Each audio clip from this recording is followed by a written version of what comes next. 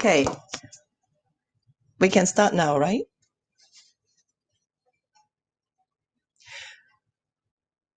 Thank you. Good morning, ladies and gentlemen. Welcome to this particular session. My name is Joyce Chow, your moderator today.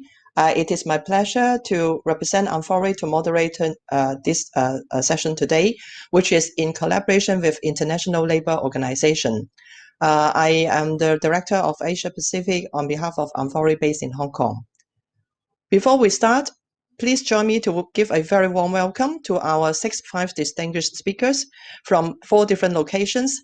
First of all, Mr. Chris Humphrey, Executive Director of EU-ASEAN Business Council, based in Singapore. Welcome, Chris. Dr. Cristina Martinez, Senior Specialist on Environment and Decent Work and Asia Pacific Coordinator for Green Jobs, Just Transition and Climate Action for Jobs Initiative. She is also part of the ILO Green Jobs global team based in Bangkok. Welcome, Christina. Next is our 2 gentlemen based in Hong Kong, Mr. Brian Ho, Partner of Climate Change of Sustainability Services, Ernst & Young. Dr. Percy Chen, also based in Hong Kong, Quality Director, Group Quality Assurance, GP Batteries International Limited.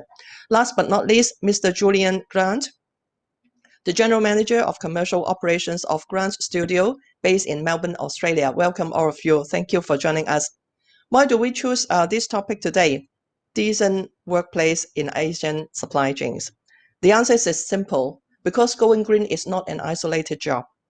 Every tree we plant, every product we make and we consume, every breath we take, affecting each other. Sustainability has been the priority of many countries for decades. Since 2015, this common priority has been articulated in the 17 United Nations Sustainable Development Goals, which are committed by over 100 member countries across the world. Among all, 7 of them are directly related to going green. That is number 6, clean water, 7, clean energy, 11, sustainability, 12, responsible consumption, 13, climate action, 14, life underwater, and 15, life on land.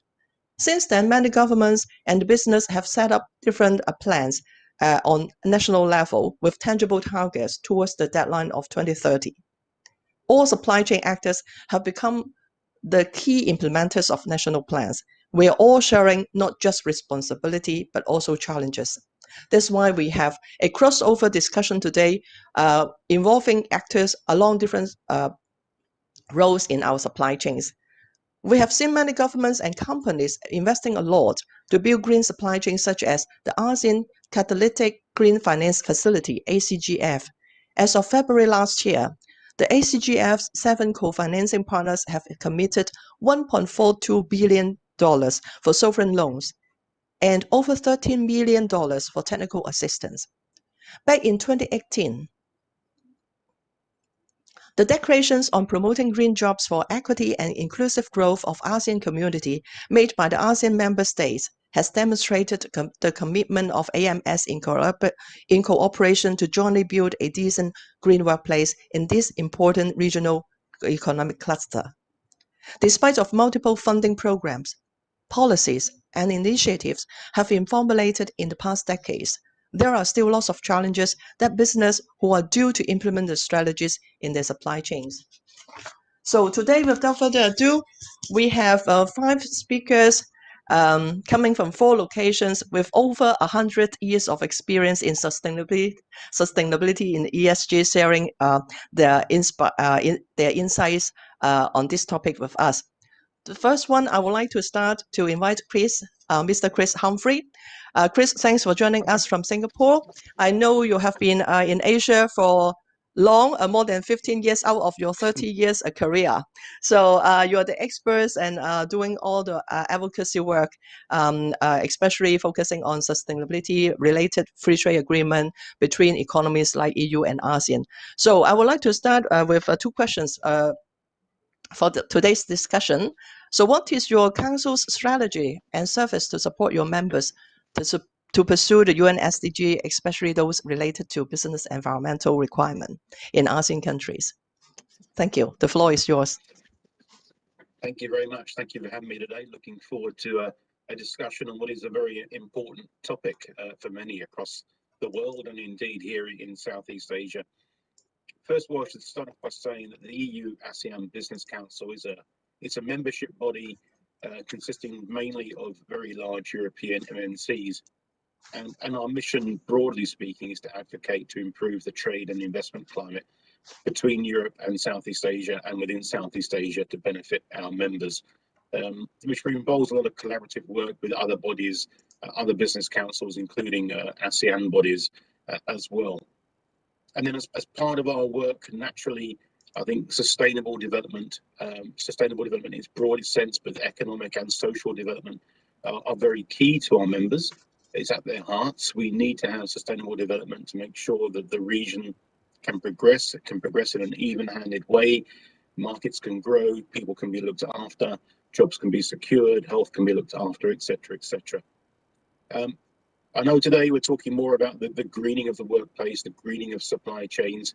I would say at the outset, there is a bit of a feeling that in this part of the world, many Europeans look at sustainability and they just focus on the green elements of it. Whereas here, of course, other parts of the UN SDGs are perceived as being perhaps more important. Putting food on the table, getting education for your kids, having access to a decent job, access to decent healthcare for many people in the region would take precedence over green issues. Our view at the Council is those two elements are not mutually exclusive. They can be run together. They need to be run together for the sake of all of us and to have a good and sustainable future going forward. And on that basis, a lot of our advocacy work has been tied in many respects to the UN SDGs, to all 17 of them. So we established a bunch of what we call advocacy groups, committees, other people might call them, looking at a range of sectoral and cross-sectoral issues. So we have groups that cover things like insurance, sustainable finance, digital, healthcare, automotive, and then cross-cutting groups looking at things like trade facilitation work, sustainability, and anti-illicit trade as well.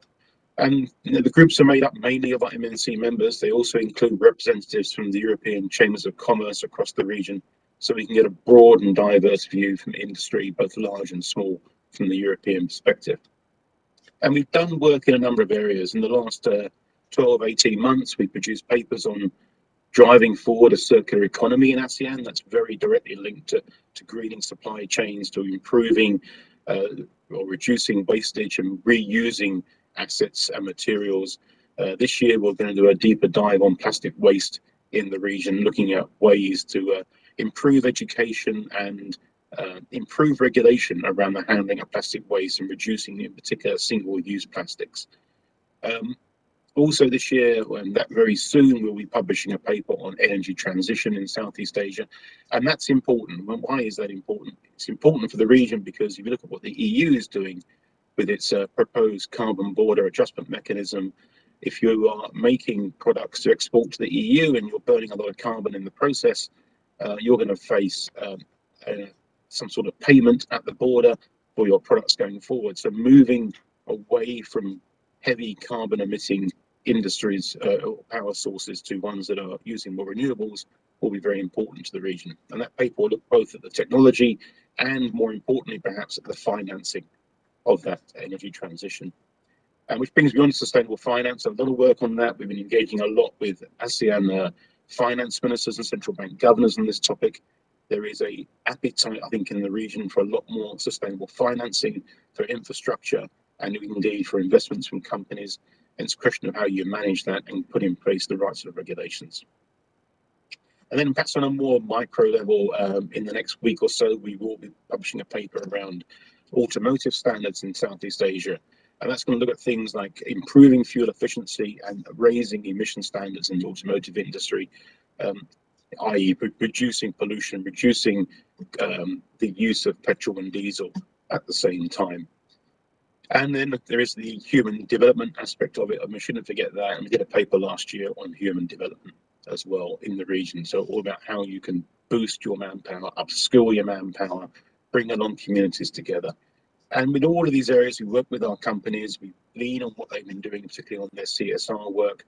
I think most of our members being Europeans, and because the way that Europe is going, we have to be very mindful of legislation that's coming out from the EU So whilst we're independent of the EU, we need to be thinking about what they're doing and how it's impacting on our work and our relationship with governments in Southeast Asia, and how we can leverage on that to encourage faster progress in the region as well, and make sure that our members can then meet their obligations coming out of Europe, as well as their obligations to their local communities in which they're working here. So a lot of that is done through, as I said, papers, it's engagement with governments, it's engagement with various ASEAN bodies, and then it's running a series of webinars at the same time across a number of subjects. And one final thing I'd mention is a paper we're going to do later in the year. It's going to focus on agricultural production in Southeast Asia, and it's going to look about how we can work with governments in the region to help alleviate rural poverty, to help improve food nutrition, and help them with their own food security at the same time, whilst using technologies and systems which will not do harm to the environment. So hitting a number of different SDGs in that respect. Very impressive indeed. Thank you, Chris. In fact, yes, green is not just a color. Actually, it should be integrated in the overall sustainability concept. And you have been taking a very holistic approach. And thank you for the commitment of your members. But having said that, you represent the European business community, and you do operate in the region which is remote from Europe. So what do you see are the top challenges, say, about this increasing growth of stringent environmental requirement or sustainable requirement, not just driven by EU, but ASEAN authorities? I have met, say, government officials in, say, Vietnam or even Thailand, and different countries also have their own growing, more demanding requirements on this for business operation in the region. So what do you see the impact and in the business community when they do trade between EU and ASEAN? And how do they manage those challenges in our supply chains? Yeah. Okay, well, I think because you mentioned lots of the paper you have prepared. Yeah. So, yeah, go ahead. There are a number of different challenges that are facing the region. You got to remember, you got countries in the region who are desperately trying to move up the economic development ladder. They need to avoid getting caught in that middle income trap. They are in a race against time, because whilst we think the region is actually very young, it is actually aging pretty rapidly as well. So the youngsters today in 10, 15 years time will not be young, and they're not having enough children. So there's a demographic dividend at the moment, but that window will be closing for many countries as well. So they're in a race against time. They need to develop. They also need to be mindful of what they're doing around them as well, for that on the sustainability side of life. I mean, when it comes to things like greening supply chains, unfortunately at the moment, a lot of the goals that we'd all love to achieve, and I mean all of us, not just Europeans, people on this call, but industry in the region, governments in the region, are perhaps not achievable at the current state of time. And that's because some industries are, of course, dependent still on the consumption of raw materials. Looking after waste is not particularly high on their priorities, and there's a lot of improvement needs to be done in that area. And there are some negative impacts on the environment. And for them, some of the technology solutions are not economically viable at the moment. So we need to find a way of improving the technology and lowering the cost for them, and explaining the benefits. So moving to things like energy efficiency, you can show the numbers pretty easily. If you change your electrical motors in your factory, you're burning less electricity, you're burning therefore less coal at the moment in the production cycle. What I would say is that the region is acutely aware of these issues now. Brunei, for its chairmanship of ASEAN this year, has put a couple of environmental targets in there. Energy transition is one of them. Sustainability issues feature heavily in ASEAN's comprehensive recovery framework, which they issued last year. There is an issue around green infrastructure, green technology in the region, available with suitable talent, but I think that will begin to improve. There's a lot of work being done, particularly by European firms, and things like energy transition.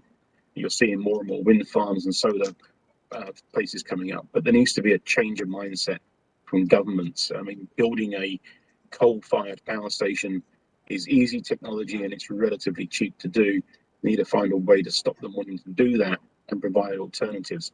And that's also what the council's been doing on a thing called an energy transition mechanism, which essentially means accelerating the retirement of those power stations. And I think that's important for the region. Again, I mentioned the carbon border adjustment mechanism that the EU is thinking of putting in place. And for the region to make themselves competitive, They should be seeing that as an opportunity to help drive forward more on renewable energies. The other issue is around interoperability of standards, I think, in the region at the moment. There's no, if you're looking at environmental or sustainable financing, there is no one ASEAN taxonomy to try and govern how the rules around that might work. What does count as a green finance opportunity? We know they're working towards it, we're encouraging them to work towards it, but they need to do more in that space, and that will then help unlock a lot of pent-up demand and then pent-up capacity to provide green financing. Now, whether that is for large-scale infrastructure or it's just to help companies invest more to grow their factories, to green their factories, or to help with their supply chain cleaning up, doesn't really matter. The willingness is there, but you need to have the right sort of rules in place to match that going forward. And I think that's a very important issue for the region to start thinking more and more about. Yeah, thank you for sharing those insights. And indeed, awareness are already here. They are, however, the mindset of the government and the different stakeholders should work together too. I hope the carbon border concept, it can only be a kind of a little bit push, but not being abused. Otherwise, people may isolate themselves also, and hope we can see more incentives program coming forward too. And thank you for the good work of the council. We look forward to have more collaborations.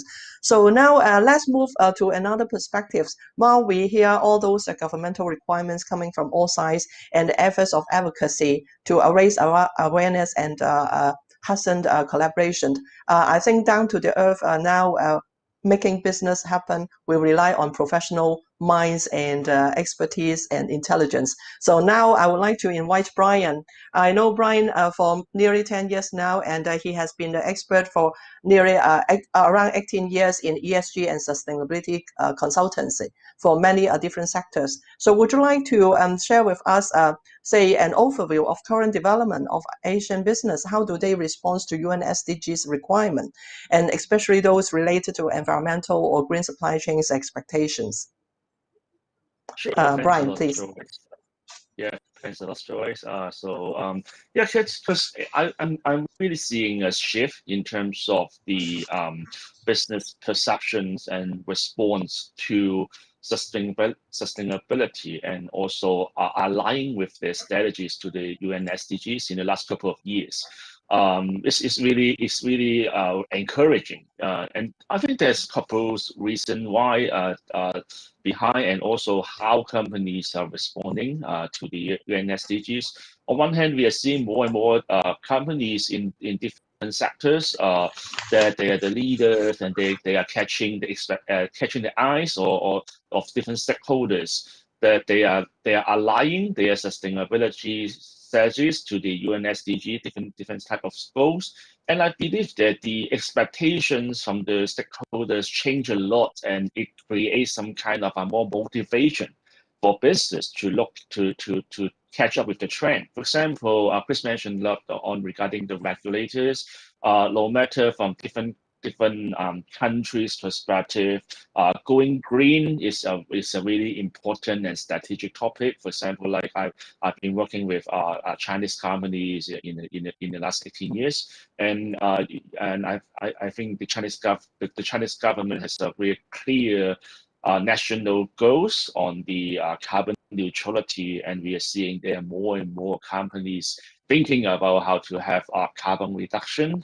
And especially for companies who are listed in different stock exchanges, we are also seeing that different exchanges or regulators, they are requiring listed companies to disclose and put more focus on sustainability as well. For example, the Hong Kong Stock Exchange, they have upgraded the ESG reporting guide last year and put quite a lot of focus on requesting companies to set up environmental management targets, and also how they manage their supply chain in terms of the environmental and social risk management.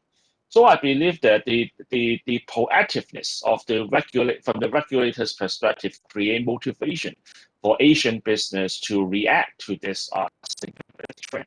But of course, another really important kind of motivations comes from the capital market.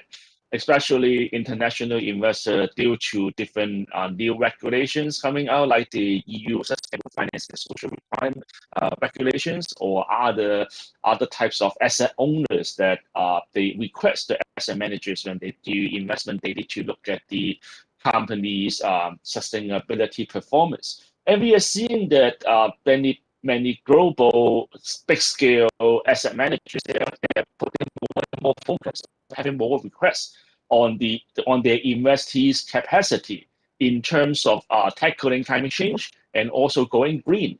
So they line up together and also create some kind of pressures or motivations for the companies to think about how to respond to the emerging expectations of those investors.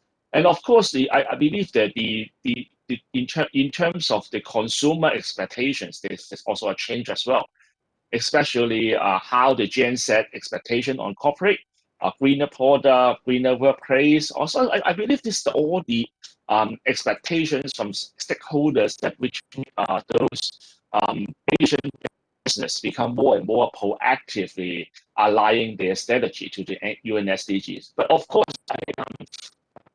in the last couple of years, when we talk to the company's management, especially the board of directors of the top management of the companies, they start to recognize the business case for working on sustainability. In the past, most of the companies will see sustainability is more like a brand building. I mean, how to create a better kind of a marketing or PR campaign. But somehow I can see that there's a change in their mindset in terms of, by doing good on sustainability, there are good business case for doing so, especially no matter from the risk or opportunity perspective. When we talk about in Asian business, I think it's an area that are being impacted by different types of climate change situations. I mean, extreme weather, the more frequency of typhoon. This kind of climate risk bring different impact to companies' operations, and the management recognize that no matter in terms of the valuation of their asset, or even because due to this kind of physical risk, there may be shift in terms of the regulations. In the future, maybe there will be increasing the energy costs, or for example, in some country like in Singapore, there already some carbon tax being implemented. So in such case, I believe that they recognize that if they are not doing good on that, there will be risks. But of course, there are also opportunities as well. As mentioned by Chris, I mean, sustainable finance is a really hot topic in the region as well. There are companies that are doing good. I mean, in terms of having going green initiatives, they can issue something like issue green bond, or if they have good performance on sustainability, they can also talk to the bank on the sustainability linked loan. So that's why I believe that the recognitions of the business case by the company's management in Asia is also a big shift. Why the mindset towards sustainability changed a lot in the last couple of years. Thank you. Thank you for sharing with us the latest trend and also those forthcoming big topics. But it's always easier for the big companies. I know you lead a team of 60 people serving different companies of all sizes. So what are the top challenges you see in, say, maybe some particular industry you can quote as an example? And how do you support them to overcome those challenges? Yeah. Yes, I think there are a couple biggest challenges that we are seeing.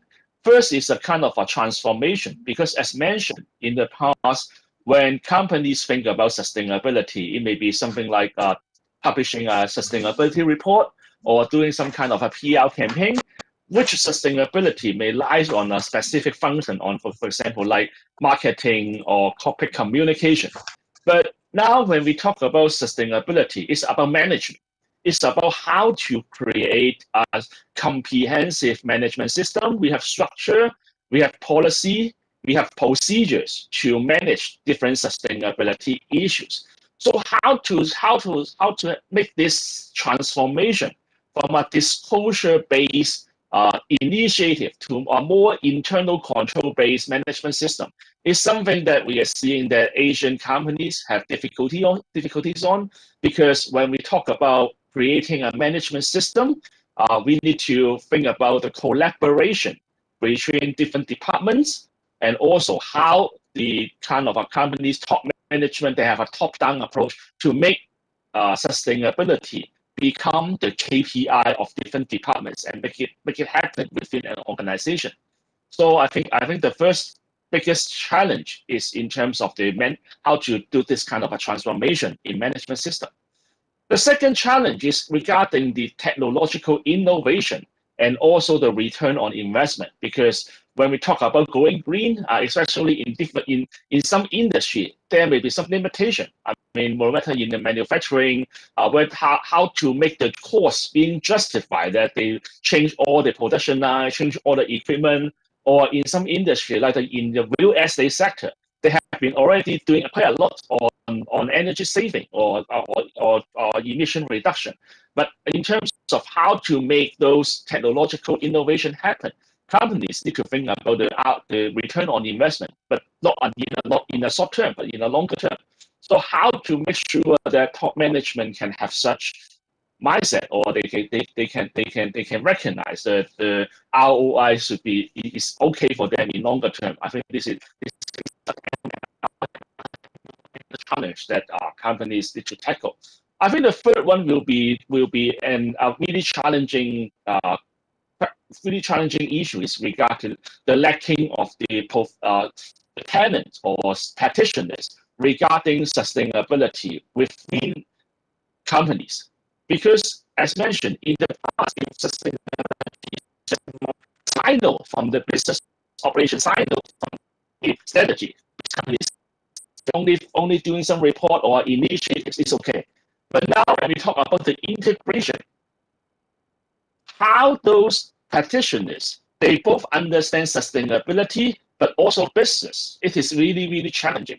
It is also some challenge that we are facing in recruiting people to provide services, or even when companies hire some in-house professionals on sustainability. It is also very challenging, because if the practitioners only talk about sustainability but not the business case, they can't get the top management buy-in, which make everything become slower, or they can get the resources to have such implementation. So I believe that these are the three major challenges that I'm seeing in terms of Asian business pursuing those environmental targets, no matter by different stakeholders. Thank you. And so I will save it. How do you support them in the second round of the question? I'm very mindful about the time. So I will reserve that answer in the second round. So let's move on. Thank you, Brian. And I think it's important, from disclosure to integrated management, and how to make it happen is a long way for many business to go. And thank you for sharing that. And let's move on to Percy. Percy, I know you have many years of experience in quality management, and have been leading your team for many years at GP. So I know your business has won a lot of awards in environmental protection and also in CSR side. So can you share with us your sustainability or say a green production strategy regarding this aspect? And what's the tips why you can win so many awards? Thank you. You are muted. Please unmute. Percy, please unmute. Thank you. First of all, thanks a lot for Joyce, and also thanks a lot for the organization. According to our company, we have a long history in the quality side. But according to the sustainability, of course, it is relatively new to the company. We established our sustainability steering committee through the leadership by our president, and then to drive the sustainability journey, we are looking for the upcoming 10 years. So once we have formed up our steering committee in the sustainability area, our strategy was mainly based on our companies for the UN Sustainability Development Goal, that is the SDG. and also with the Save the Planet spirit. So this is our ultimate goal. According to this ultimate goal, our company focus on 6 areas because according to the resources, we understand we are not possible to cover many things. According particularity, these 6 areas, the first one is the community partnership. Second one is the employee wellness. And the third one is particularly on the occupational safety and health, and also environmental circularity, product innovation, and also responsible business. In particular, refer back to Joyce's question, the sustainability circularity, we focus on all the factory to be validated by a third party. As an independent party to especially on zero waste to landfill. So zero waste to landfill is a way to help us to change the mindset of the factory people in order to understand how they can prevent and also make a better environmental consideration. So in that sense, we have the mission and we already done already. The factory in Vietnam, the factory in Malaysia, and also the factory in China, they all got the award about the silver award by a third-party validation. Of course, even some better performance factory even got the gold award. For the product innovation area, we also intentionally develop 8 model that is under the what we call the ECV. That is environmental claim validation. Again, those models are also to be validated by the third party according some requirement and recycling standard. So that is also show our commitment on product innovation in concerning about sustainability as well. So for responsible business, just similar to what Brian mentioned, we documented our package and we documented all our supply chain document, like the case of supply chain of sustainability procurement, and also the requirement about the governance. We also documented to our supplier and even the framework agreement with the supplier, all the green terms and so on. My company is focusing on the actual practice rather than any greenwashing approach. So that is more in the practical side. Thank you. And I think some of the answers actually echo very well to what the trend described by Chris and also Brian. So you are the actual implementer of all those great strategy and policy. So I would like to know how do you communicate this strategy while you have your own steering committee very well managed inside your organization, but you have your supply chain partners, they're coming from different countries, and even your team have different cultures. So how do you communicate those policy, and do you see to provide any support or solutions so that to make sure those who cannot perform also fulfill your requirement? I make combine the second and third questions together. Yeah. No problem. That's okay. Actually, according to the company, we are focusing a lot is on how to make our supply chain and also our factory to really can tackle and go through those difficulties. We work with our supplier in enhancing that their environmental and also the social performance, especially and go green, and also our sourcing, supply chain, and also the logistic element as well. So according to those requirements, we need to link to our business planning. So my company is trying to group the sustainability requirement into our business plan together. Then we can proceed in a better way. And also, we embrace the feedback from our stakeholder, of course, including customer, including our supplier, and so on, to help us continuously improve our sustainability target and plans and action, and also contributing to a better world for a future generation with all the effort. So we are aiming to become the role model amongst our batteries industry for preserving the sustainable planet for everyone. So we communicate with our stakeholder through our company website, also our company portal, suppliers survey, purchasing agreement, as I mentioned before, and even supplier audit with EHS and also CSRO checklist. We have the item specialists on those areas as well, and also our auditor also well trained with those requirements. Since human resources is one of the big limitations, we only have one EHS or CSR officer in each plant, and among our close to 10 plants over the Asian area, and also travel limitation now due to the COVID-19. Also, all those are the headwind to our or obstacles to our connection and audit to those suppliers. So what we can do now is trying to have a more virtual audit. Actually, virtual audit in quality side is a lot of new thing. We base on the virtual audit to help to tackle and try to evaluate our supplier in that area.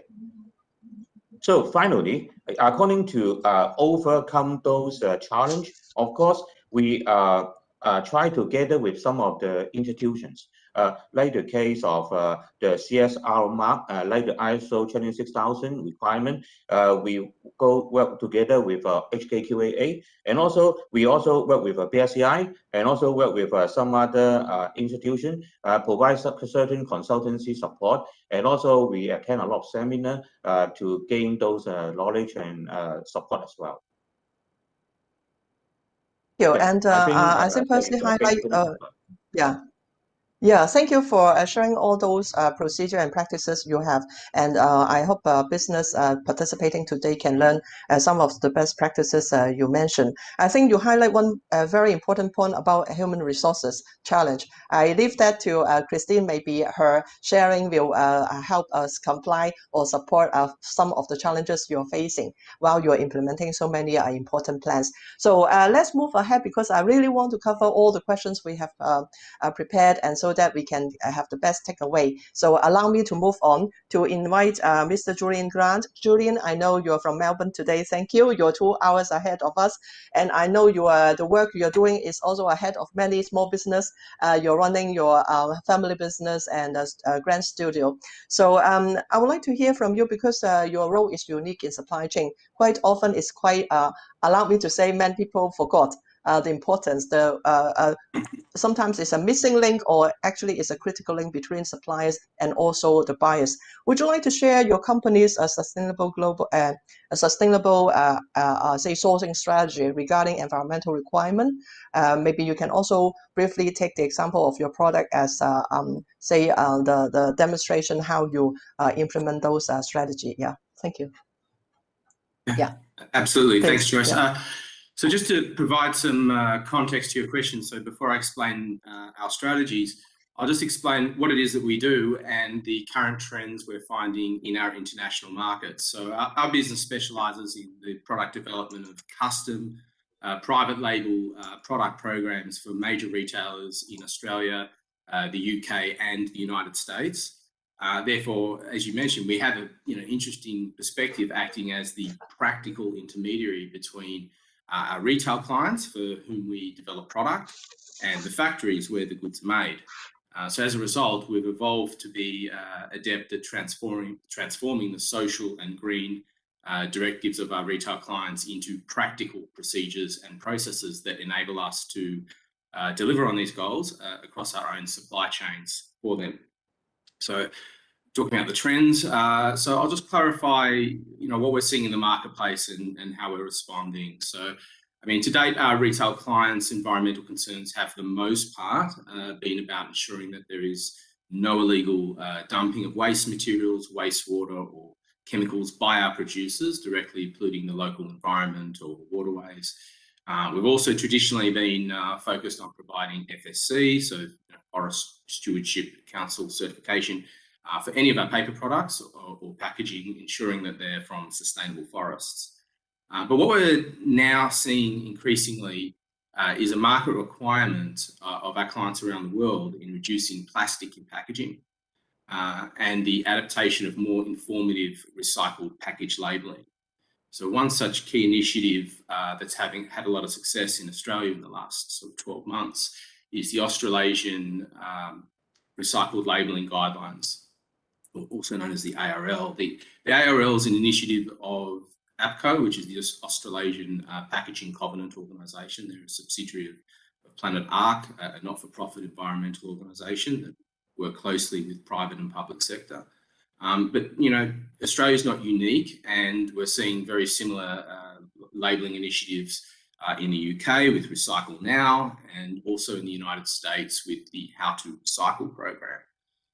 So the aim of these new labelling programs is to improve the efficacy of local curbside recycling programs by providing the public with direct instructions of how to correctly dispose of recycled packaging components.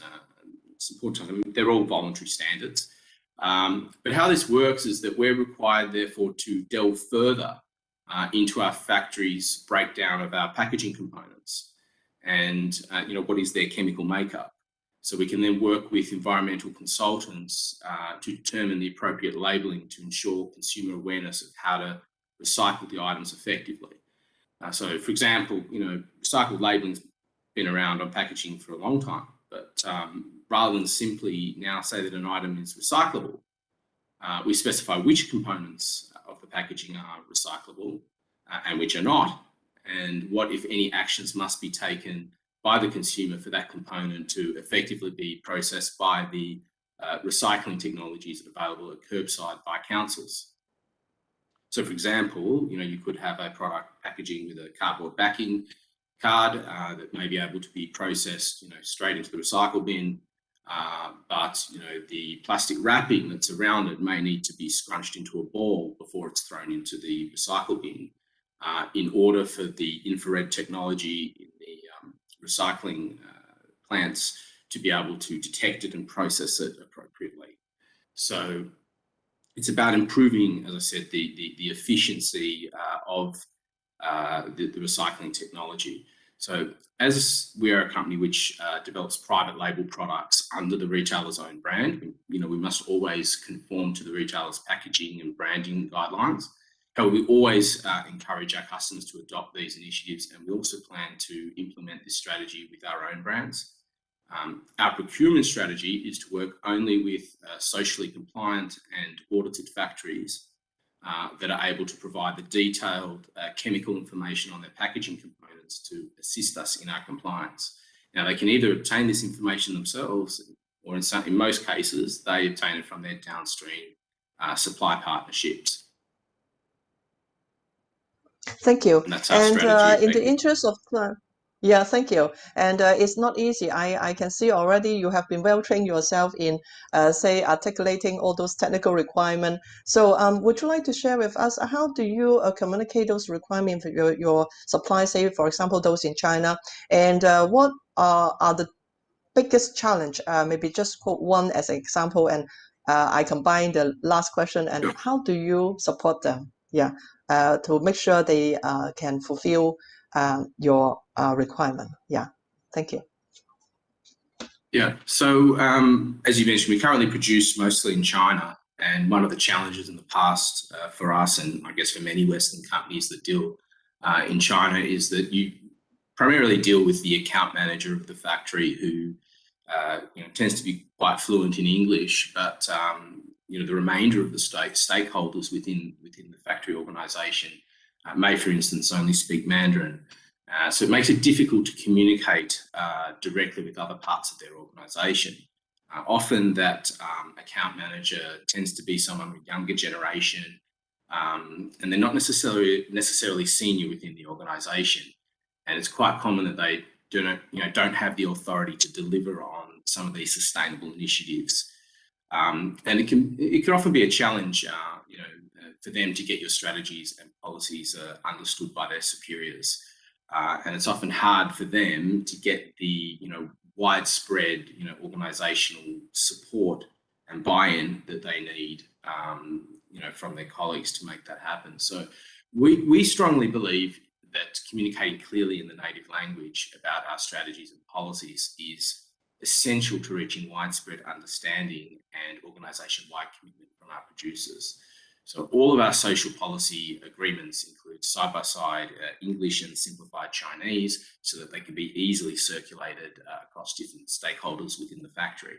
So we provide, copious written instructions and guidance and simplified Chinese for local suppliers to complete our forms and data collection efforts, including the chemical names of polymers used in packaging. They're all in Chinese, for example, to ensure accuracy. So that's really the approach that we take in terms of supporting them and making sure that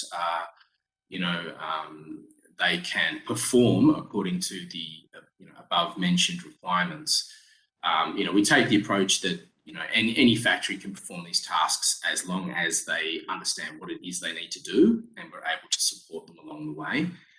The important thing is getting the right level of cooperation from your producers and encouraging them and being supportive wherever possible. So, of course, you need to have a good relationship built on trust and respect. And if this is present and they can understand the financial benefits to them of being part of the program, then they're happy to be led and given guidance. So we don't typically engage in any third-party training or certifications. We've developed our own training systems and they're focused on our specific requirements. We also provide, for example, remote phone support and training, whether it be in English or in Mandarin Chinese, to these factories where further assistance is required. And it's important to note that our translations and our support is not outsourced.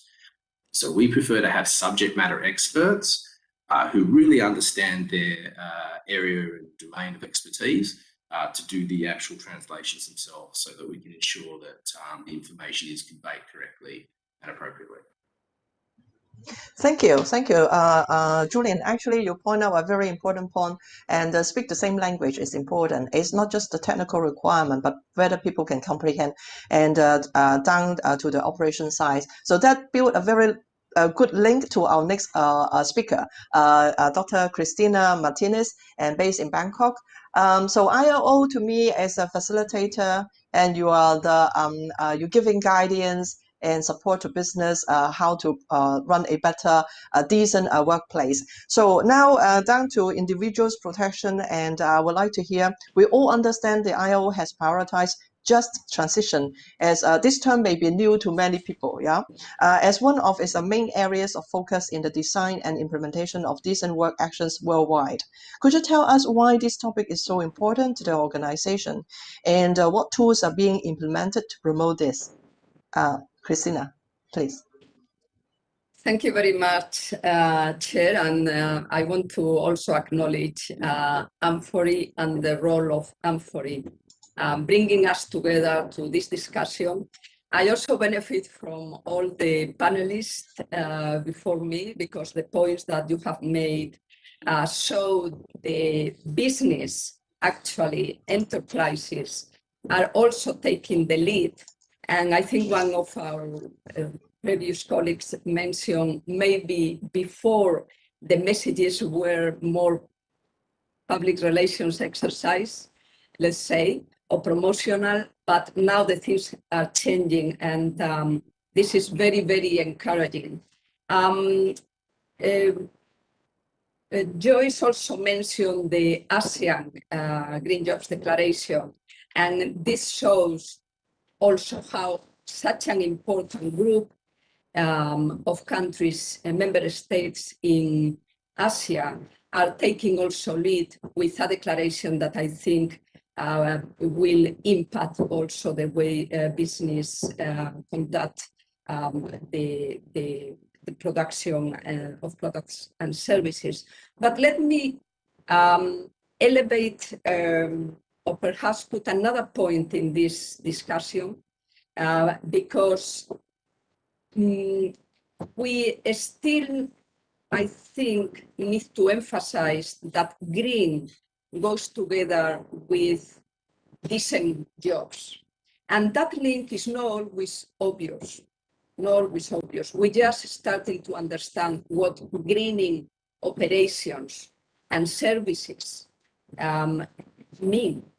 And making that link is where the just transition can assist. And just transition is at the core of the ILO's mandate to promote decent jobs, because when we talk about green jobs, it means decent jobs. I would like to make 3 points. The first one is that we must not forget that jobs are a source of dignity. So that means that workers can have access, and all of us are workers in different positions, can have access to promotions or a decent salary, but also means that workers, we all have rights to an environment that is free of pollution in the workplace, that is free also of extreme heat, and you know how much the heat can impact at the end of our lives, particularly for those occupations in building and construction, for example, but not only, also in the garment sector, for example, it can have a very high impact. But when we talk about green jobs as the center of the jobs that needs to be produced and enriched and promoted, are jobs that are in line with 4 strategic objectives at the heart of the decent work agenda. I'm just going to mention these objectives because I think even if the member countries of the United Nations and all the countries represented here have aligned to this decent work agenda, is for a very long time. The ILO has 100 years, more than 100 years at this moment of operations, but the 4 strategic objectives are still very, very valid, and even more now. The first one is to set and promote standards and fundamental principles and rights at work.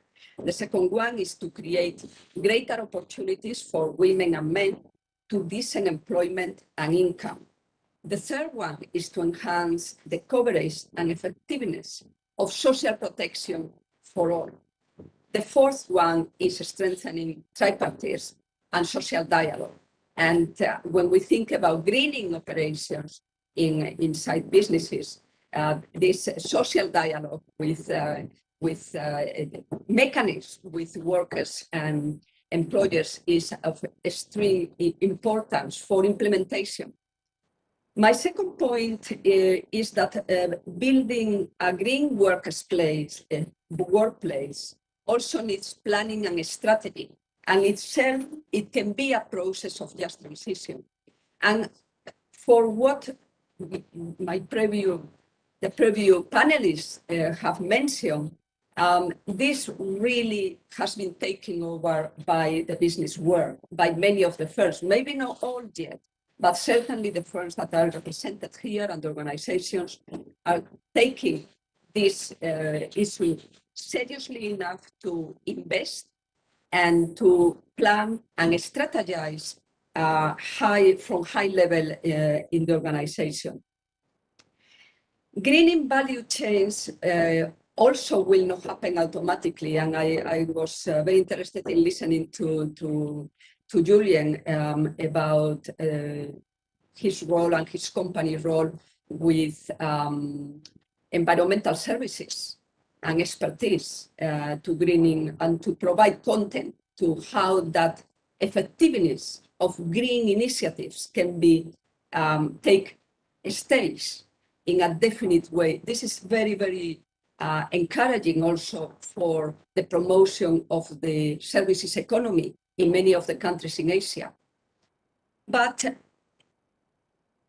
as I said, greening value chains will not happen automatically. It will happen by design. And we need to understand this detail. For example, which occupations are needed for the future of the factories, or which ones need green skills upgrading now, and how we ensure workers, women, youth, young workers, to have the right skills to meet the demand for green production and services.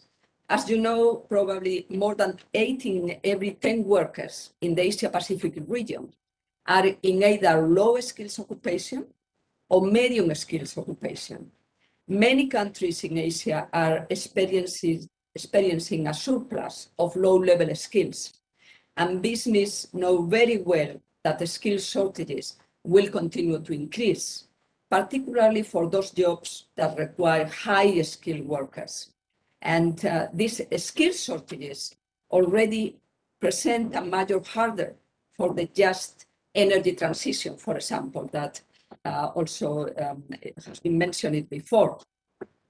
And particularly in certain sectors and occupations, such as wind, wave, and tidal power, for example, and for renewable energies, for manufacturing, construction, and installation. This is just one example of how the just transition planning process needs to touch so many areas, and the just transition guidelines of the ILO that are available in our website touch upon 9 areas that are for governments, for business organizations, for firms, for workers' organizations as well. And those areas need this policy coherence to advance together for achieving this implementation. I think the private sector have a very strong role to play by greening and upgrading also the training curriculum inside the firms. You know, the firms are doing inductions, are doing training. The small firms, the firms from the value chains of industries are reaching out to employees, but also to service providers with what we call knowledge-intensive service activities. This is the one-by-one discussions from management to those service providers, where the manager, any of you, are already passing on the knowledge, passing on the inspiring the ambition for greening operations. So a high role that sometimes is not even recorded by the companies. This type of activities that are very much mentoring the business services, employees and providers from other firms. So it's spreading out the value chain as well. My third point, and I think that I will finish with this one, is that building a green workplace needs engagement with workers to analyze where greening is needed across production and life cycle of products, but also in relation to behavior inside the firm. And you know, behavior change is one of the most difficult things that any business can undertake, or any organization, because the success of implementation and of green firms and organizations lies in the coordination mechanism, as well on the social dialogue approach, to make these structural changes work at the ground level in a transformative way. And I think when we think about specific tools, that was the one part of the question from Joyce, is are around in the ILO what we call the just transition toolkits for industry sectors. So, for example, we are at the moment building one toolkit, just transition toolkit for the garment sector supply chain in Asia.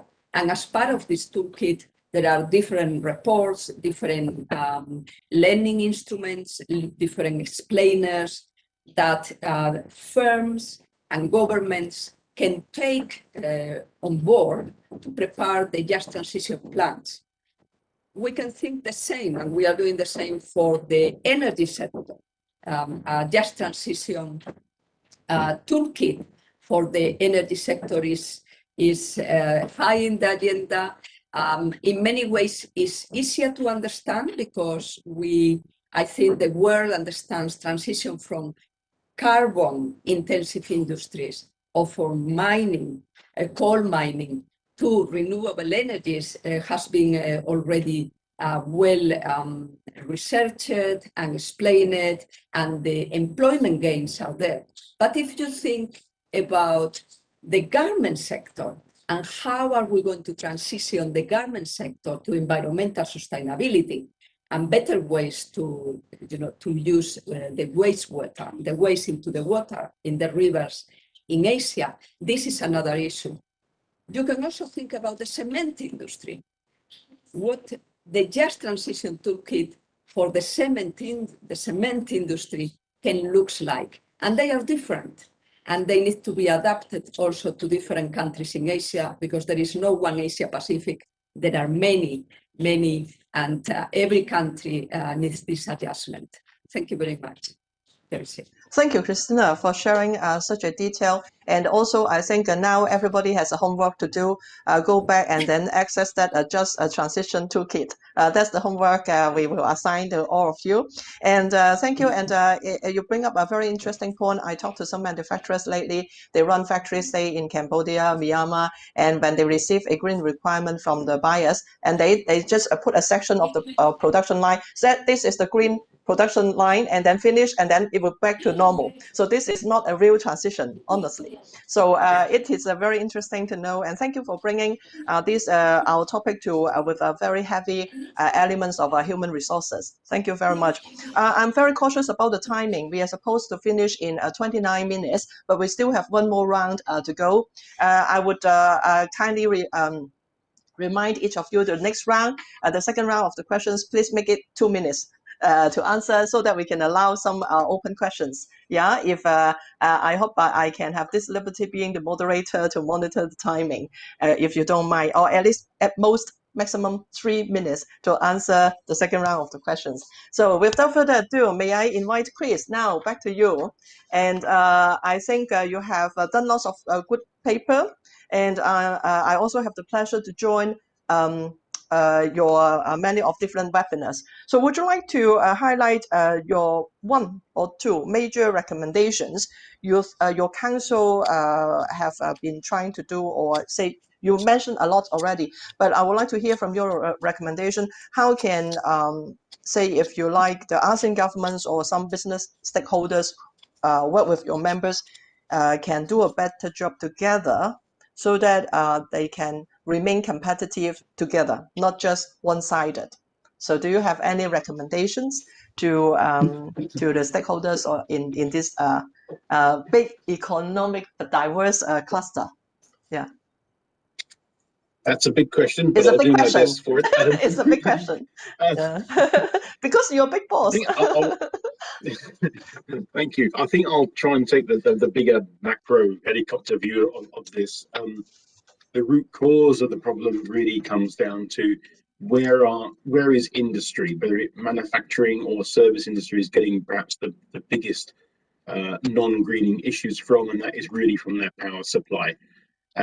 So I think what we need to do is get a bit of a mindset change from governments in the region. They need to be thinking more about the longer term and how to increase the amount of lower carbon emitting fossil fuel usage in their power systems, and they're moving increasingly more towards renewables in their power systems as well. That's a big ask, because as economies of developer calls, the demand for energy goes up, but it's going to be a necessity.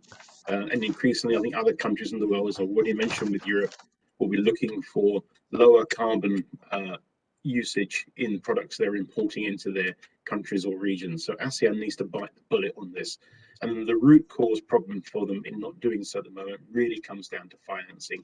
As governments, they don't have the money to finance the move towards renewables or lower carbon emitting fossil fuel usage. Their budgets at the moment, because of COVID-19, are even more stretched.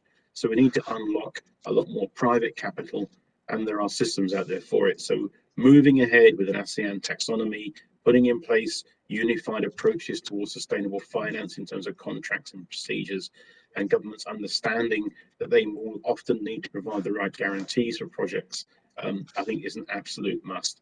And then governments need to encourage companies in the region to move towards increased energy efficiency in their production lines, in their energy usage at the same time. I think those would be the biggest 2 asks for us. And I think I'm within my 3 minutes.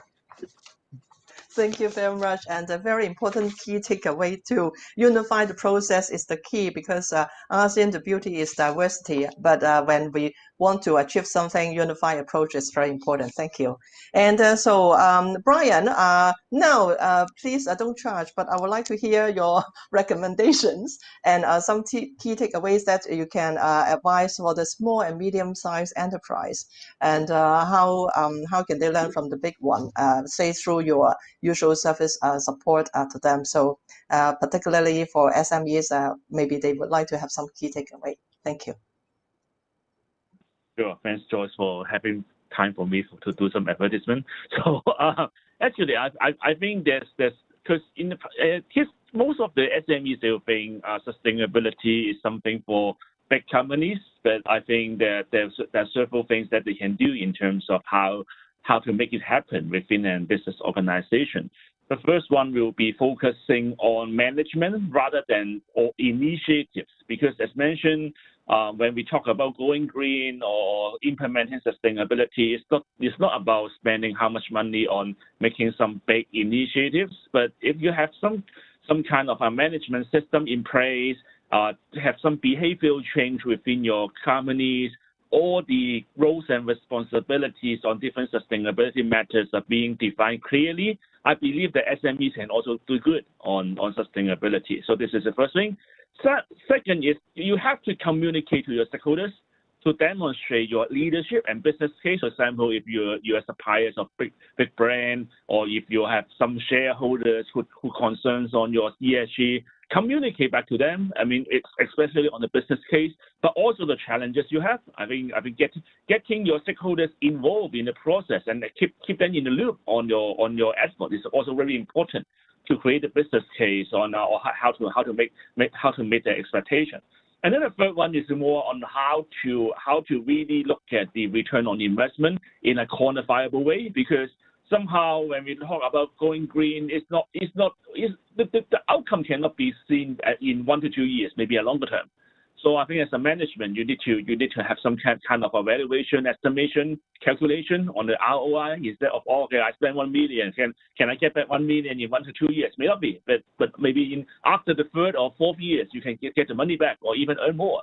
So I think these are the major kind of change in the mindset that SMEs can do. But of course, from my perspective, as a consultant, I think what we can support companies, we can get the top management buy-in by demonstrating the business case, and also how to make all those risks or kind of opportunities being quantifiable and measurable, so that stakeholders can really understand. Thank you very much, Brian. And I think in the accents is very important. Engaging stakeholders and small business enterprise is always having difficulties in say how to assess the ROI. So we do need some professional third parties to support in the whole process. Thank you for the tips. And now, Percy, I know you have been leaders in your industry already, but still I think there are rooms to excel your performance in some ways or the other. Would you like to suggest something that you think a government or professional bodies can support you better? I assume IOO could be one of the parties you can engage in the future in terms of the human resources part. Yeah, so would you like to suggest one important thing or two that we can make things better? Yeah, your expectation from government or professional bodies or even civil societies. I think thank you for the question. I think the main point is we can try to get some government funding or local government funding, especially the scale of the project were very similar to what Brian mentioned, not in a big scale. But in that sense, those small funding project can help the company to have the initiative with some money and resources to work on that. I take my company, GB Battery International, as an example very quickly. Like the case of from HKPC, Hong Kong Productivity Council, they have a kind of a small project for environmental leadership improvement. So several factory in under our group also apply for that. Already talking about over 15 years. Those are very successful projects can help. In addition to that, we can also contact to some of the institutions, like some of the environmental institutions. Those can also provide both consultancy and support, and also not a very high pay for those small scale projects. So all those initiatives, I think, can help a lot for a enterprise, to proceed for that sustainability journey. Yeah. Thank you, Percy. Very good suggestion. And I hope those stakeholders can hear your voice here through this platform. Thank you very much. And so now, Julian, back to you. Do you think there are any things government or say the civil society or stakeholders can do a better job to support you as well as your suppliers to do a better job to build a green supply chain and workplace? Absolutely. Joyce, as you sort of mentioned at the start of the conference, the forum, it clearly has a cascading effect. And, if you look at the 17 United Nations Development Goals, like you mentioned, that were launched in 2015, they effectively drive social and environmental goals for over 100 countries, as you pointed out. Now, that obviously sets the national targets, which in turn influence business goals that become corporate responsibilities for many of our major retail clients and for our own business alike. And we then, find ourselves, implementing this into our own sustainable sourcing goals and practices. Of course, government is also in a position to provide incentives, effectively economic opportunities to drive business in this direction. And quite frankly, they should.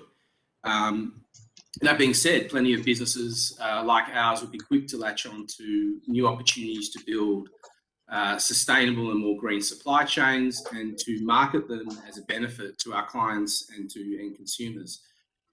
You mentioned training, and I would say online training modules, videos, and other tools are very, very useful for business.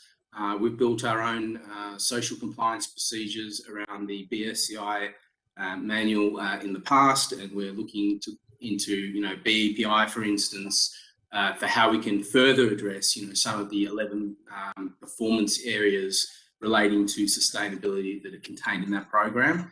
I think in the future it would really be good to have some widely accepted form of green audit, with scoring systems that are able to be reviewed by brands and retailers to promote genuine green supply options that perform well against the required sustainable criteria.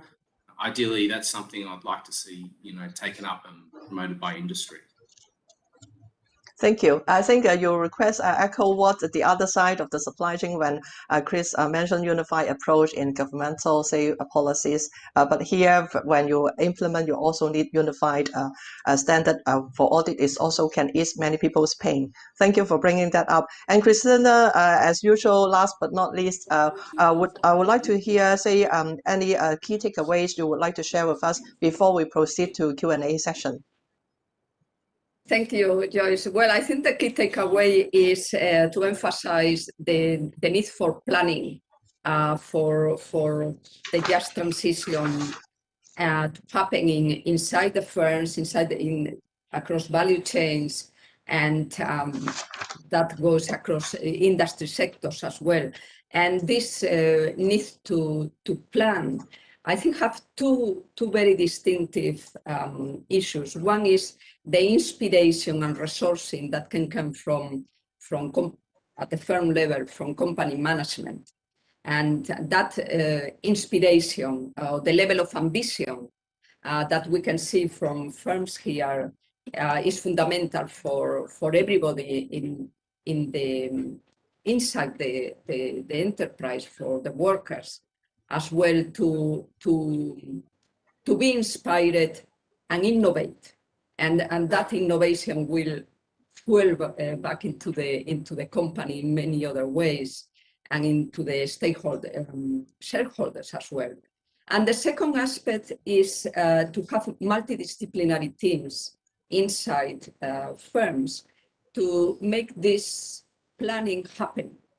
And we haven't talked too much about networks, but greening or networks for greening companies, or for greening the firm, or for greening the value chains, networks that include employees from different aspects.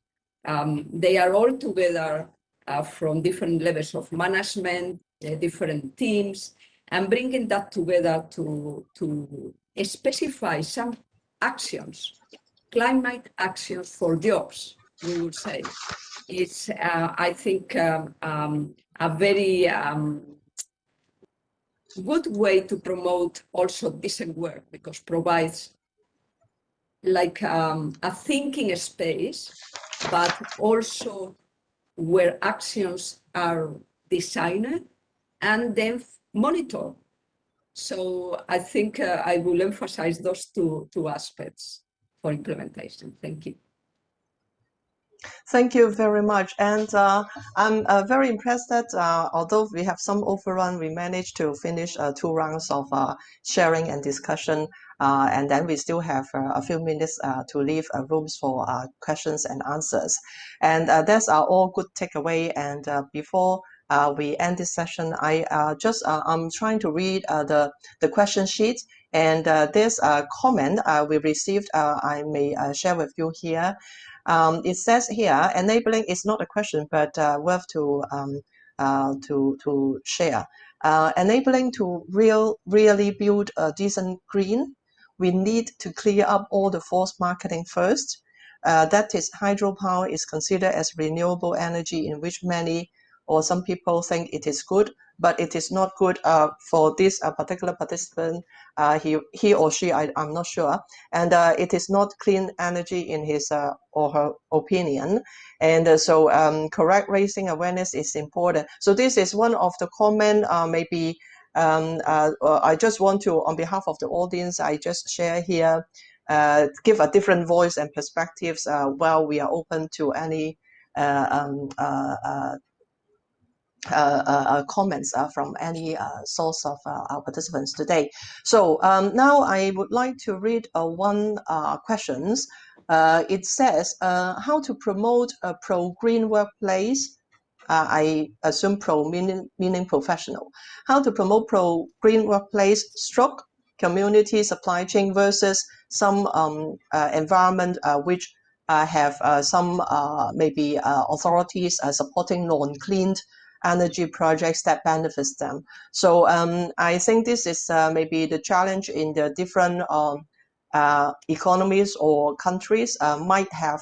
So may I invite any comment from our panelists here? So maybe I would like, because it has not specified who should be the person to give answer. Who would like to volunteer first before I suggest? I'll go first if you like. Yes, please. Okay, it's a very good question, particularly here in Southeast Asia. You have countries like Vietnam or Philippines or Indonesia have a lot of coal, which is therefore relatively cheap and easy for them to get out the ground. And as I mentioned earlier, they have a increasing energy demand, and building a coal-fired power station is relatively cheap. The technology is very easy. The rate of return for them is pretty high as well. So it does require a mindset shift, and I think a lot of that can be driven by industry. Industry, whether it's domestic or foreign invested industry in those countries, can be putting pressure on governments to say, we want cleaner energy supplies for our factories to enable us to meet the requirements of our consumers, of our business partners, of other governments in the world, of NGOs, and indeed of our local communities and our employees as well. So it's going to come a lot of that is going to have to come from industry, pulling governments along. But also equally, industry themselves can do a lot in this space. I mean, it doesn't help. Factories use a lot of power, but doing simple things, showing you're doing things. So like putting in solar panels on your roofs and investing in your local communities and helping local communities green themselves at the same time. These are all steps in the right direction. But I think a lot of it's going to have to come from companies saying to governments, you have got to help clean up our supply chain, and particularly our energy supply chain. Yeah, so that it reiterates the importance of doing the advocacy work, which your council has been trying to engage people and make it clear to government and authorities who can support in full speed. Thank you. Is there any other comment on this question? Yes, Christina, please. Yes, it's a very good question, and also a good answer by our colleague. Chris. I think by Chris, yes. I think this is exactly what a just transition process can do at the ground level. Because when we think about the industries that need to be green, and for example, coal power stations, they are located in a particular community. It's not the country in total. It's a particular community, a particular area.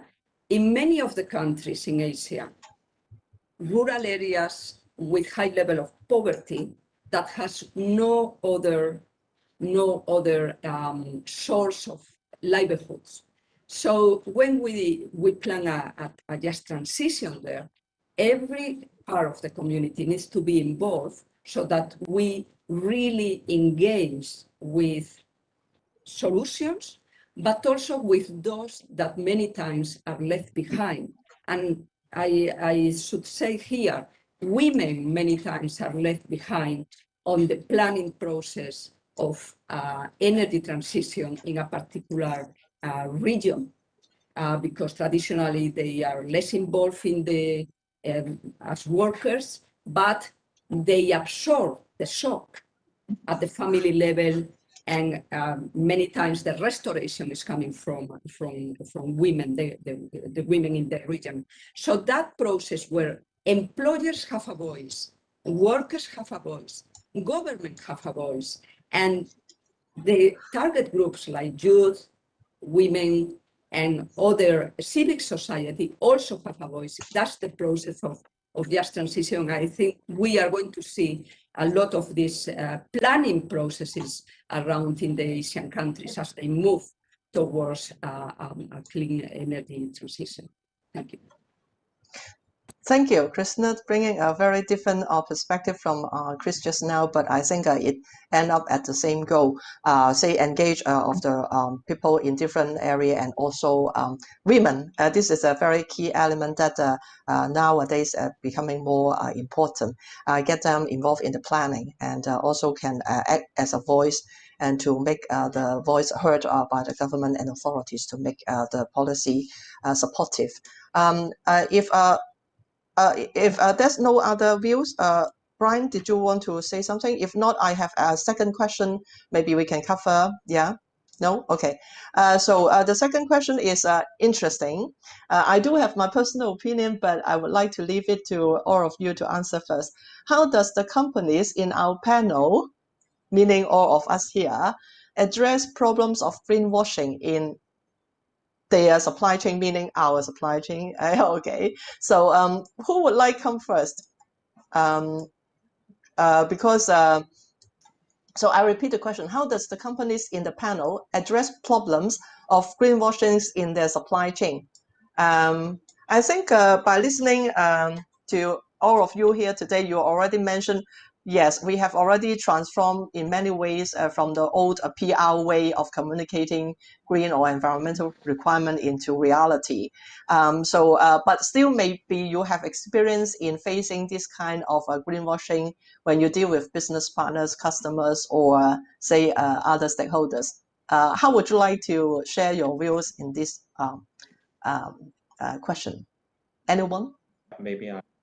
Yeah. Percy, yeah, please. Yeah. Yes. Yeah. Yeah. Actually, I think this is a very, very good question.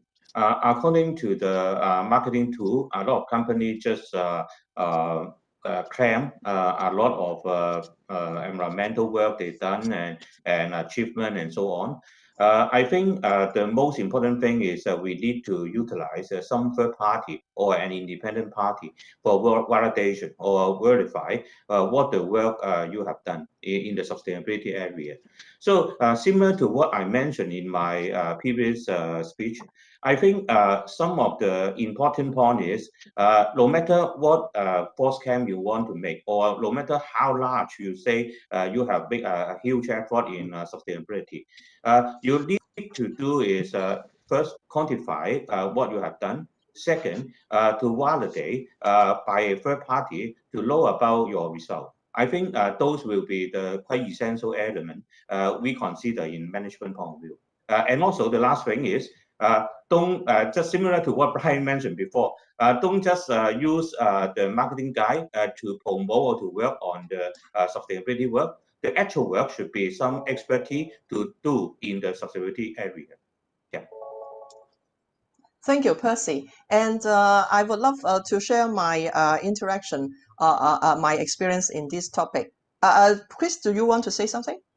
Did I see you raise your hand? Yeah. Yes.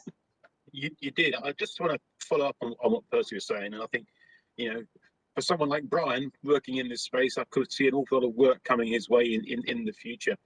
Because I think it's going to be increasingly important that businesses do or can show independent audit trails about how their supply chains are working going forward.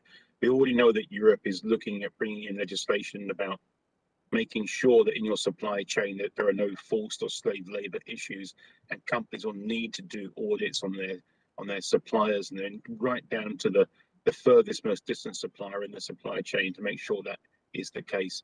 And I think you're going to see the same increasingly on the environmental side of life as well. So I can see a lot of work in the future for third-party assessors and auditors in verifying what's going on in company supply chains, not just at their own factories, but people who are supplying them. Yes, thank you. And allow me to also share my views.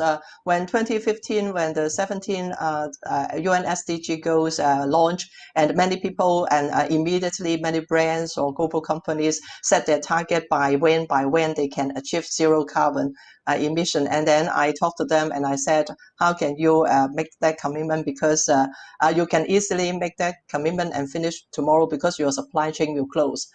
Because your goals need your supply chain partners to fulfill the requirement before you can claim your zero carbon emission. So like waste management, right? And then say this is so the greenwashing actually will end by time, in my opinion. Due diligence from all sides will prove that who is greenwashing, who is doing a good job. But of course, with a panel like this, like a checkpoint is a good reminder. It is my pleasure to moderate this panel. Allow me to also explain a little bit why we actually the topic was suggested by myself when I talked to Freddie from ILO, the RSP manager. I have been participating in this forum for a few years and I have been the speaker many times, but certainly I'm not a green expert. But I would like to share, say, the expectation from all sides is high. And we represent over 2,400 member companies who are brands, buyers, and retailers who are committed to do a good job in sustainable supply chain, be it green workplace or green supply chains. However, we cannot do things on our own. I'm so glad that we are blessed to have all of you here. And I hope this can enhance the interaction among all of us, because the crossover interaction is important.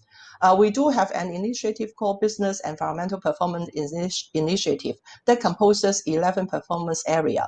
So that kind of initiative, we are open to all of you to participate. If you want to know more, time is limited today. I cannot elaborate.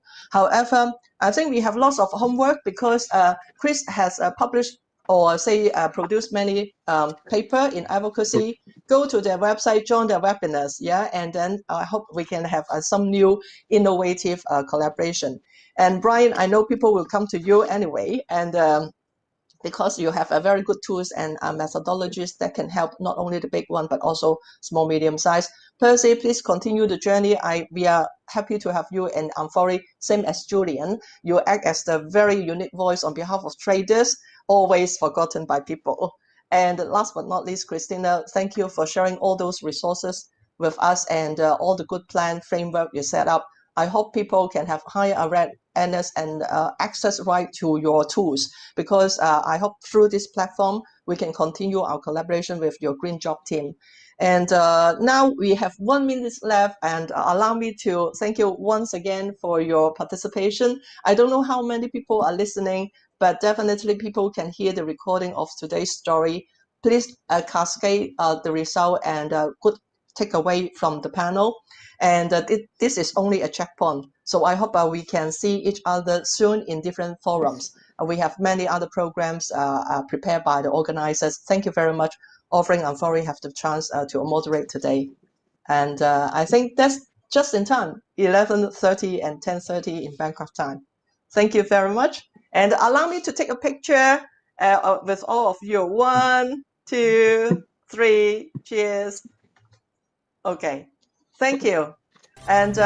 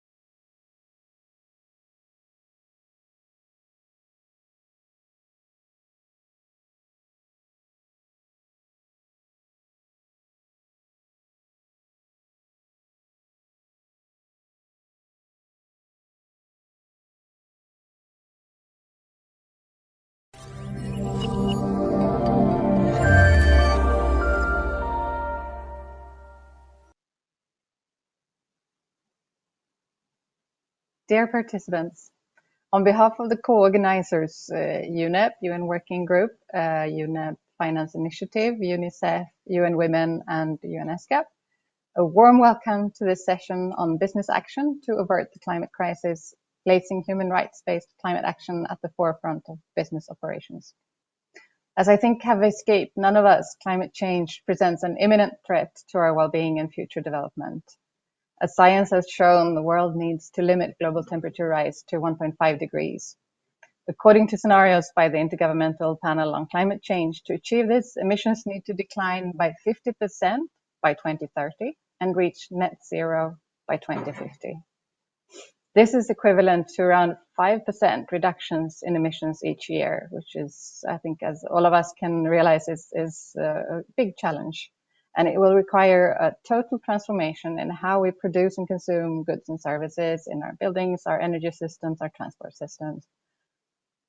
The required change will be very difficult for some sectors, in particular fossil fuel related ones, but it will also provide opportunities. Some recent IEA modeling for its report on net zero by 2050, which just came out, indicate that the shift to zero emissions industry solutions will drive 16 million new jobs in the energy sector, with new jobs in zero-emission industries more than compensating for the 5 million existing jobs lost during the energy transition.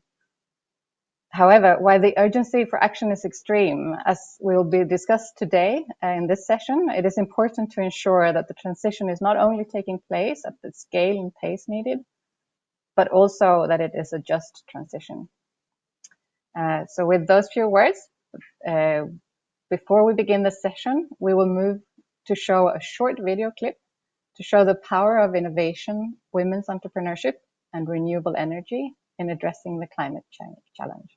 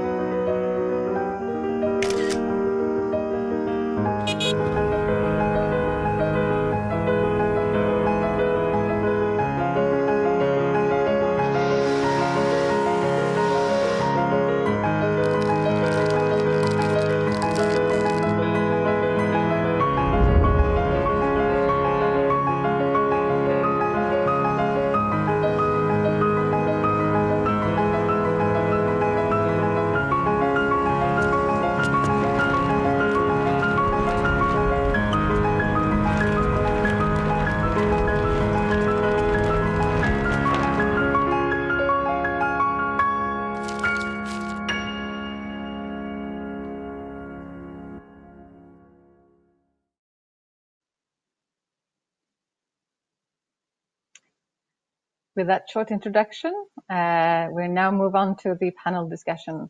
And to facilitate that, I'm very pleased to introduce to you Mr. Farouz Nadar, Executive Director of the UN Global Compact Network of Malaysia and Brunei. Farouz is an experienced corporate sustainability practitioner who currently serves as the Executive Director of the local network in Malaysia, which is a local network of the United Nations Global Compact, where he is developing strategic programs and digital tools to accelerate private sector SDG performance. Farouz is also a business sector representative on Malaysia's National SDG Steering Committee. And he has previously worked as global head of sustainability at a major multinational company in the natural chemical sector and as a sustainability consultant. So Farouz, We're pleased to have you with us here today to facilitate this discussion, and over to you. Thank you, Merit. Assalamualaikum, good morning, good afternoon, and good evening from where our audiences may be listening in. So I'm Farouz Nada, the Executive Director of the UN Global Compact Network Malaysia and Brunei, which is a local network of the UN Global Compact, which in itself is the world's largest movement on corporate sustainability with over 13,000 plus members globally. I would like to thank UN ESCAP for this opportunity to moderate an esteemed panel that we have today on our very important topic, which is business action to avert the climate crisis. The key word here being action.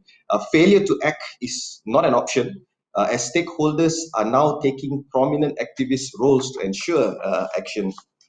Case in point, with the recent news on the two oil majors that has seen historic governance impact due to environmental and social activism by external stakeholders. But we must also bear in mind that the action playing field is currently uneven. Hence, there is a need to be conscious of a just transition in identifying and requiring the needed business actions so as to ensure that the end goal is no one gets left behind as we race towards net zero, which was beautifully demonstrated in the video earlier as well.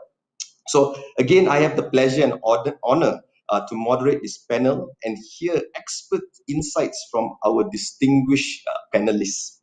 Now, as I call upon the panelists, I would also like to invite them to briefly introduce themselves and their organizations. So our first panelist is Esther N, who is the Chief Sustainability Officer of City Development Limited. Esther? Oh, hi, greetings from Singapore, and thank you for having me. City Development Limited is headquartered and listed on the Singapore Stock Exchange. We are operating in 29 countries. The core businesses including building residential homes, commercial property, and we are also major landlords in Singapore and in the region. And we have footprint of 150 over hotels worldwide. And we know that in our industry, we have high carbon footprint, and I'm glad to share, some of our strategy and how to join the race to net zero in this decade of action. Thank you. Thank you, Esther. Next, we have Yoshihisa Takasaki, who is the Manager of Sustainability at Sumitomo Chemical. Hello, greetings from Tokyo. Thank you for your kind introduction. I'm Yoshihisa Takasaki, Sumitomo Chemical. Today, climate change, loss of nature, and social inequality ranks the most pressing issues faced by the international community. Due to the prolonged COVID-19 pandemic, low-income earners, women and children in particular, faces a serious social environment. What is your company doing to improve the situation? Now we need to answer this question and should be clearly communicate our answers to the stakeholders. Sumitomo Chemical is a chemical industry. We'd like to take on these imminent challenges by delivering, for example, pharmaceutical or pest eradication products, and in the longer term, by delivering products that contribute to the GHG reduction and in the carbon neutrality. Yes, I'm glad to be here and looking forward to this session. Thank you. Thank you, Yoshihisa. Next, we have Tishiko King, who is the Community Organizer at SEED Indigenous Youth Climate Network. Hello, how are you all? Thank you for having me here. My name is Tishiko King. Everyone calls me Tish, and I am a proud Torres Strait Island woman with strong connections to Masagembaru Island. And you're all thinking, what does that even mean? But I'm a First Nations person to Australia, and so it's very customary of me to acknowledge country. So I would like to acknowledge the traditional custodians of the Bundjalung Kingship. I would like to pay my respects to their elders past, present and emerging, and acknowledge that sovereignty was never ceded in this country. I would like to acknowledge all of you here today and people that identify as Indigenous to their homelands, people of colour that are participating in this event. I actually have just shifted from community organizer to I am now the campaigns director of Seed Mob, and we have been building a movement of young Aboriginal and Torres Strait Islander people to protect their land, rivers, and oceans from the causes and impacts of climate change. And despite centuries of sustained oppression against our existence, Indigenous people have retained our traditions, our distinct cultures, economic and political structures through centuries of oppression, colonization, and attempt to assimilation, but our people have survived and persevered. So since 2014, we have brought together and built the capacity of young people from the far corners of this country to lead and take action on our campaigns. Thank you. Thank you, Tish, and congratulations on your new role. Next, we have Ahmad Rafe Alam. Who is the founding partner of Salim Alam and Company. Sorry, Rafe, please. Good day, everybody. My name is Rafe Alam, and I'm an environmental lawyer based in Lahore, Pakistan. There are very few environmental lawyers in Pakistan, and this has given me the opportunity to interact with a large number of subjects over the last 10 or 15 years. I've had the privilege to serve on the Pakistan Climate Change Council as well as the Punjab Environment Protection Council. These are the statutory bodies in Pakistan that formulate policy on environment and climate issues. Unfortunately, neither of these bodies have done anything in the 6 years that I've been part of them. So we have been forced to take action ourselves, and I was part of the organizing of something called Climate Action PK, which is a group of students and activists and academics and doctors and mothers and civil society all over Pakistan that are raising their voice about the climate crisis and pointing to the government and showing them where they are failing the people of Pakistan in fulfilling their responsibilities on the climate crisis. Thank you, Rafe. Moving on, we have Sonika Mananda, who is the co-founder of Aloy Technologies. Thank you, Farouz, and hello to everyone who is listening to us and viewing us today. I'm a fintech founder, proudly channeling finance to the green grassroots micro-entrepreneur. So my company's Aloy's core mission is like mixing finance and technology together to make sure that we acknowledge the green grassroots movements from the local initiatives. And we saw that the most climate heavy sectors are agriculture and mobility, right? The fossil fuel transportation. And we saw that there are a lot of women micro-entrepreneurs working in this sector, but they are not acknowledged, or they have access to affordable finance to really grow their business so as to avert climate change. So yeah, that's what we have been doing. I'll definitely talk more about what we do in the next questions. Thank you. Thank you, Sonika. And last but definitely not least, we have Jackie Johnson, who's the co-chair of the UN Environment Financial Incentive. Jackie?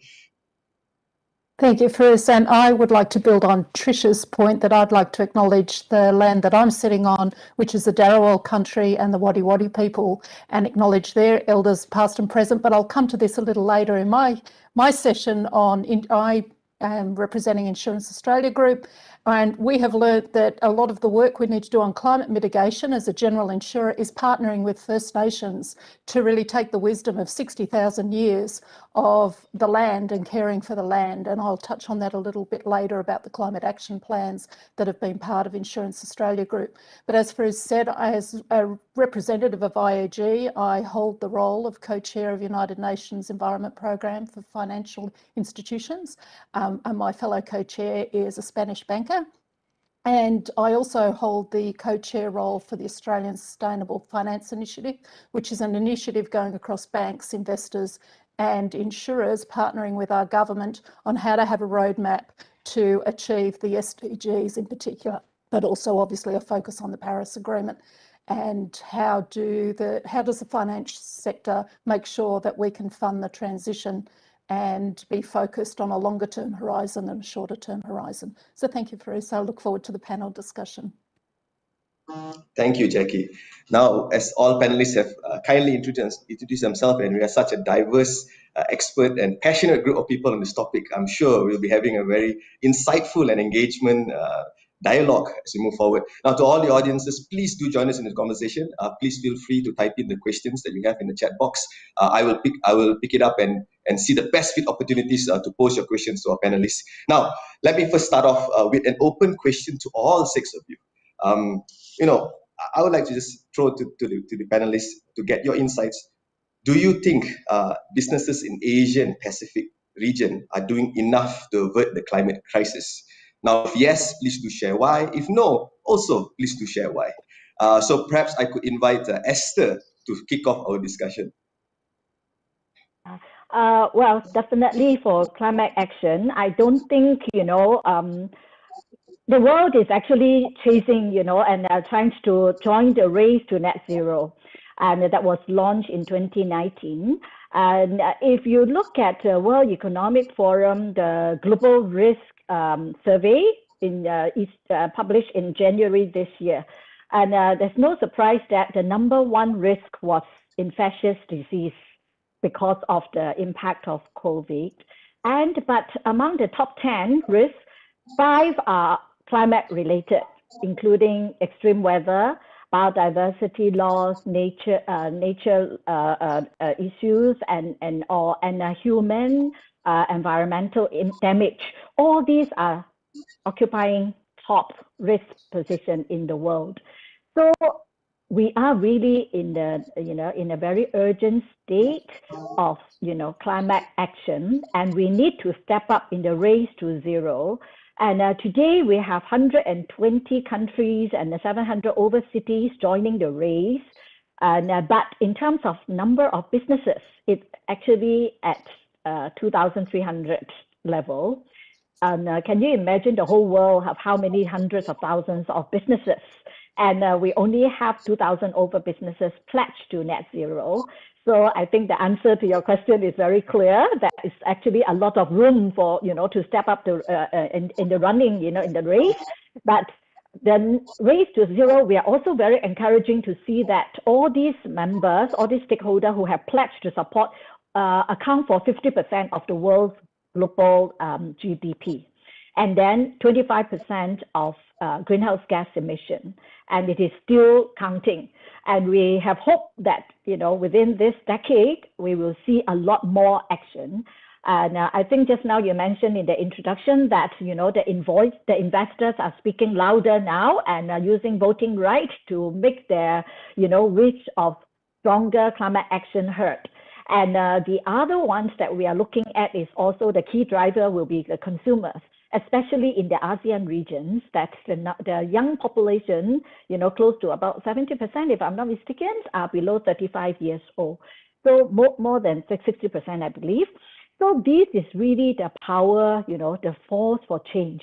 And research also shows that the Gen Z and the millennials are willing to spend more to buy products and services from companies who are deemed as responsible and sustainable.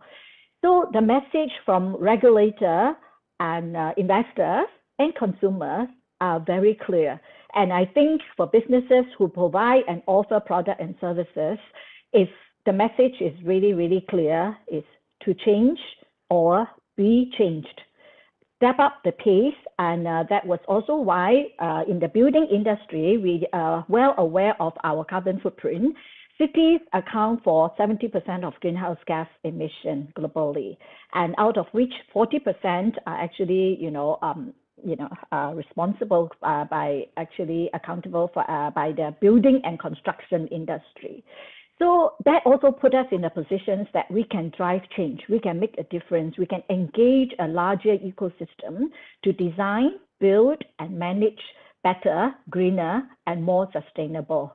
And definitely businesses, it's not an option, like you said, change is not an option. And I believe that 2020 has hit the tipping point that no way we can go back to the old normal. So the way we live, work, and play and run our business will not be go back to the pre-COVID period. Yeah, so I will elaborate a little bit more. And for CDL, we are very happy that we started our sustainability and green building journey for more than 2 decades now. And we have made the bold pledge to support the World Green Building Council Net Zero commitment in February this year. So definitely we are stepping up, and we hope to bring along our value chain, supply chain in this race as well to step up, the action. Thank you. Thank you, Esther. Now, picking up on your points regarding the key critical role that the future consumers and generations will bring to this, I'd just like to jump to Tish to get her insights on this question. Thank you. Such a tricky question. I think there is a massive shift. Exactly what sort of Esther said. We're at a tipping point right now, and especially here in Australia, there's a lot of there's a massive shift in being more sustainable, shifting over to renewables, small businesses being more conscious. And exactly like Esther said, young people are willing to spend more for those products that are more sustainable and ethical and conscious, because we know that it is our future that's at risk. We're the ones that are going to foot this bill. And so, we have to start now. We actually don't even have a choice. And so, I'm kind of envious of Esther, where their city has, been, in this space for the last couple of decades, because I don't know if you all follow Australian politics and everything, unfortunately, there's a massive drive for gas, and we should be using that money for renewable energies. And so with businesses, while there is I think there's opportunities for businesses to actually shift a lot more, implement SDGs into their space, create that more green culture in their green business. And so, I'm hopeful because there's a lot of collaboration, and I think it's sort of like watch this space kind of thing. Thank you. Thank you, Tish. Thank you, Tish. Perhaps we can move on to Jackie. In your role, I'm sure you deal with a lot of stakeholders. What's your view on this? Tish alluded to our politics. I think that's why it's more important that businesses actually lead. And I think I agree with Tish. I think we're at a tipping point, and Esther calls that out as well. I think what we've seen in businesses over, IAG have been very focused on climate change. If you think about the impacts we see as a general insurer in Australia and New Zealand, we're the largest insurer in both those countries, devastating bushfires, floods again in New Zealand in the last week. They are having big social impacts at the same time as people are navigating through the fear of pandemic. And so what I see is businesses are starting to step up, but the big difference is it's becoming more systemic. So before you might have had a sustainability team and people who are very enthusiastic doing the right thing and employees being very motivated. The question would be, was it integrated at a broader strategic level, at a board and executive level? And I think in my career, what I've seen as a group executive is it was from a risk lens. So you're looking at what should you stop, but actually what's been touched by Esther and by Tish is amazing opportunity to invest and actually grow your business through a transition so that you're prepared for that change and you're leading it. And I think that's where there's a bit of a missed opportunity if, as businesses, we're not seeing that. So it's about that embedding into corporate strategy. Here in Australia, the institutional investors, particularly the superannuation industry, are really pushing hard. And I think it would be remiss of me not to recognise on Tish's behalf, we're in Reconciliation Week this week, but what that really means is 97% of the population here in Australia need to understand the gift that First Nations have for our country. And it's a year ago that we had the awful situation of Rio Tinto destroying a 60,000-year heritage site.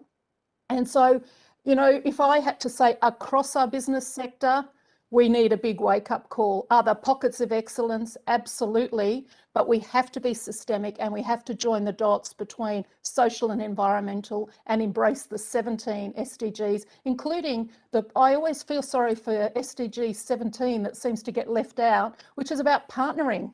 And if we partner and collaborate, that will shift our trajectory. So they would be my position for us. Thank you, Jackie. Rafe, if I can also get your opinion as somebody who deals with multi-stakeholders as well.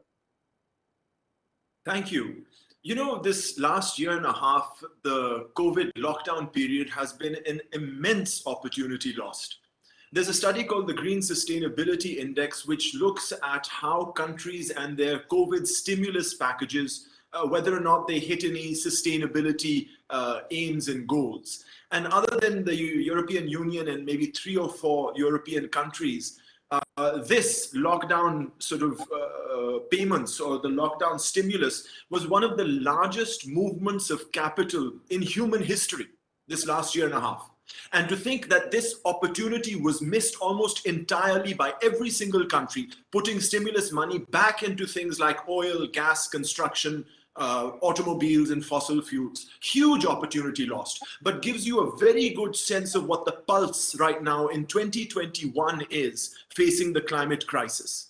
Sitting as I am here in Pakistan, I can not see a single business looking at climate crisis or climate sustainability or the SDGs at all, as a matter of fact. But I have to take a step back or two and look at the climate crisis for a second. And the way I look at it, the climate crisis is not the result of sort of business actions or individual actions or decisions. It's the result of huge systems, global systems, historical systems, in which I include capitalism, colonialism, patriarchy, the fossil fuel economy, and consumerism. And unless businesses are directly attacking these systems, nothing is being done about the climate crisis. Absolutely nothing. So you can't work within a capitalist system and expect to change. I need to explain this as well before you accuse me of being a socialist. When I talk of capitalism, I talk about the unaccountable exploitation of natural resources and human labor over history. It's no coincidence that just 2 years ago, The Guardian ran an article saying that there are 90 companies, 90, responsible for 2/3 of historical greenhouse gas emissions. See, that's what something like capitalism throws up. Can you imagine so few people, so few shareholders responsible for where we are at 1.2 degrees centigrade and the future of our children, having made immense amounts of money, are not being held accountable? That is a system failure that we need to address if we want to fix the climate crisis. And anything within this capitalist system, any financial incentive, any financial tool, any type of partnership which comes from within this system is not going to break it down. We have to attack this unaccountable exploitation of resources. We have to attack settler colonialism. And I appreciate, Tish, your acknowledgement earlier on. It's things like this that will make a difference. We have to attack consumerism. The fact that 10% of the world's population consumes over 50% of its resources is an indictment of our behavior. Nobody needs to have a yacht. Billionaires are policy failures. So we have to look at the problem this way. We have to challenge these 5 systems of climate change or climate crisis. And unless businesses are doing these, nothing is being done about the climate crisis. And I'm sorry that from where I stand, what I see is fossil fuel companies selling sustainability to me in their advertising. It's rank hypocrisy, and we need to change this. Thank you, Rafe. Just building on that, I'd like to invite Sonika to share her views. Now, as an entrepreneur, you have the agility to look across the systems that Rafe has mentioned. Your comments. Thank you, Farouz. Definitely, I also feel whatever is being done is not enough because, I'm a computer engineer, so I think straight. So if you calculate like emission produced, when it's not equal to emissions reduced from the atmosphere, it's never enough. So that's my thought. And one of the burning example is, the lack of recognition to the grassroots businesses, green businesses especially, right? So, I mean, one of the burning example that I can give from Nepal is this green mobility sector, so electric vehicle sector that started when I was 5 years old, and it was started by 700 women, and it was all about electric vehicle, and it actually made Kathmandu city a green city pioneer in the work. But today I'm 31, right? I mean, I grew up so much, 6 times, but the industry is still 700. It never grew. Actually, you know, most of these electric vehicles driven by women are just rusting in garage, and that just didn't really match in my head. I mean, what really happened? I mean, this beautiful green energy sector, all driven by women back in 1995, and nothing happened, right? So I tried to find out, and we found that finance was definitely the issue. And I also want to talk about the traditional way of financing, and also not having access to all those global impact financing, right? Those grassroots, they actually need it because they are the true climate ninjas. That's what I always say. So they are the climate ninjas that are working on the ground to really tackle climate change, but then they're not recognized or acknowledged. We talk about these global finances, impact finances, but then how much of that really reach to the grassroots green micro entrepreneurs, right? So again, talking about the businesses, are we really forgetting the businesses run by these women micro entrepreneurs on the ground?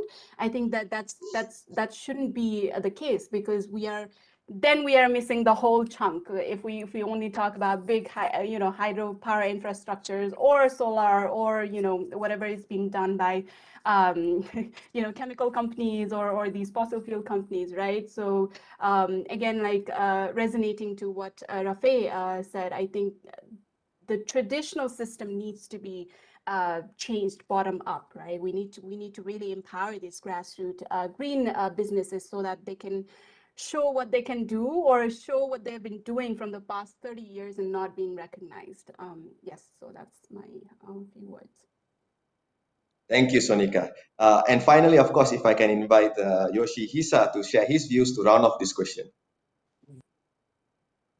Thank you. To try to answer your question, yes, we are definitely in the middle of the road to for the carbon neutrality or other imminent challenges. The ability of the one company is limited, so the against this daunting task, so collaboration with the international organizations such as United Nations and companies across the entire value chain is, I think, essential. And my view is that I acknowledge that the rising temperature associated with the climate change is feared to transform and expand the habitats of infectious diseases, vector and host organisms, and leading to the outbreak of infectious diseases and increase in the number of patients in the new territories. Actually, against COVID-19, we Sumitomo Chemical supplies some products related to the treatment of the raw materials for drugs used for treatment of COVID-19, as well as the some materials for disinfectants or acrylic partitions for preventing the spread of our droplets. Another example is that in an attempt to help contain the serious outbreak of malaria in Africa, we have developed an OISET net.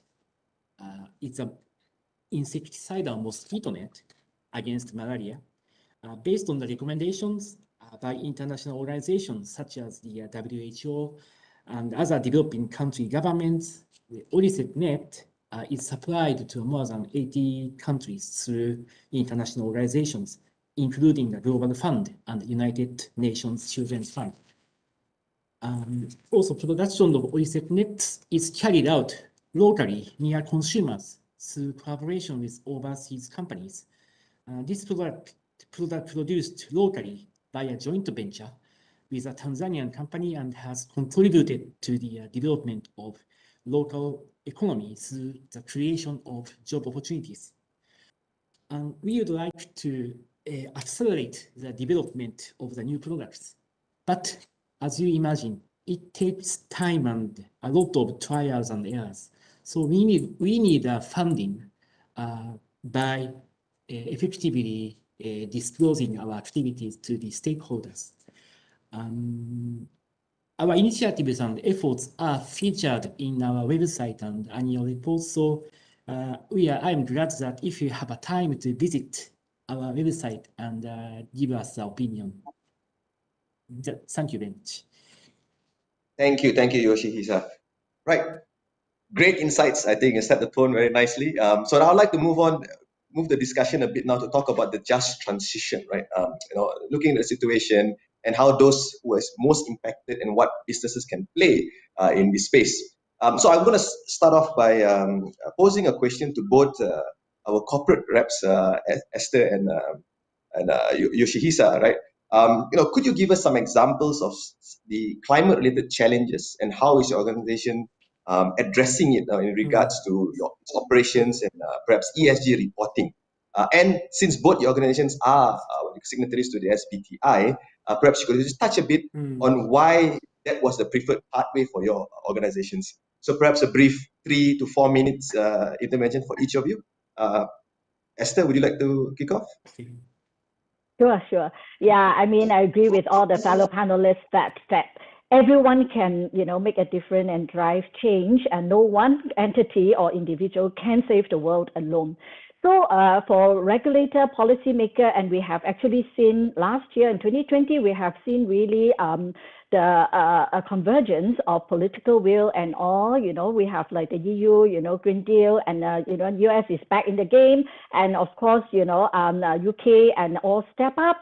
But are we all perfect? No country is perfect. So we all need to look at what are the areas that the gaps that we can look at. And back home, I mean, Singapore is a small country, and we actually have stepped up in the sustainability commitment, and also launch our Singapore Green Deal and towards a low carbon and a city in nature. We are not just talking about environmental, just lower the carbon footprint, but we also talk about sustainable living, engaging people, because I always like to talk about the good old triple bottom line. But how are we taking care and strike that balance between planet, people, and so-called profits? And my own take is without a healthy planet, there will not be people. Without people, there's no market for business to prosper. So this is also aligned with the UN SDG, but as a private property developer or any businesses, can we really achieve all 17 goals, 169 targets? So we are taking a more pragmatic and prudent, approach. I will look at those goals that we can really make a difference. For example, innovation, green infrastructure, climate action, and even institution. For infrastructure, which what I shared is like, cities account for 70% of, global greenhouse gas emission and consume 2/3 of the overall energy in the world. So how can we lower, decarbonize our operation in the way we design, we build, and we manage is very important. How can we engage users to provide them with low carbon, enable them to have healthy, environment and to live, work, and play? Studies show that people spend about 90% indoor, especially during lockdown. I think it is more than that already. So your home, how can you make your home, multitask to be your workplace, social space, and a family space? And how do we ensure indoor air quality is good? How do we enable building users, whether you are residential or commercial office owner or even retail shoppers, enable them, encourage them to adopt a good habit of recycling, and all these, is a whole host of policies and practices, infrastructure, as well as mindset change. And of course, no one company can really fulfill all the 17 goals. But I like what Jackie was saying. Actually, partnership is one of my favorites, because partnership can amplify action, ideas, and impact.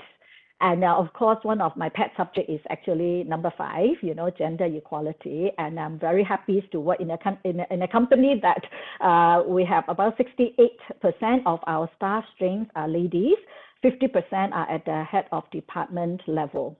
So these are the things that we have to look at and the social side of things. And during the lockdown, retail business is almost down to 0. So how do we help our tenants, apart from giving them about we pay $40 million of rebate, tax rebate, and property tax and rental rebate. We also help the tenants to look at those who need help to review and reset their business model. Because like I said, after even post-COVID and even now, how you run your business will be very different from the past already. So how do we help them to transform their business to survive and thrive in the new normal? So these are the things that even investors are really talking louder now. Last year, in 1 year, 2020, the ESG funds actually tripled in the volume. And sustainable finance almost double. So how do we tap onto this fast-growing ESG investment and also sustainable finance? Businesses have huge opportunities. How do you accelerate green movement and green building and and social causes by tapping into resources and funds that can accelerate advanced action? And most importantly, how do you bring the whole value chain together? How do you bring the ecosystem from regulator to investor, financier, consumers, and other businesses together? And that will really bring out the fundamental idea of SDG, leaving no one behind, and everyone can contribute. Yeah, thank you. If just a 30-second comment on why did you pick the SBTI pathway? Oh, SBTI, is it? Yeah. Yeah. So, okay, for us, decarbonization is one of our top deliverables because building really consumes a lot of energy. And how do we set targets and goals that is backed by science, backed by data, not just I dream up one number that, I set it for 2030, that maybe I retire already by then. So I have to, come up with a number that is backed by past performance, by all the data, and send it to SBTI. All the scientists will really evaluate it very stringently, not because, you are friendly with them and all. It's based on science. Only with that, you can really track your gaps and also, have a set targets to work on. And we have actually established the SBTI target of reducing by 59% versus baseline year of 2007. That was 2 years ago based on 2-degree scenario, warmer scenario. And now we are reviewing it and raising the bar to align with 1.5-degree warmer scenario. So by next quarter, end of September, we have to set a new set of targets that will be approved by SBTI, which is very stringent. And that is the whole idea to drive innovation and drive change. Without good technology and innovation, we will not be able to achieve the ambitious goals set by, that is validated by SBTI. Thank you. Thank you, Esther. Great to hear that you are raising the bar as well. So Yoshihisa, your comments. I agree with the answer, Sam. For the chemical company like us, we use a lot of energy and steam and electricity. Carbon neutrality, 1.5-degree trajectory is a totally unknown area until the very recent time. Attaining this goal requires a technological development such as carbon recycling technology. The chemical industry is strongly pressured or urged to create innovations and contribute to through our business to the achievement of the carbon neutrality society as a whole. We are keenly aware of this need. Sumitomo Chemical has decided to setting up a carbon neutral strategy and the milestones based on the 4 approaches from a long-term and comprehensive perspective. Let me briefly explain. The first, to minimize the GHG emissions associated with the group's production activities through innovation and energy saving and deploy new technologies across the world. The second, to drive innovations for GHG emission reduction regarding materials used in society and provide products and solutions that contribute to carbon neutrality from a life cycle assessment perspective. The third, to actively engage in the development of a technology for recovery, separation, use and storage of GHG emitted from the other industries and from communities. And lastly, fourth, to take on the long-term challenge of developing carbon negative technology to reduce the absolute volume GHG in the atmosphere. We have a lot of things in going forward, and by adhering to these approaches, we would like to contribute to the energy storage or energy saving technology, and also establishment of the effective carbon cycles, and promoting the supply and use of hydrogen, and contributing to the reducing GHG emissions in livestock or agricultural sectors. But this still in a blueprint situation. We need your collaboration, also a lot of easy funding. That is my comment. Thank you very much. Thank you, thank you. So my next question I would like to pose to both Tish and Sonika, right? In your opinion, how can we get businesses to listen and engage with those who would most likely get left behind, like marginalized communities, micro SMEs in supply chains, foreign workers, children, and perhaps even indigenous communities, right? So how can we get them to listen and engage with these stakeholders to avert the impending climate change? Tish, would you like to go first? Thank you. Such a good question. I was thinking about this morning. Look, I think firstly, we need to shift the way that we approach it. Like, instead of exploring how we get businesses to listen and engage children who are marginalized, or those indigenous peoples and their communities, we need to sort of address and acknowledge what were and are the root causes of why these groups are marginalized. Why are indigenous communities being most impacted, and look at those disparities, because by understanding this, we can acknowledge that the climate crisis is a symptom of deeper injustices, because it is often the most marginalized in our societies who are hit first and worst by climate impacts and carry that burden of polluting industries. For those who have been analyzing, climate activism, this is an important move towards politicized generation that understands climate change is the greatest threat to our collective future. But, as we are all here, this is an opportunity to create a more and just sustainable world. And exactly, no one gets left behind. But here in Australia, Aboriginal and Torres Strait Islander people are at the forefront of climate change. And as young people, it's our generation most at stake. It is our communities on the front lines who are at the forefront of change. And we can lead these solutions and build a better society that is healthier, that is cleaner, that is more just, puts people before profits. And it is there to ensure our future and for future generations, so that we can continue to survive as the oldest living culture in the world. But because this is our future as young people. It is our young people that could play a crucial role in combating, this crisis. We are in a massive shift, and, if young people can be adept at spreading new habits and technologies, our young people who are so adaptable, we can really quickly make low carbon lifestyles, career choices as part of their daily lives. And if businesses centered Indigenous engagement, or, young people, allowing them to have a seat at the table during that decision-making process, the social outreach into these business models or strap plans, or, however, your orgs, businesses model everything. I think, it's like looking at what those, what SDGs are, realistic to your, to your model, and then how can you partner? How can you collaborate with those, minority or marginalized groups?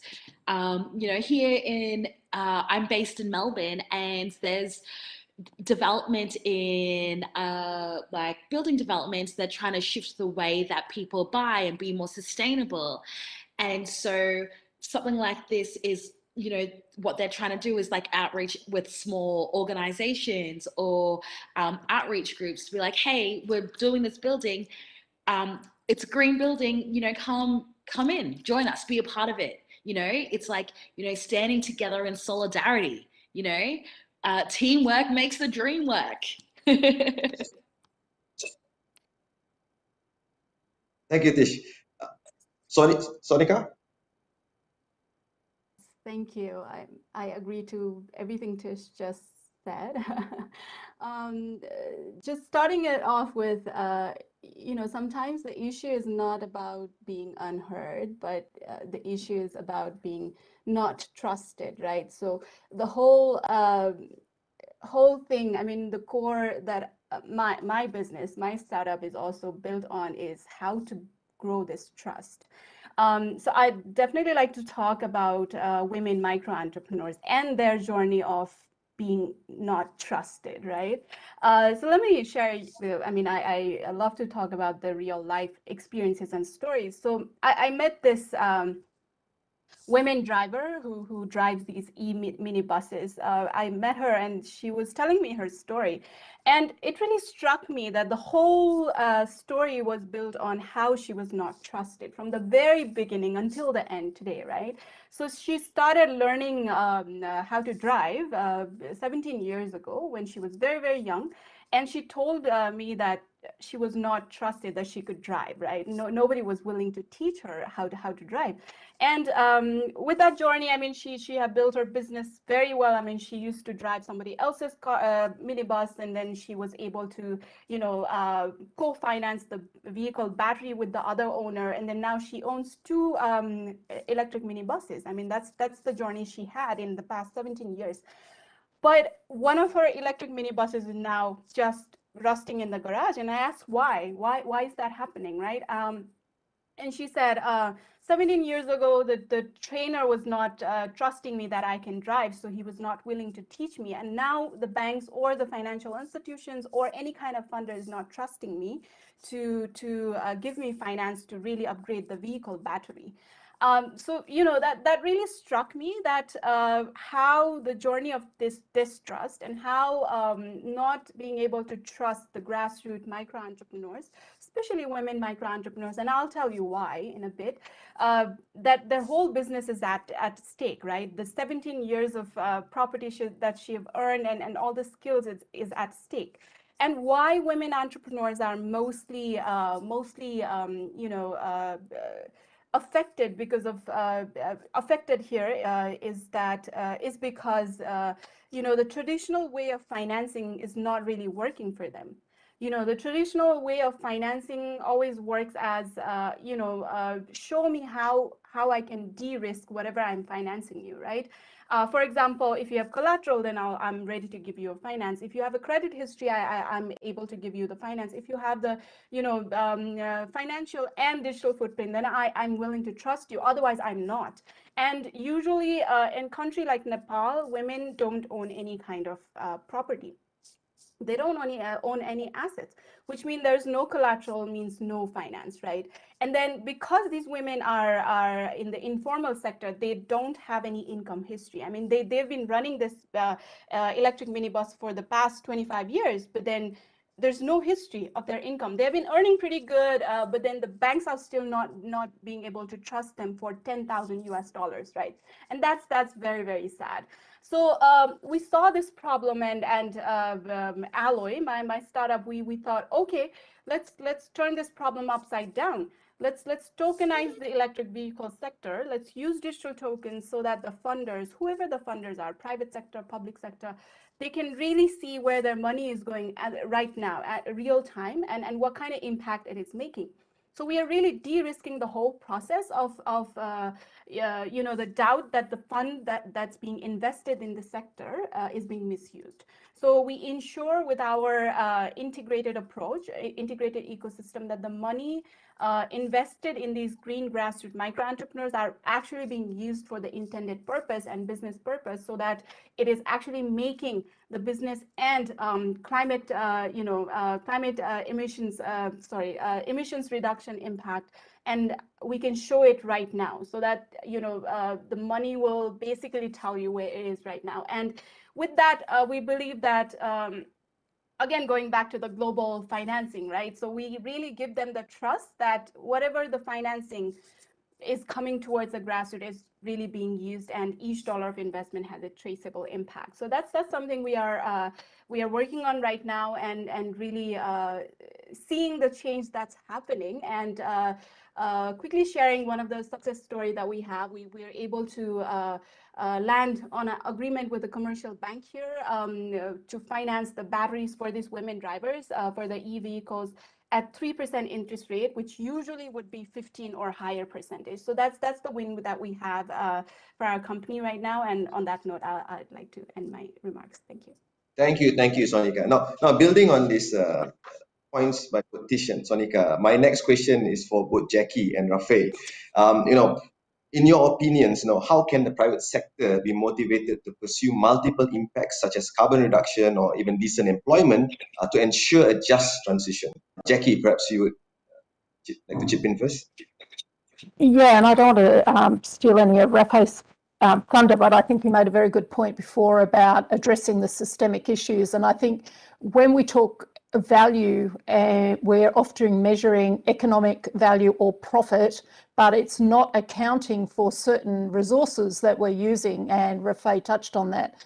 So for me, I've been very proud of how some of the finance system, and Insurance Australia Group has been part of this, is challenging that you can't just account for things that you can count as financial and then call all these other things non-financial.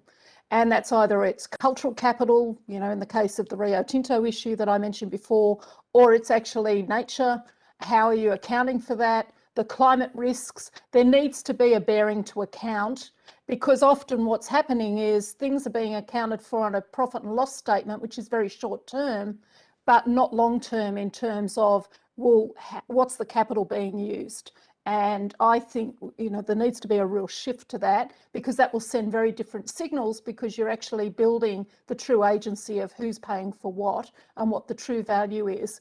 I think, when I think of Insurance Australia Group, we started 15 years ago having a climate action plan that was owned by one senior executive. Now that is owned across the executive team.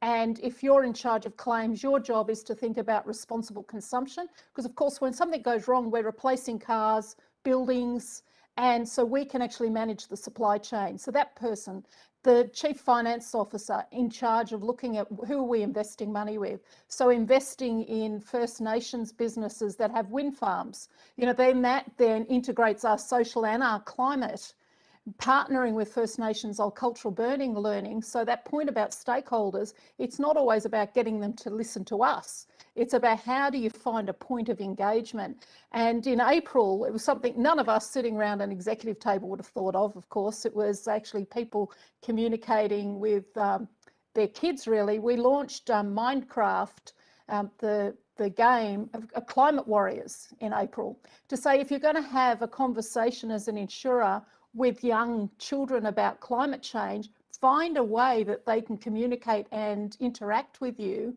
And they're not going to do it sitting in a focus group. They're going to do it through a game. And so, that was something that we would never have thought of. But that big shift about you need to get the systems right that Rafe touched on, the measures right, then drive the accountability, but then be open to listen to entrepreneurial thinking. As I said, I would never have thought we would launch a Minecraft game with climate warriors in it for youth.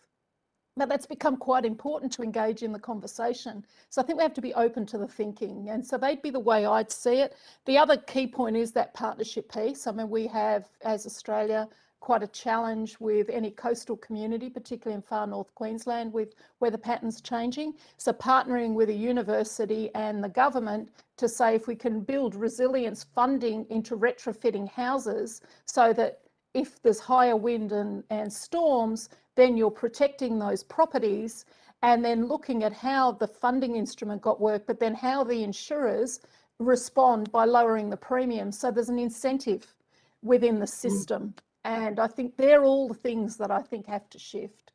So thank you. I'll let Rafay have. Thank you, Jackie. The Minecraft example is very, very interesting. I would definitely like to play that game, but I need to get my daughter to teach me how to play Minecraft first. So Rafay, your comments, Rafay. Thank you. I was just reflecting on the phrase "a just transition," because we are at 1.2 degrees centigrade on average warmer than industrial levels, and I think the Manu Lao Observatory recorded 420 parts per million carbon concentration about 3 weeks ago. I mean, you have to put this into context before you say something like a just transition, because we have forest fires in the Arctic. That's never happened before. It happened last year. We're in the 6th extinction event. The last time that happened was 5 million years ago. Our oceans are acidifying. There's coral reefs are bleaching, and there's plastics in our body. And that's at 1.2 degrees. And at 420 parts per million, we have cooked into the atmosphere enough greenhouse gases to raise us to 2 degrees centigrade by the middle of next decade.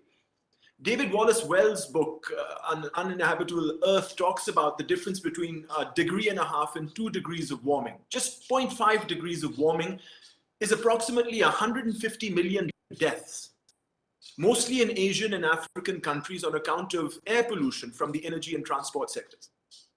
150 million deaths are 4 times the number of people who died in World War I and World War II put together. And that might happen in the next 15 years. Just transition? I live in Pakistan, which is one of the most vulnerable countries to climate change. People die here. Justice has to be reframed. Amitav Ghosh, who's a Bengali writer, wrote this book called The Great Derangement about climate change, where he posits in the beginning a fantastic thought experiment. What if 500 years from now, aliens came as tourists to Earth? Because in 500 years, of course, human civilization would be destroyed by the climate crisis. These aliens, like good tourists, would want to go see what our theaters were like, what our culture was like, what sort of music we listened to, what sort of art we watched. And they would be astounded to see that given the fact that there are plastics in our blood and we are an extinction event, none of our cinema, none of our mainstream television, none of the big novels that get published, none of the major art reflects the severity of the climate crisis as it is today. This is the great derangement that Ghosh talks about, because these aliens would be forced to conclude that human society had no idea what was going to happen to them. What's happened is that somehow our narrative of human nature has become completely divorced from us as individuals and the world that we live in. Compare this just a few hundred years ago to the literature and art of Europe, tied as it was to the forests of the area. Not a single poem in Punjabi, which is the land that I live in, not a single poem is divorced from the waters of the land. Nature and human beings they have been inextricably bound in their own culture and their own lives since time immemorial. But something has happened over the last few hundred years where it seems that nature has taken a back seat to the larger story that's being told. And the larger story of humanity is now just us as individuals in what we do, with nature in the backdrop. This has to change. This is the transition. This is the new justice, where we have to bring ecological concerns back into everyday decision-making, into how we live once again. What that means is that constitutionally, for example, from a legal point of view, we have things like fundamental rights that protects our liberties, protects our freedoms of speech. But these liberties now have to be countered and checked with ecological respect of ecosystems. What this means beyond just that, when speaking about businesses and ethics, is sustainability reporting. Transparency, companies being forced to tell us how many pollutants that they discharge or how many greenhouse gases that they produce. This is the type of morality we need, where nature is brought back into the decision-making that we have and how we feel as human beings. And that's the best I can put it, from a broadest perspective down to sustainability reporting to its most specific. A change in morality, a change in justice. Thank you, Rafi. Thank you. So we've got some questions coming in from the audiences. So I'm going to pose an open question to everyone, picking from the audience's questions, building on the various comments that each of you has brought to the table. The question here is systemic financial capitalism change possible? And just to add on, I think there's a lot of positive comments on Sonika's point about trust, right? I know in terms of us moving forward to a more transitioning to a more sustainable future, we cannot have a trust deficit in terms of the private sector to its stakeholders, and also stakeholders towards private sector's behavior as well. So how do we work around this trust issue as well? So the open question, perhaps this one I would like to invite who would like to answer first.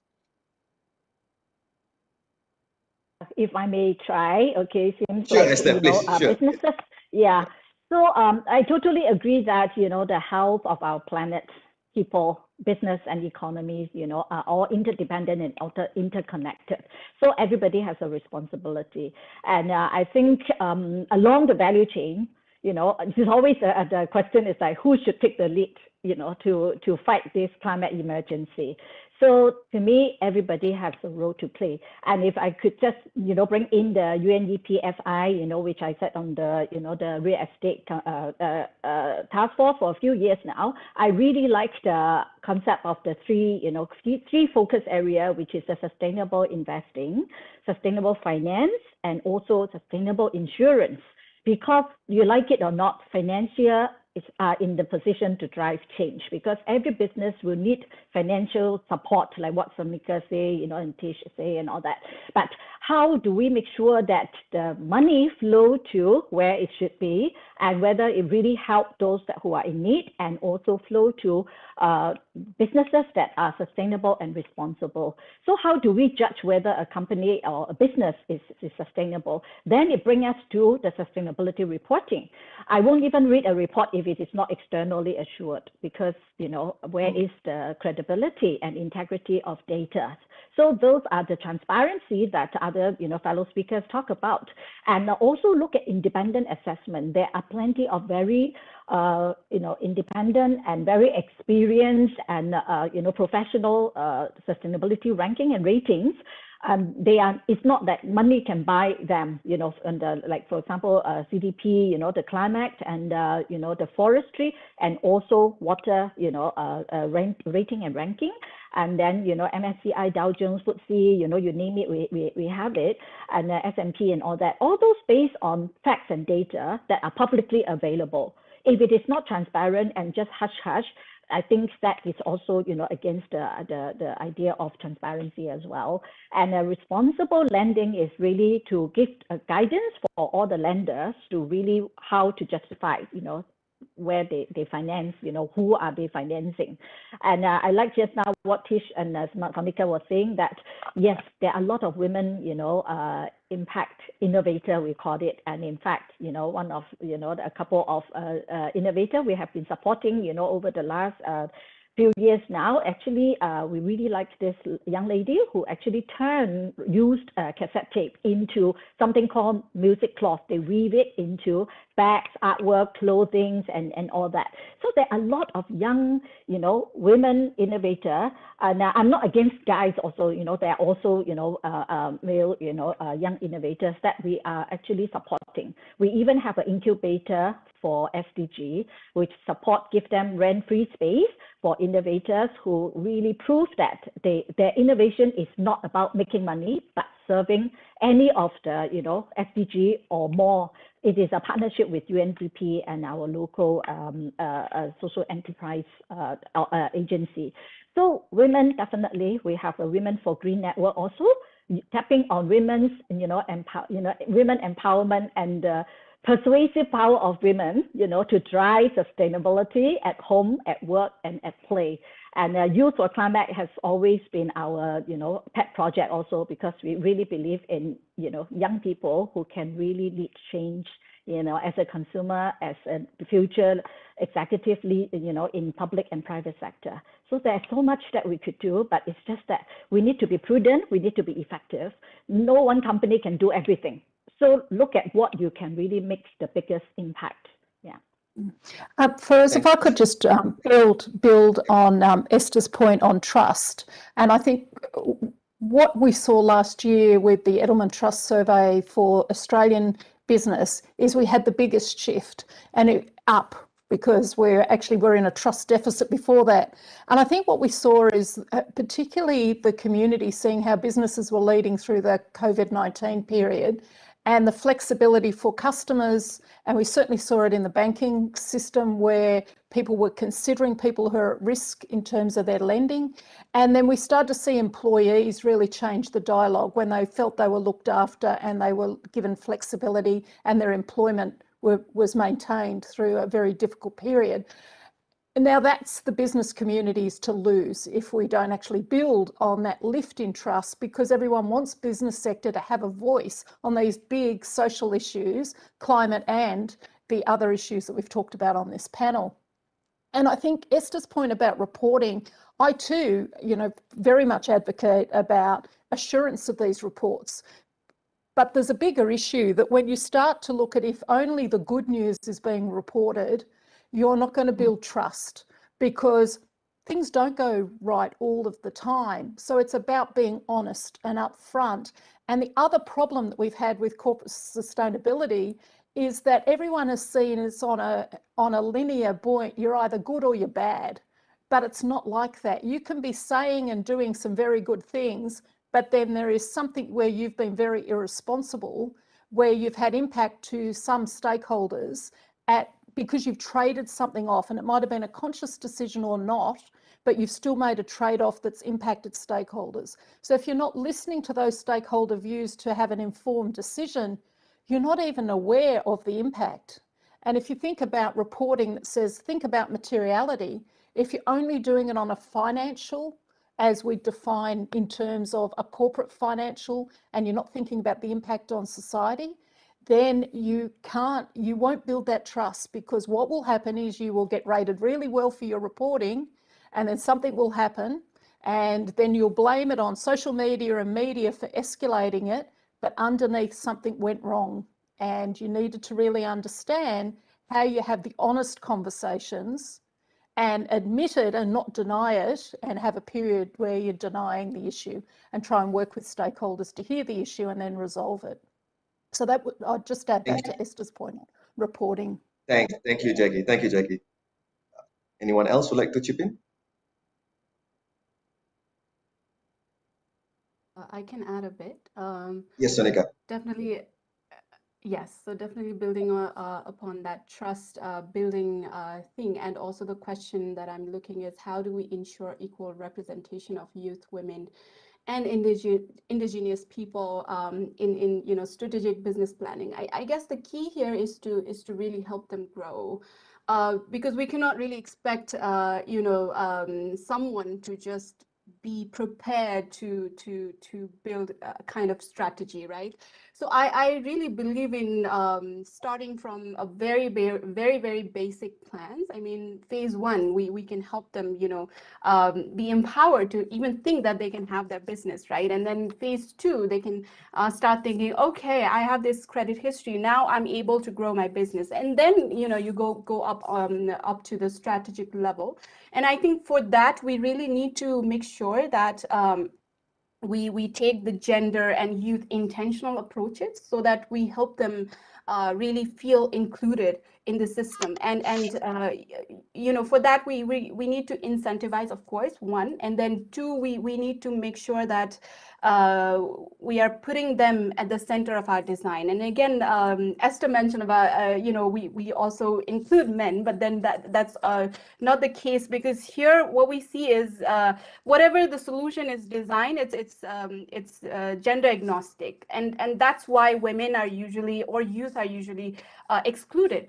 So being women myself, and then seeing a lot of problem that I mentioned earlier when I was speaking, I felt that we really need to make sure that this financial system are really designed for women first, and then, adapted for others, right? Because usually it's the other way around, which I want to turn upside down. Yeah, basically linking gender, youth, climate, finance all together, and definitely the SDG 17, which is excluded as mentioned earlier, I guess partnership and really integrating that, the vertical integration of all the stakeholders to have a very, very inclusive approach, I guess. Yeah, that's my comment about that question. Thank you. So thank you, Sonika. So building up on this question, we've identified some components of how business can be more motivated to take climate action more seriously. I'd just like to pose this to Rafe, to Tish, and also to Yashihashi about what other push and pull factors that you see could continuously encourage and motivate businesses to take more serious actions. So Rafe, any comments on that? If I can ask you to make brief interventions, because I am conscious that we're running out of time. It depends on the size of businesses. I know earlier we were talking about SMEs, and the way SMEs operate are very different from the large multinationals that are actually responsible for a significant amount of greenhouse gas emissions. So, the question is, where do you want to put your effort?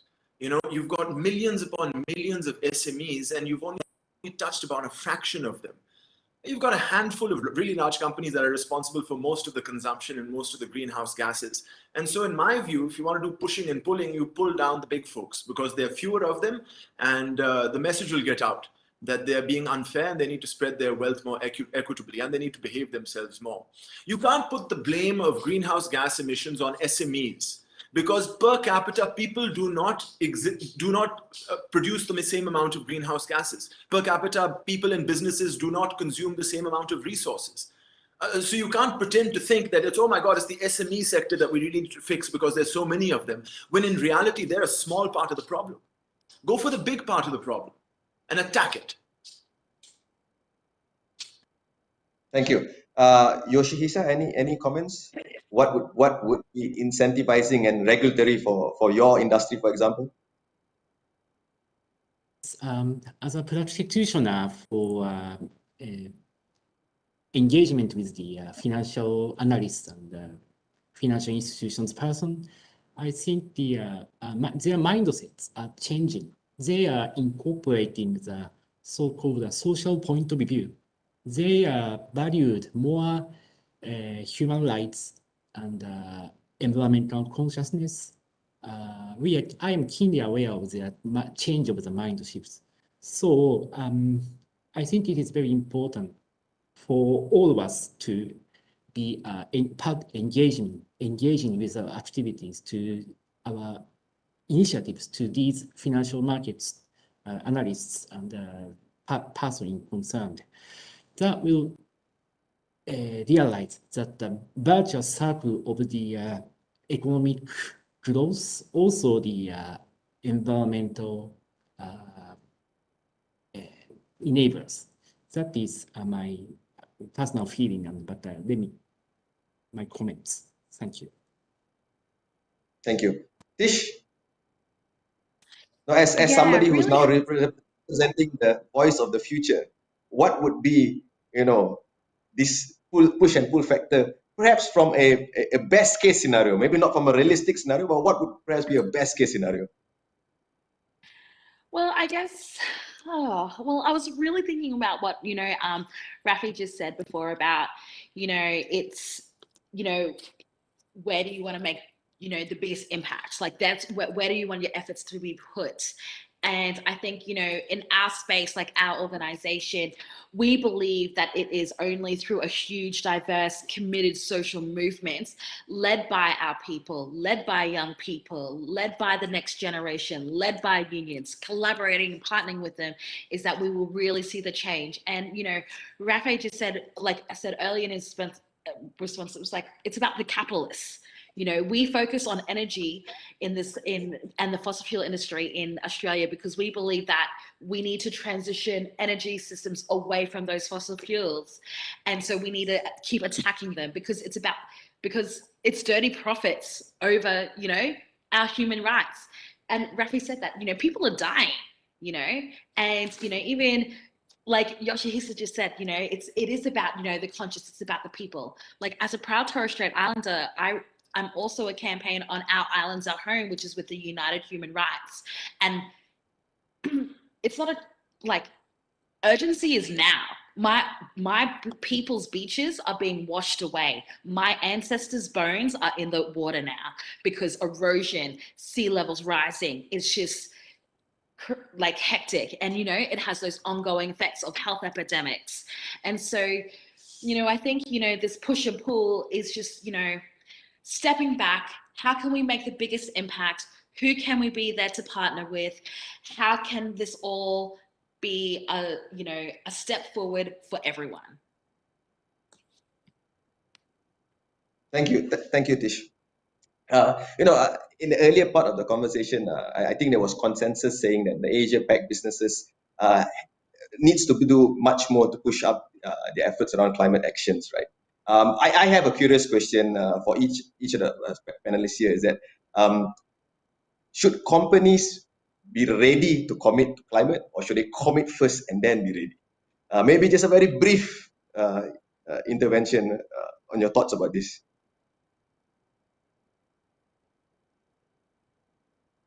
We live in a strange world where we think dollar is king.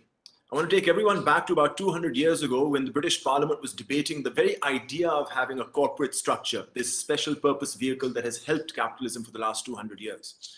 The debates in Parliament at the time were about giving life or recognizing life to a corporate, this new type of body, new type of entity that didn't have a body to kick or a soul to damn. And the debate turned on whether or not these companies would provide, at the end of the day, social benefit or benefit to society. That was the turning point. Companies have to provide benefit to society. And somehow in this neoliberal capitalist world of the last 50, 60 years, we come to think that the bottom line and profit is king. No, it isn't. Social benefit is. And that's why companies were allowed in the first place. Thank you, Rafe. So basically you say companies need to commit and do it, right? Okay. Any other? How about Sonika? What do you think? Yes, I think I also agree to what Rafe just said. I mean, commitment is not enough, and just doing is also sometimes not enough because you don't see where they want to move in the future, right? And just giving an example of just saying and committing things that Nepal, you know, committed like 30% electric by 2030 and 50% electric by 2050, and that just does not match with the action. So I think commitment needs to match with the action and the future plan. So that's the way forward. Otherwise, you know, it doesn't work like one or another. So it have to be together. Thank you. I'd support that it can't be decoupled. If it's decoupled, then you actually don't get the action that's needed on the commitment you've made. And I mean, that's the big debate about commitments made to net zero. I think we all have to be very cautious that they're not just commitments, that there's actually been work done. And I think someone mentioned earlier about science-based targets. I mean, that you really do need to do the work to say, what do you need to change? I mean, an insurance sector, asset management, we could actually move our investments very, very quickly and have been doing that right across the world to become net zero. And you could then say you're then net zero because your asset management's done that. But if you don't then think about what are you doing as a company in your own data centres or supply chain, or what you're insuring, and this is very difficult in Australia because if we're going to get left behind in the electric vehicle debate, then that means the things the insurers are insuring are old style fuel driven cars, that is not going to allow them to be net zero on their underwriting. So we have to be very careful about understanding what the commitments are saying and what's being done, is my view. And I think we all have to be quite informed and really quite curious to challenge what we're hearing as well, to hold people to account. I can Thank jump you, in Jackie. here. Now, I I know. think we are living in a very transparent world today, and how we behave and what we deliver, you know, even whether you are, you know, a customer or, you know, stakeholder of that company, it is very transparent. People walk past your construction site can tell you that, hey, this is not good, this is not right. And, you know, so I think we are in a very transparent and very, you know, fast, communication is so fast. Social media is so fast. Before you even leave this panel, you know, someone will be posting what you say already. So as a responsible corporate, what you say you have to deliver, and you have to really, you know, present your impact on public domain, like your website, like your sustainability report, that are well assured, you know, externally assured. And I think analysts and investor and media nowadays are very, very savvy, and then they have their own research, they have their own source of information and contact to check whether you are saying the right thing. And if you are just, you know, oh, I'm committing to net zero by 2030, by 2029, I tell you, that will not go, because, you know, investor will not let you go. You know, you have to, you know, really present the data. And I don't think, you know, any company can run away if you really just make a commitment, set a goal, but not delivering it and not tracking it. Thank you. Thank you. Right. So I'm really conscious that we only have 5 minutes left. So what I would like to do is just to close off our panel today is to ask each and every one of our panelists to have a 30 seconds final comments about the topic of today, and how, you know, we can come together to ensure that businesses do what is required to meet this climate challenge. So perhaps I could start with Yoshihisa to share his final comments on today's panel. Yes, I would like to believe that the chemical industry is one of the key industries and enablers that contribute to the solution for the carbon neutrality and other imminent challenges. However, the ability of the one company is very limited. So against these daunting tasks, so collaboration with the international organizations such as United Nations and also companies across the entire value chains are essential. So going forward, we'd like to deepen and accelerate the cooperation with you all. Thank you very much. Thank you. Thank you. Tish. I just love that, Yoshihisa. That was great. Look, for years, scientists have been giving us solutions, but now we actually need more than solutions. We need people power. We need collaboration. We need partnerships, and we need that grand culmination of societal justices that have been building up for centuries. We need our culture and traditional methods embedded back into protecting country, because Indigenous people all across this world are connected to the earth. And just like what Esther said, no healthy planet, no people. And so we are at a crucial moment in our lives right now, and the way that we are occupying this planet is just not working anymore. And we need to stand together and lead this movement, because First Nations justice is climate justice. And if it's not us leading, then who? And if not now, then when? Thank you. Powerful questions. Rafe. Thank you. You know, there's a lot of nervousness and apprehension when we talk about reform or transitions. Not only is there the uncertainty of the new, but any transition also involves uncoupling and changing well-established behaviors of the past. What I want to say is, don't be afraid of transitions. Don't be afraid of change. And remember, the Stone Age did not come to an end because we ran out of stones. Thank you. Thank you. Sonika, your last thoughts. Thank you. Pretty amazing panel. The last thought that I'm gathering right now is, whenever we are talking about climate change, it might feel very, very scary and urgent, right? But then I'd like to give people hope through this last word that it is still possible to attain a net zero goal, and that is only what I see is that is only possible by mobilizing the green grassroots economy and to help them foster so as to tackle climate change. And local innovations are really the key to attaining all the SDGs. Yes, thank you. Thank you, Sonika. Esther? I think definitely we agree with all the panelists but there is actually an urgency. So we need to step up, we need to set goals, we need to track performance, we need to share and collaborate beyond borders, beyond age group, beyond cultures, and everyone have to tackle this kind of emergency together because we are all sharing this planet as our home. Thank you, Esther. And definitely, last but not least, round off our discussion for today. Your last comments. Yeah, I mean, I think this has been such a rich panel, and I think we mustn't forget that we're expecting a behavioural change, but I'm giving a level of comfort from last year, just seeing how the world adapted to extreme circumstances. So I think if people are informed and educated and understand the sense of urgency, collectively we can all act.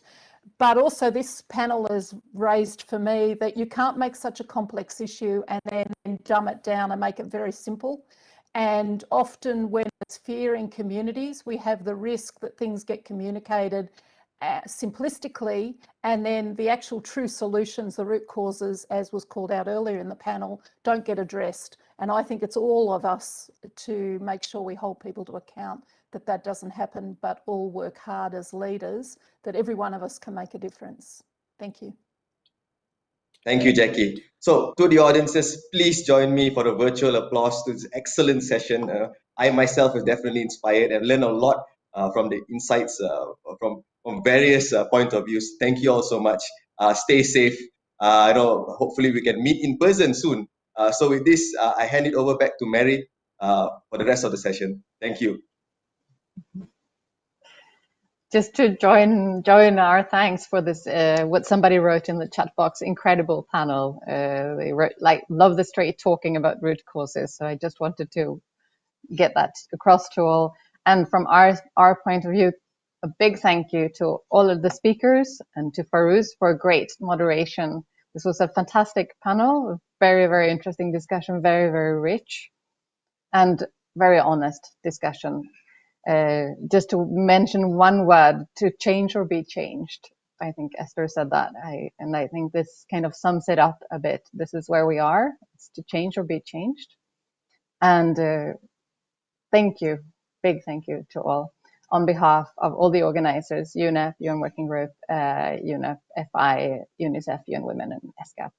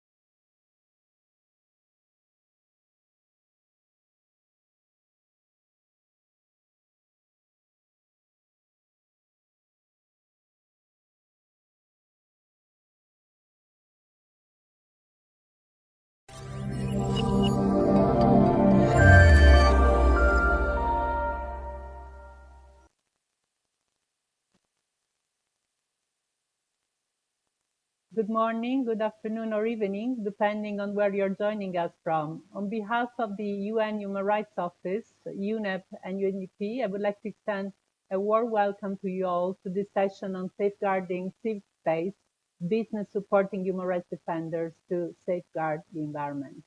My name is Katia Kiritsi. I'm the Deputy Head of the UN Human Rights Regional Office for Southeast Asia, and I will have the pleasure to moderate this session today.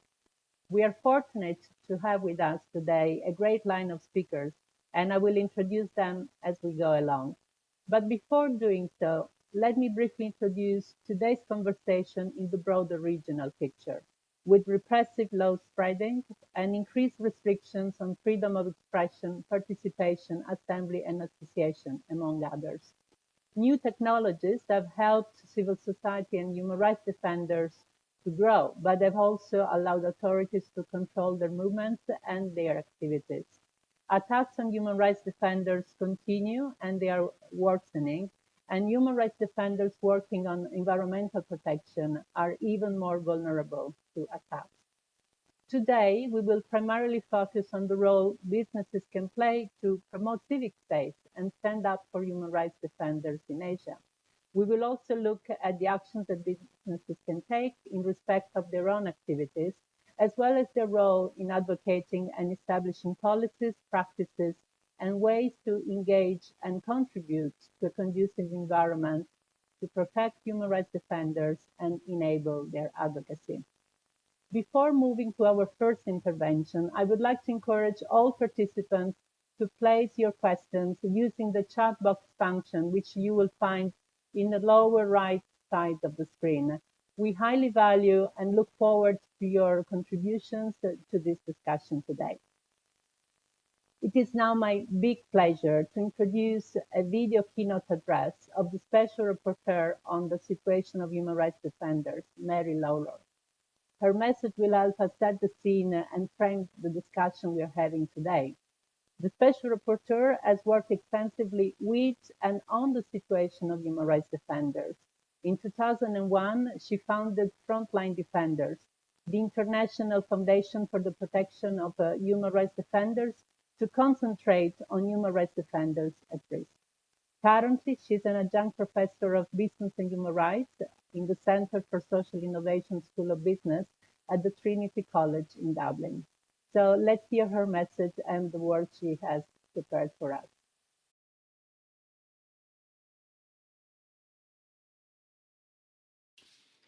Thank you for inviting me. I'm delighted to be part of this event today. Some of you will know that my last report to the UN Human Rights Council was on the killings of human rights defenders all over the world. At least 300 human rights defenders were killed in 2020, many in Asia, and unless radical action is taken, these killings will continue. More than 1,323 defenders have been killed since 2015. In 64 countries, that's almost a third of all UN member states. I find that very shocking. My research also found that year after year, many of these killings are preceded by some sort of threat against the defender before a murder or attempted assassination is carried out. Defenders have told me that some threats are shouted in person, posted on social media, delivered in phone calls or text messages, or in written notes pushed under a door. Some are threatened by being included in public hit lists, receiving a message passed through an intermediary, or having their houses graffitied. Others are sent pictures through the mail, showing that they and their families are under long-term surveillance, while others have been told the family members will be killed. Many are attacked with gendered threats and targeted because of who they are as well as what they do. These signals in advance of attacks are increasingly made online. Human rights defenders in Asia have shown me many examples of threats made to them on social media. Social media companies have a responsibility to address this issue of their platforms being used to threaten defenders. They should take steps immediately to confront this challenge, and they should establish and publicise easy to access, public, rapid response mechanisms to remove threatening content. They should close down accounts of those making the threat. And they should also publicly recognise the work of human rights defenders and condemn attacks against them and conduct substantial consultations with them. They must provide all necessary data to assist legal investigations into online threats and quickly and efficiently respond to threats online which must be removed. They should also nominate points of contact for human rights defenders to easily access when they have requests to remove content. Of course, companies in the tech sector are not the only businesses with responsibilities to human rights defenders. Most defenders killed every year are those working on environmental, land, or indigenous people's rights, many in relation to big business projects. Businesses and international financial institutions operating in Asia should abide by the UN principles on business and human rights. They can do much more to protect defenders, and they should publicly acknowledge that land and environmental defenders and those defending indigenous people's rights are at specific risk. They should develop and publish human rights defender specific policies in consultation with human rights defenders in order to better protect them, and commit to mandatory human rights and environmental due diligence. What business and international financial institutions can do is enormous. They should publicly praise the work done by human rights defenders, even when the defenders are protesting against their project. When a human rights defender is threatened, they should take concrete action to protect that defender and publicly acknowledge the legitimacy and credibility of their peaceful work. Part of my work in this mandate is to engage with business as well as with states to better help them understand how they should respond to threats against defenders, and with your help in providing examples and other information, I will continue to do that. My next report will be on long-term detention of human rights defenders and will focus on those held in custody for over 10 years. I know, like the issue of the killing of human rights defenders, that this is a problem all too common in Asia, and I look forward to working with you on it and all the other issues that you face every day. Thank you again for inviting me to be here, and I wish you all the best in your discussions and look forward to hearing about them.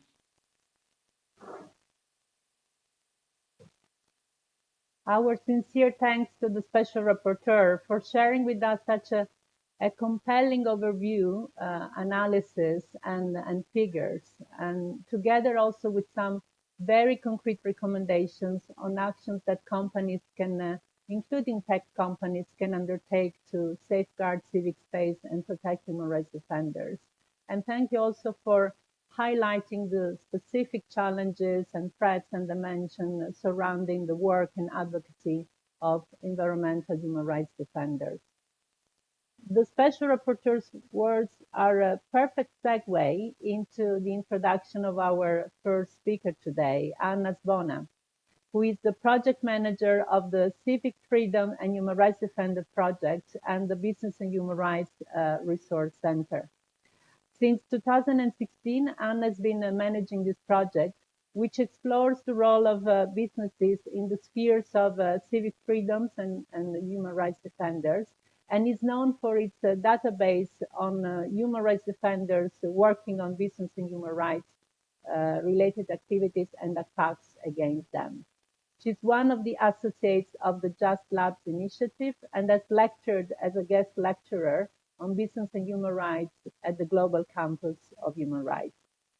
Anna, if I could ask you to share with us, what are the trends you see in terms of business and human rights related abuses against human rights defenders? And also, what are the main drivers of these attacks against them?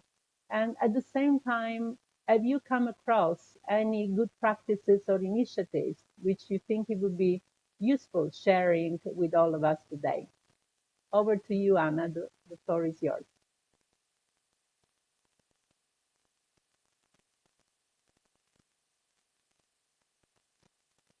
Anna, we cannot hear you. Maybe you're on mute. Can you hear me now? Yes. Perfect. So I was just saying good morning, good afternoon, good evening, everyone. Thanks so much for having me today. I cannot see my presentation at the moment. I can see it now. Thank you. So let me just start by saying that before I dive into the question of attacks, I want to first highlight the important role that defenders play in business and human rights. Defenders in civil society already have such an important footprint in society and a crucial role that they play with business in particular in holding business to account, in recognizing and monitoring business practices, creating spaces for participation at national, subnational, regional levels, elevating local voices, making sure that that victims receive remedy, etc. So I just want to preface by saying that before we dive into the attacks they face for doing this work. But as we all know, unfortunately, the sad reality is that attacks are on the rise, and that is the situation that many defenders face for doing this important work.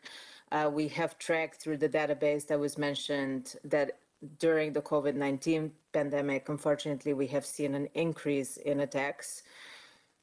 We have seen also at the same time a rollback of environmental and labor protections across the world as governments seek to address the economic fallout of the global pandemic through lowering entry requirements for investment.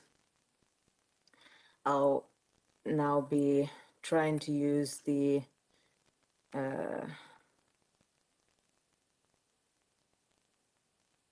Okay, perfect. So I'm learning a new technology here by remotely controlling my presentation, so bear with me. Here I'm sharing with you some of the findings of the scope of the problem and the drivers of violence that we have published in our latest report, In the Line of Fire, which looks at the 2019 data. So we have seen that the majority of attacks were concentrated in Latin America, as has been the case throughout our 6 years of tracking of these attacks, followed by Asia Pacific, and then Eastern Europe. Many of the same countries have continued to be the most dangerous for defenders working on business and human rights over the past 5 years, and these include Philippines, Cambodia, Indonesia, and India. As in 2019, the most common type of attack that we have seen in 2020, which represents more than half of all cases, was related to judicial harassment. This includes arbitrary detentions and lawsuits allegedly based on trumped-up charges, in many cases definitely based on trumped-up charges, which shows that this is a very prominent tactic in frightening and silencing defenders. In at least 73 cases, death threats, arbitrary detentions, beatings, and even killings were followed as clear retaliation after a person or their organization had complained to the authorities about a specific business project. I also want to highlight the increasing importance and danger of the so-called SLAPs, the strategic lawsuits against public participation, which we have started tracking more systematically over the past 2 years. And in June, we'll publish our first ever analysis of these SLAPs lawsuits. And we have identified over 355 cases that have been filed since 2015. And even in this type of attack, also in relation to this type of attack, Asia is the second region most affected, with 25% of all cases being related to happening in Asia. Finally, I want to say that we have also found an increase in discriminatory targeting of labor activists this year, including through dismissals and blacklisting, which has been, for example, the most common type of reprisal and attack against garment workers. And they face this for speaking out about violations of their rights, and also as a tactic to stifle union organizing and collective action by workers. In terms of sectors most affected, as was already shared by the Special Rapporteur, we consistently find that agribusiness and mining are the sectors most associated with these kind of attacks. We have seen this consistently over the past 6 years and also in 2020. And we are also consistently seeing that defenders most targeted are members of local communities, and in particular indigenous people that are at the forefront of human rights and environmental defense. And again, similarly to what the Special Rapporteur had shared, most of these cases that we documented were cases of prolonged violence and escalating campaigns of intimidation. That includes stigmatization, digital threats, defamation, threats, and other attempted bribes, beatings, judicial harassment, and in at least 71 cases, those escalated to killings.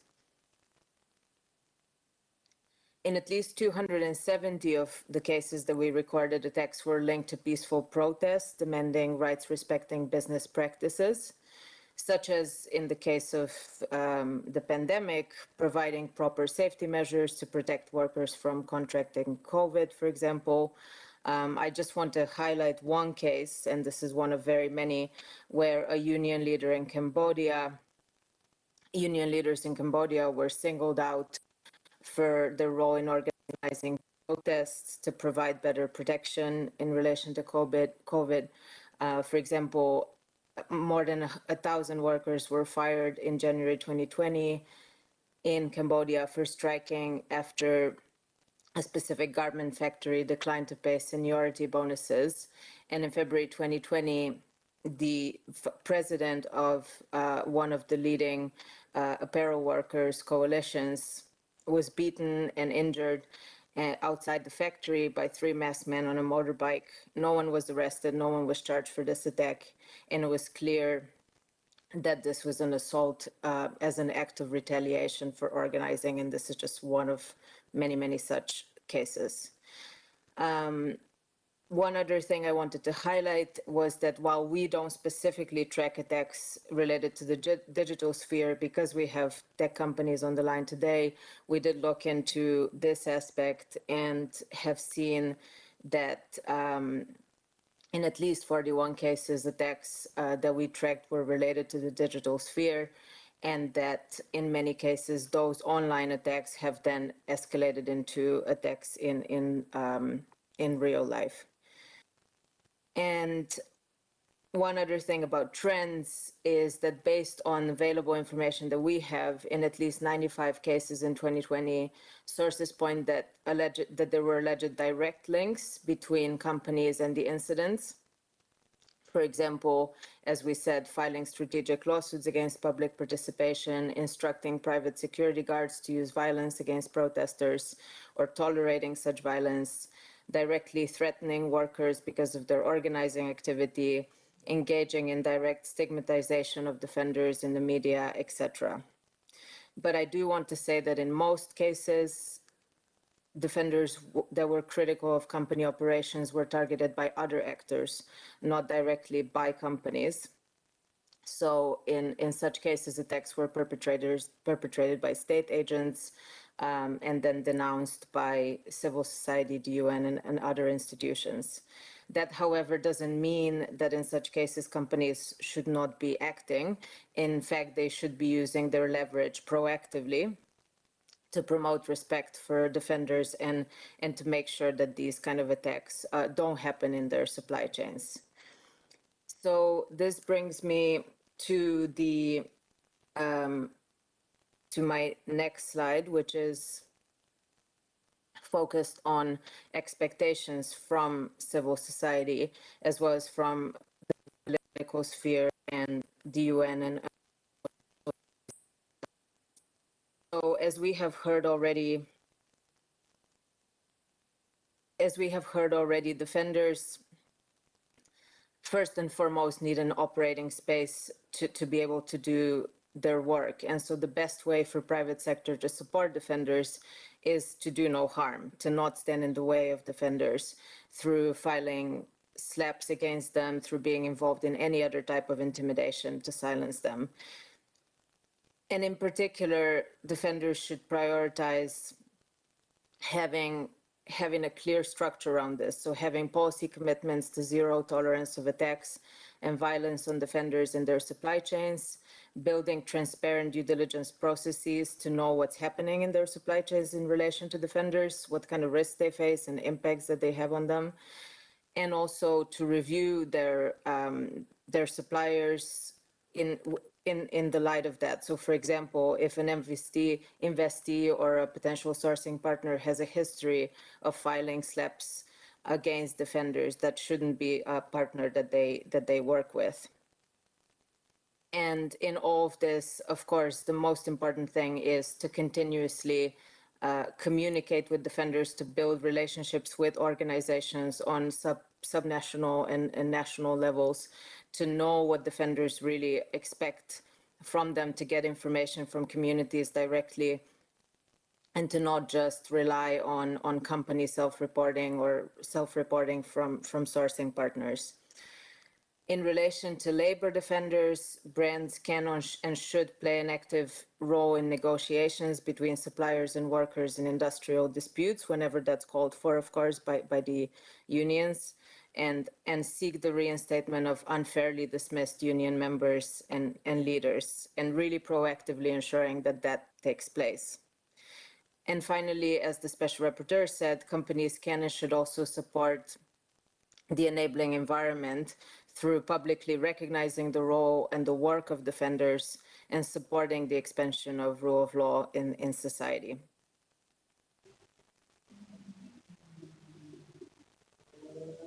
And this is, I'm hearing some background noise. I'm hoping you can also hear me. These recommendations, as I said, are coming from civil society, but also the political sphere. And the UN. So I want to highlight that the UN Working Group on Business and Human Rights in 2019 did stress that UN guiding principles on business and human rights already provide a clear framework to protect human rights defenders in the context of business. And they said that they clarify that when states fail in their duty, companies nevertheless have a responsibility to avoid causing and contributing to attacks and seek to prevent and address attacks against defenders linked to their own operations and business relationships. It's also important to highlight that we've, especially recently, heard very similar messages from politicians. So, for example, Heidi Hautala, the Vice President of the European Parliament, recently said that companies should really flip the way that they see defenders in civil society from adversaries to potential close allies for companies, and that the dialogues with stakeholders should really be happening all the time, not just when acute issues happen, but really that there should be ongoing relationships of really being able to, as I said, get information directly and learn directly from defenders what's happening in their supply chains. We're seeing some of these recommendations echoed in the European Parliament's recommendation to the European Commission in relation to the upcoming mandatory human rights and environmental due diligence legislation. So we're really hoping that this role of defenders and the recognition of risks they face also is reflected in this upcoming legislation. And then finally, I want to say that investors, in particular financial institutions, have also recently been paying a lot more attention to these issues, and they have also created specific guidance recently for their private sector clients. So I want to highlight in particular the IFC, International Finance Corporation, and IDB Invest guidance that came out in March 2021 on this. And this is really also in response to the growing private sector interest in engaging with these issues. So I do encourage all private sector representatives on this call to really look closely at this guidance because it makes important and concrete recommendations in terms of how to respond to and prevent retaliation. And then finally, I would like to say that of course there are some positive examples that are coming specifically from a cluster of progressive companies, investors, and business organizations that have really taken this issue seriously and have taken the recommendations to heart and have adopted a zero-tolerance approach to violence against offenders, and are also increasingly understanding defenders' critiques as important early warnings of abuse and risks in their operations and supply chains. We have so far tracked at least 31 policies by companies in several sectors, and there are surely more than that. And several have spoken out in favor of defenders and freedom of expression and association. They have taken actions such as using their leverage with governments, and having private and public conversations about the importance of civic space with them. They have issued public letters. We have even seen examples of companies attending trials of defenders and really making sure that they use their presence and their leverage to protect and to support individual defenders as well. We have seen them distancing themselves from industry associations when those industry associations were stigmatizing civil society or lobbying against them, etc. And maybe just to end on a positive note, I want to highlight the example of Microsoft, who is a long-standing member of a group of business that we co-convene with two other organizations, which is called the Business Network on Civic Freedoms and Defenders. They have made, for example, commitments to really have no tolerance to attacks against defenders, including those that challenge or protest aspects of their own business. They have also committed to consulting with local human rights defenders as part of human rights due diligence and support their work with increased sensitivity to the challenges and complexities that they face, especially in countries where civic space is limited. They also said that they seek to build human rights defenders' capacity to achieve their goals through increased trust in technology. And of course, this all then completely rests on how implementable and how implemented these policy commitments are. But we have seen some positive concrete steps as well, in a sense that they've released a service called Account Guard, which is a security service offered to customers in political space, and they in particular designed features of this to support human rights defenders. So we really hope to see more of such initiatives in the future, and also more companies taking a really systematic approach to preventing attacks on defenders and addressing them, not just through policy, but through process and practice. Thank you very much. Thank you very much, Anna, for this contribution, which indeed echoes a number of trends anticipated by the Special Rapporteur. But thank you for further unpacking them and for putting the spotlight on specific case studies at the country level, and also for drawing our attention towards the additional dimension of the impact of COVID pandemic and on the other underlying challenges. But also what stands out from your presentation is the availability already of a solid body of guidance, whether it's through the UN Guiding Principle, the EU, or at the national level, and the striking gaps in their own implementation. and equally so, the lack of standard operating procedures to make the fulfillment of a free, prior, and informed consent a reality. But thanks also for ending on a positive note and sharing with us some of the encouraging examples of initiatives undertaken by business.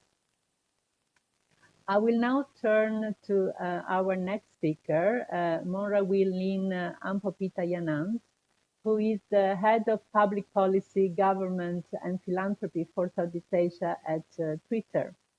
Before joining Twitter, Lynn was the country head for public affairs, regulatory affairs, and social impact at Grab, and she also served as the head of public policy and government relations for Uber in Asia Pacific.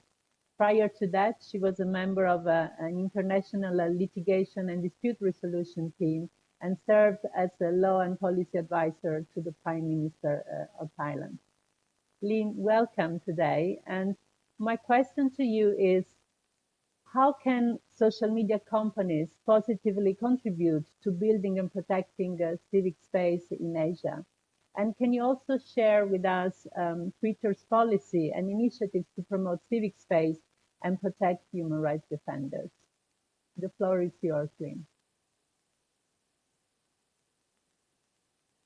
Thank you so much, and hello, fellow speaker, participants, organizer of the United Nations Working Group on Business and Human Rights. Thank you for this opportunity to represent Twitter. At this prestigious forum, it is such a great pleasure that I address the forum today. I'm delighted to be here. Some of you might be able to tell from my name, I hail from Thailand myself. It is such a privilege to be with you today to talk about a topic that is close to my heart. As a public policy head for Twitter in several markets in Southeast Asia, I would like to quickly share the basic for those who might not be up to date. We believe Twitter is the best place and a window to what is happening in the world. It is fast, often the first place to make the information available, and it is in the world right now. It is very public, making it a place where literally anyone can speak truth to power and have their voice be heard, including the many 1,000 of environmental activists here in the region. It is conversational. Perhaps the most powerful thing about Twitter is that the audience is connected to each other. It drives discussion. Every 2 days, there are 1 billion tweets generated where the majority of our users are outside the United States. Twitter reached an average of 199 million monetizable daily active users. I would like to share with you about our mission. Twitter's mission as a company and a communication service is to serve the public conversation. Twitter is committed to fighting for an open internet, to give everyone the power to create and share ideas and information instantly without barriers.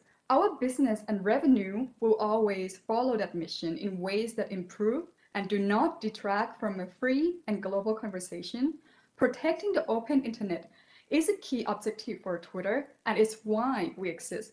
We know the commitment is filled with challenges. We know that civic space are shrinking globally, and I'm sure you follow the report from World Governance, Freedom of Expression on the internet. It is harder than ever to safely speak truth to power, to investigate corruption, to be an environmental defender. And yet, activism grows. The importance and recognition of the critical value and urgent timelines for protecting our environment have never been more vivid or more publicly shared by so many people. As Greta Thunberg mentioned here, this is the biggest humanity crisis of our lifetime, and we have to work together. We are in a difficult period for free expression, and that is why at Twitter, we double down our efforts. We are seeking to be as welcoming, inclusive, as safe as we can for those people seeking to advocate, communicate, investigate. This includes environmental human rights defenders, environmental journalists, local communities leaders. We know environmental human rights defenders are among the most targeted harm everywhere, including online. we see that environmental defenders, they are working really hard and risking their life every day to protect the planet. As you can see the report from Frontline Defender here, in 2020, 331 human rights defenders are killed around the world, where almost 70%, or around 228, people were killed are environmental human rights defenders. That's why we at Twitter are working really hard as a core mission that we continue to see positive people movement, excellent research, including whistleblowers. We focus on providing service open, welcome, safe as much as possible, especially for those who are at danger. And we know that climate change is the biggest story of our generation. We are proud to be the service to protect speech and the work of human rights defenders. Let me take a minute to share with you how we partner with the environmental NGOs and environmental human rights defenders in the region and globally. As a part of Twitter's philanthropic effort, we are dedicated to work closely with NGOs, IGOs, where we provide training, verification, free advertising credits, core ads for good in the 5 main pillars of Twitter for Good. Environmental and climate change has been added to our key pillar of Twitter since 2019.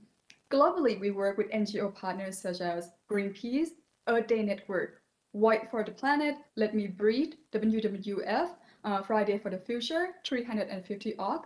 We are proud to work with the organizations such as Community Resource Center Foundation, who is presenting as a co-panelist later today, as well as Law Foundation in Thailand. Part of our Double Down efforts, we support our partners, work with them, respect them for adapting and fighting climate change in the front line. We also have been working closely with UN agencies globally and regionally in APAC, for example, UN Environmental Program, UN Framework Convention on Climate Change, UNDP, UN Human Rights, who are all here today. For our company commitment is to reducing our carbon footprint and our service to make a positive difference in the world. This April, we launched the first Global Impact Report, where environment and climate change is one of the main priorities. So we want to take a minute to share the importance of our continued work to make our service safer and make our service easier to use. As such a special forum here today, it is a privilege to acknowledge the work, courage, suffering of the work of human rights defenders, many of whom are working directly and serving communities where they live. Abuse and harassment, as well as hateful conduct, have no place on our service and are against our rule. We have a zero tolerance against violent threat, and those violate our rules, those accounts will be suspended immediately and permanently. Twitter is committed to be a safe space for women and all marginalized groups, especially environmental human rights defenders who play a key important role in promoting and protecting human rights. They are true champions working on the ground to protect people's right to safe, healthy, and sustainable environment. In the first 6 months of last year, almost 2 million accounts were suspended due to violating our rules, and half of these rules were for 1 million accounts were suspended for hateful conduct or abuse and harassment. On Twitter, we want everyone to feel safe expressing their unique point of view, for them to be them, for you to be you with every tweet. So it's our job to make your experience as safe as possible as we can. So, but we are recognized that if user experience like abuse and harassment on Twitter, that can jeopardize freedom of expression. We don't want to let that happen, and for people to feel intimidated, harassed, and silenced. That's why we have a dedicated tools, which is a safety tools to allow users to control their experience on Twitter. These are powerful tools for users to enjoy the experience, such as mute, report, and block.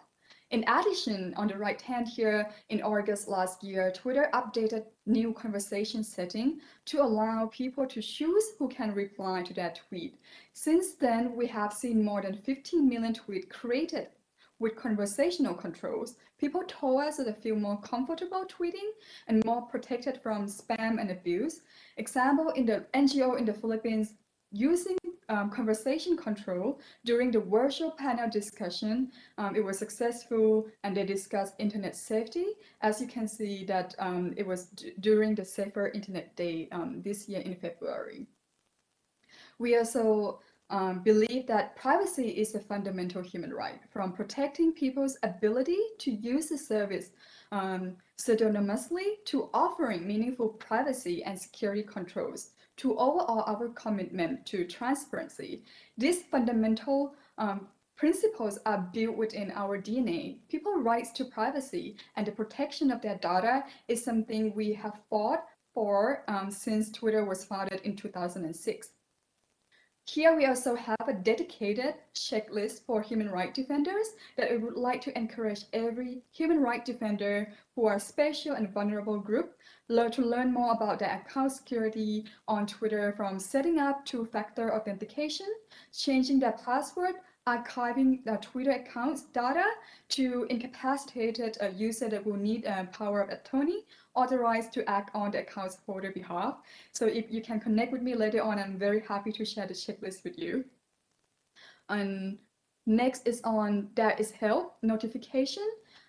Service timely support when and where it's needed the most. Twitter has launched over 268 There Is Help prompts with 44 languages available, where we work on a wide range of issues from mental health, suicide prevention, vaccination, child sexual exploitation, COVID-19 related gender-based violence, disaster response, to surface our local partners' credible information.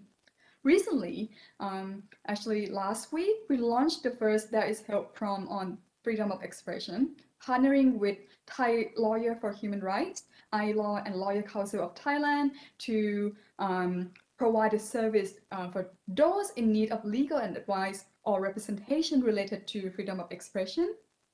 We look forward to partnering with more partners, civil society, government, UN agency to help people find credible information on the platform. On my last slide here, I would like to end it here that our work is never done. Bad actors are evolving their techniques to attack and to silence environmental and human rights defender voice publicly and online. And that's why we will continue to invest our technology, product changes, and to provide service to protect environmental human rights defenders as well as our user. And tomorrow is the World Environmental Day. And you can see that we have created a dedicated emoji. You might wonder why this is important, but we have seen the evidence and numbers that emoji campaign help create much more public awareness. And as a company, we have invested and promote the World Environmental Day.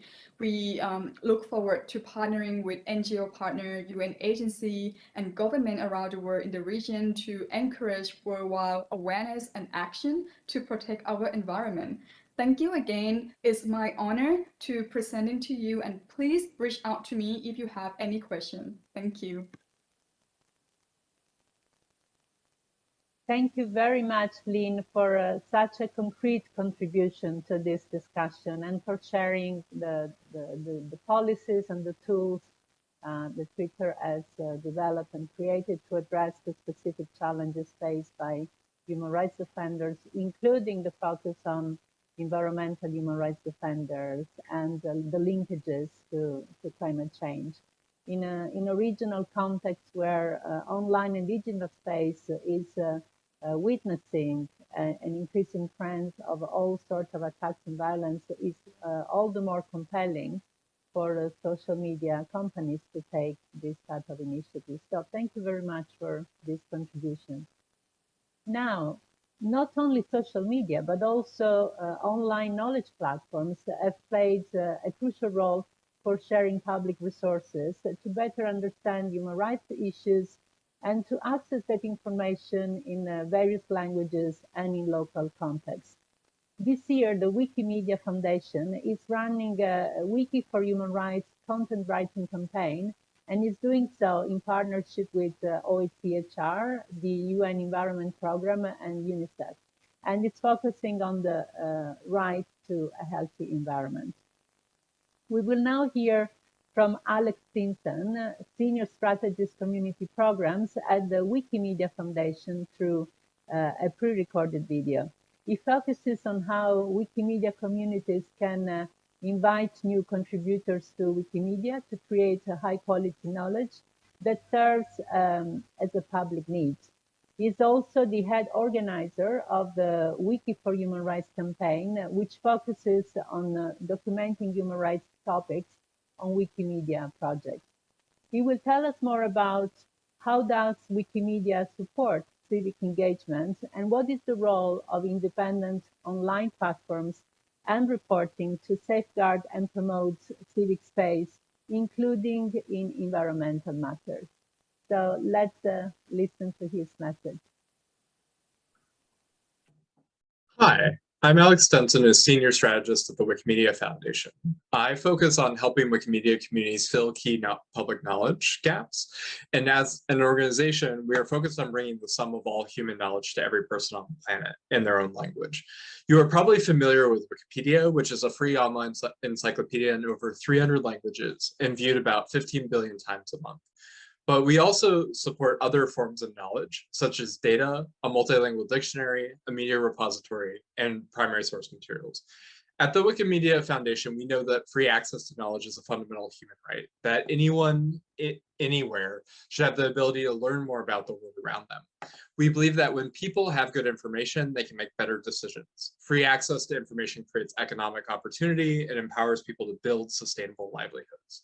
Knowledge makes our societies more informed, more connected, and more equitable. This is especially true when it comes to environmental and human rights knowledge.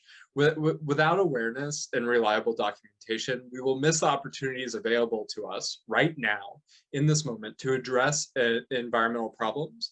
And we could see many global crises like climate change and biodiversity loss get worse. The Sustainable Development Goals and the Paris Agreement require not only just governments, but every level of society to understand, embrace, and transform itself. Knowledge is the foundation to action, of creating a more healthy human relationship to environmental stewardship. For the last 2 years, we have run content campaigns in partnership with the Office of the High Commissioner for Human Rights, focused on filling key knowledge gaps on Wikipedia. Last year, for Wiki for Human Rights, our volunteer communities wrote, translated, and improved references to the reliable sources on over 700 articles in 15 languages about key universal topics like the Universal Declaration of Human Rights. This year's campaign focused on the right to a healthy environment. Over 1,200 Wikipedia articles have been created. Through this action, we connected the right to a healthy environment, which is recognized in 150 countries, to local environmental issues and global policy actions. Our communities wrote content in all the UN languages, but also across less international languages that are vitally important for local communities, like Hausa or Tagalog or Igbo. Wikipedia works best when there is a reliable body of expert knowledge about a topic. Every statement on Wikipedia should be connected to a reliable source, a citation from experts, news sources, or other reliable publishers. We rely on this ecosystem of other knowledge makers, of publishers and newspapers and academics who create reliable knowledge. Our communities are beginning to organize editing actions around many dimensions of sustainability, and they need these sources to do it. One area I find particularly compelling is sustainable fashion. The role of businesses, online communities, and reporters in publishing, sharing, and connecting best practices across a myriad of different organizations around the world is indisputable. The move towards global sustainability and accountability for the human rights impact of fashion is transparency of information. The transparency of information and knowledge at a global multilingual level is what's driving that change. And in the process, creating this content on platforms like Wikipedia helps us fill knowledge gaps on the internet, on our platform, in every language about gender, sustainability, business. By documenting these things, we make them really valuable for the world. We also know that issues like the climate crisis require informed action. Wikipedia has 300 million page views a year on climate change related content alone. Every part of society will transform, and we need public documentation of solutions for decision makers in every context, no matter what organization, geography, or language they come from. You need both encyclopedic knowledge, like that which we provide, and the practical approaches that experts and other organizations can provide for every person to be involved in finding sustainability. And Wikipedia is the front page of the reliable internet, but we also need all kinds of other online knowledge stewards to connect their knowledge with us in order for us to achieve a sustainable future, one that's informed and connected to human rights and all of the addressing the global crises we see today. Thank you for having me, and I really hope that this forum continues to have great conversation. Thank you very much, Alex, for this important contribution, which also speaks to the fact of the importance of channeling awareness raising about rights such as the right to a healthy environment in local contexts and through local languages. Way too often, awareness raising is channeled through languages which are not of immediate fruition to the intended receivers, especially if we are looking at the grassroots level or marginalized communities. So this is really an important element, because in order to defend your rights, you also need to be aware about your rights.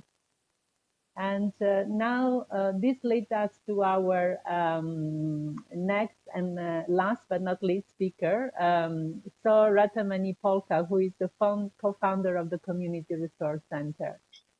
Sor's career spans the past 20 years of public interest lawyering in Thailand, and she has been involved in many of its most significant recent cases.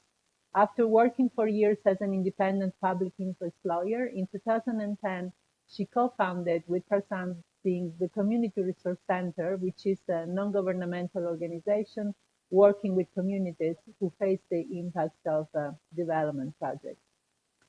So welcome. And to date, the CRC has taken on about 100 cases from over 20 communities, including on the mining projects, land rights, industrial pollution, thermal power plants, and irrigation schemes, to name a few, defending the rights of hundreds of people in local communities.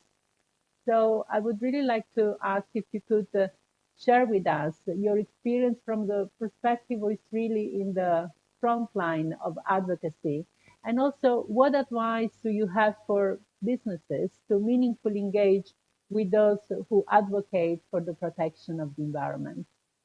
The floor is yours. Over to you, sir. Thank you, Katia, and thank you very much to invite me presenting about a human rights defender.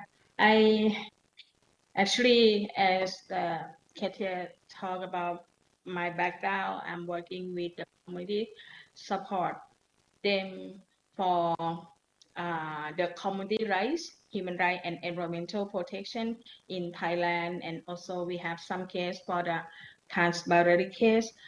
That is why we are working closely with the human rights defender who already want to protect their right in their community, and also protecting the environment and somehow for the public interest issue as well. And we found a lot of cases harassed or against the human rights defender.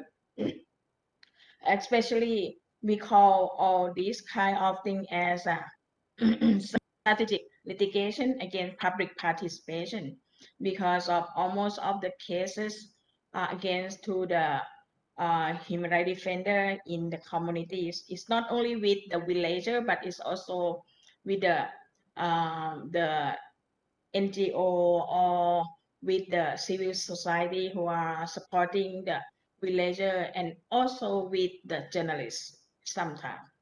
Then the cases that they are facing, most of them, a lot of cases is about a defamation case. That is why we realize that defamation cases is about a SLAPP lawsuit or strategic litigation against public participation. But in the meaning of our understand the SLAPP is not only defamation case, because sometimes we have a lot of cases go to the court with our agenda to win the case by the corporate, and some cases have been charged not by the corporate itself, but they support to the authority or to other people to bring the case against the human rights defender. We have been experiencing one community who are fighting to protect themselves from the gold mining pollution, and these communities facing over 20 cases, include the civil case and criminal cases, and that all the case is did not brought by the company only, but it brought by the administrative council member. It's brought by the police because of blocking the road, and then they got the charge for the traffic acts, something like that. Then this is all the cases we realize that it's not is the agenda is not for bringing them to get punishment according to the justice, but they just put the bundle of the obstacle to the community to make the community fear. That is the first purpose. When the community fear to facing a lot of lawsuit, they thought that community will step back and keep silent. Then if they success, it will be like that. Then the mining will go freely. But luckily that the community did not feel like that. Then, and also because of the community have been support working from by the NGO who are working with the empowering and capacity building with the communities, and also bringing us as the legal aid organization to support them. Then we fight with this case for over 20 cases, and almost all the cases have been dismissed because of some case dismissed, properly dismissed, no any charge, but some case the community got some punishment, but it's very small punishment, like just paying the fine. But this case, this result come out is not because of just only the judge or prosecutor understand about the cases, but because of the community itself understand their right, and they know that what they have to do, what they have to present in the court, and they have enough courage to present why they have to do something look like illegal activity. And we as a lawyer also have to show that this activity, what they do, is not because they're willing to break out the law.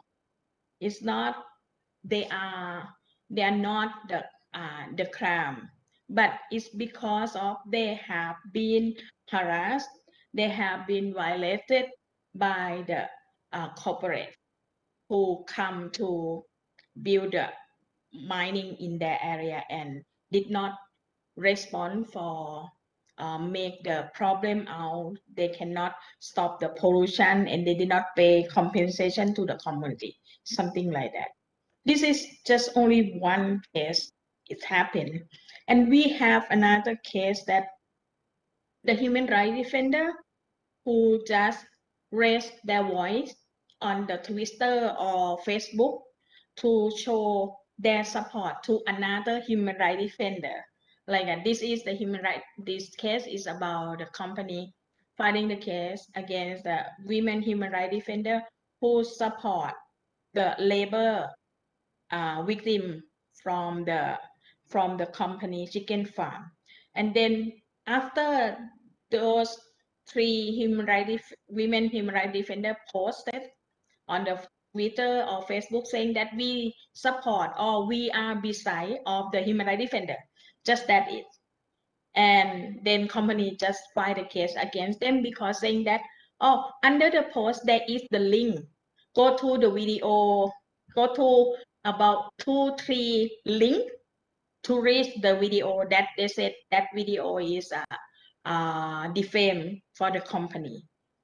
This is also happen whenever the company just think that they would like to stop all the violation to them. They said that they use their right to file the case against the human rights defender.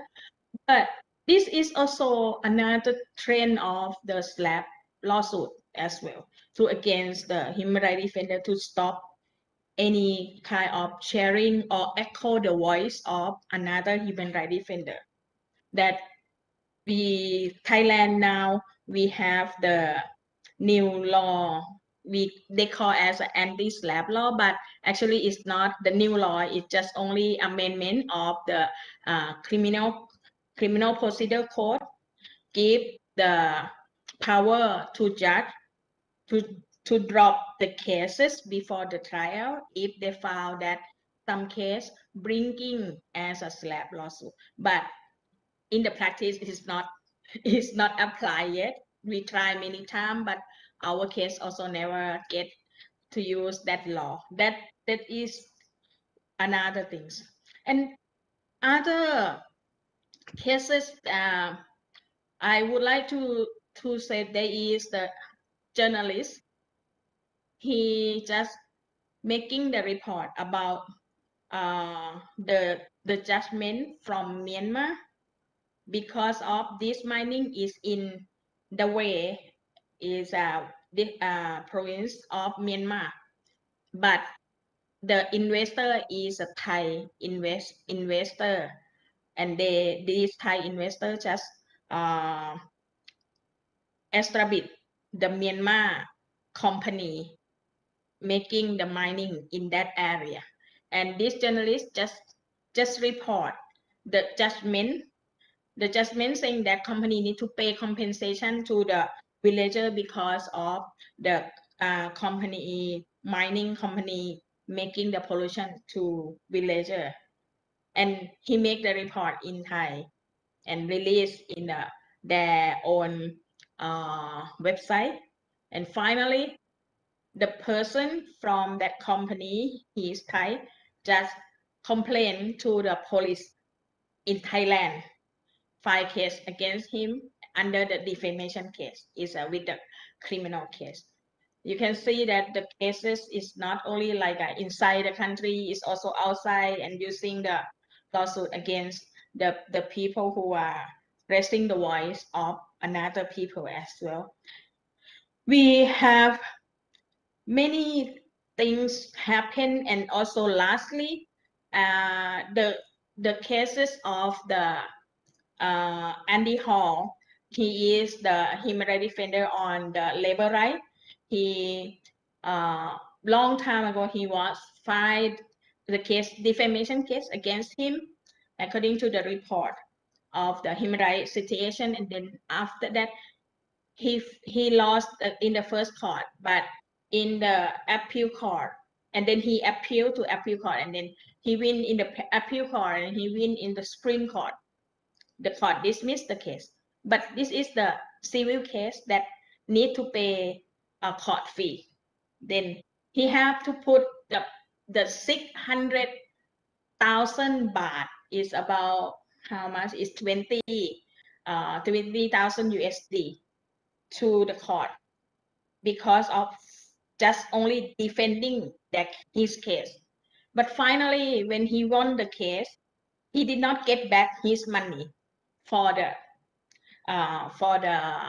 court fee, because of the judgment just say that this case dismissed and no one need to pay each other.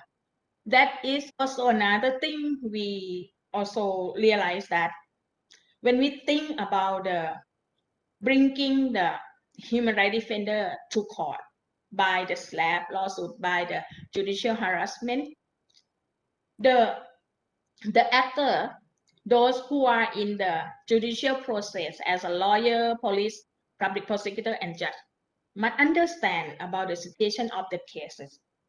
What is this case? This case is about a slap lawsuit or not, or this case is just only civil case or criminal case as a ordinary case. Then the judgment will be protected, will be protect the human rights defender, not just only making as like a dismiss or do something, but never get remedy from the cases. This is very, very difficult for the human rights defender, because whenever the human rights defender facing with the judicial harassment, they have to pay.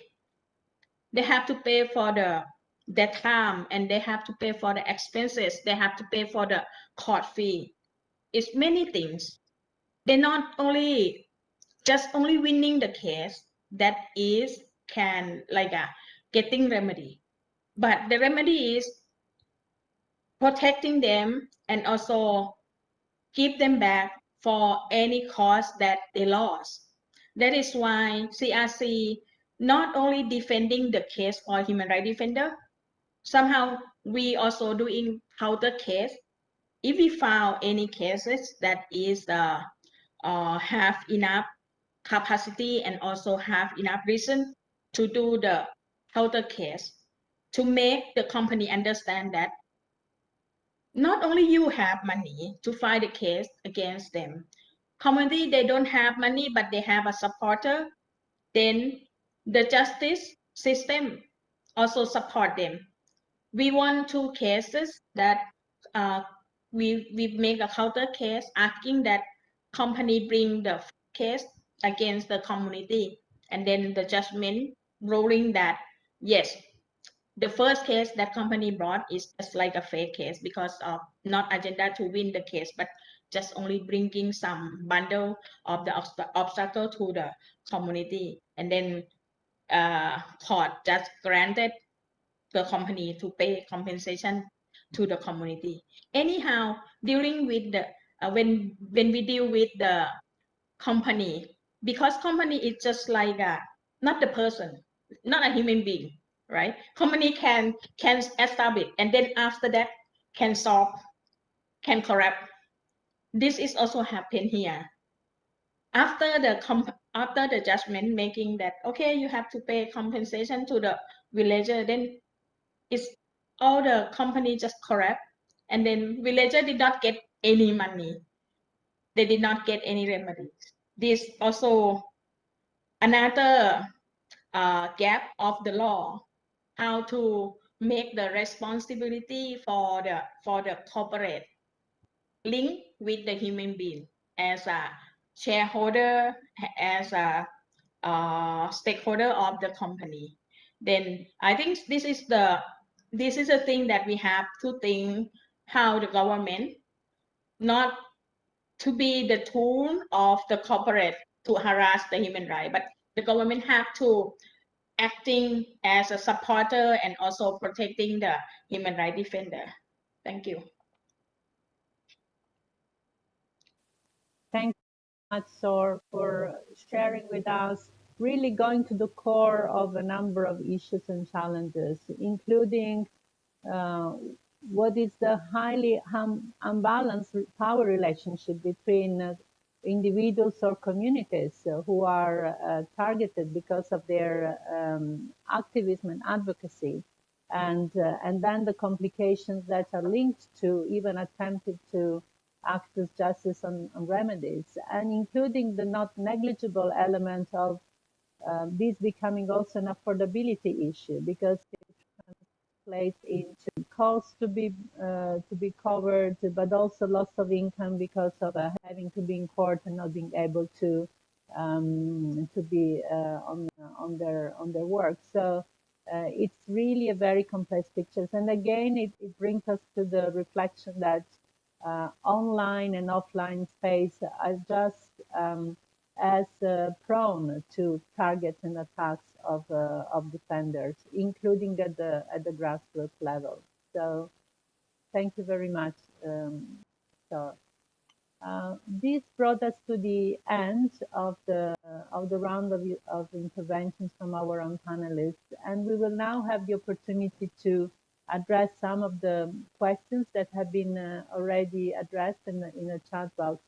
Before posing the first question, I would also like to mention that two of our panelists joined us through recorded video, but you're still highly encouraged to pose any questions you would like them to receive, whether it's Alex or the special rapporteur, and we will make sure that those questions will be received by them.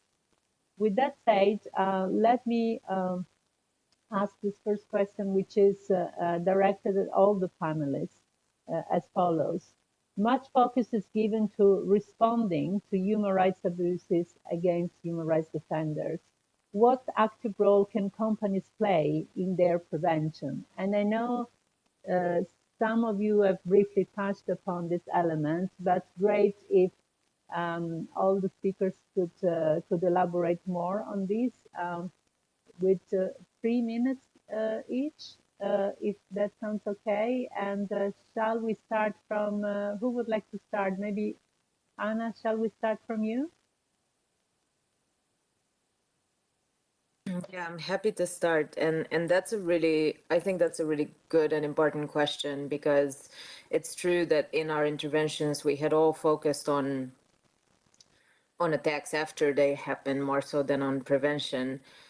But attacks, they don't come out of nowhere, and they really stem from this power imbalance, as Sor had said, and also, and really importantly, the lack of recognition of rights of communities and of the people that defenders support and often represent. And I'm particularly speaking in terms of environmental land defenders. I'm particularly speaking of lack of recognition of indigenous peoples' rights, Afro-descendants' rights, the lack of recognition of self-determination and lands and territories, and the right to give or refuse consent to projects.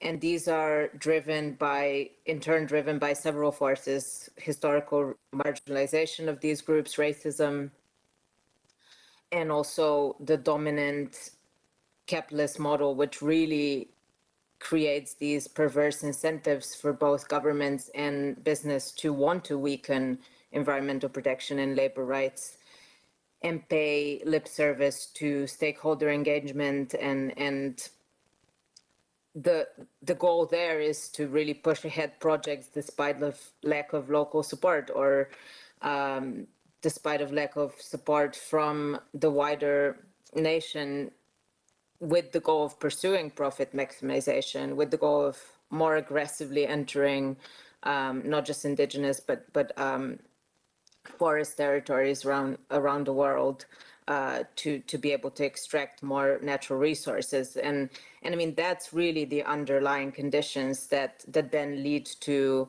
land conflicts, environmental conflicts, and ultimately to these attacks that we're trying to highlight through the database and through everyone's interventions. These are ongoing processes. And so to prevent these attacks, I believe that the onus is mainly on states to recognize the interlinkage between attacks and this lack of recognition of collective rights, including land rights, and to really properly address this through the land reforms that are needed, through providing collective tenure, through recognizing rights to land, through appropriate titling of indigenous lands, etc.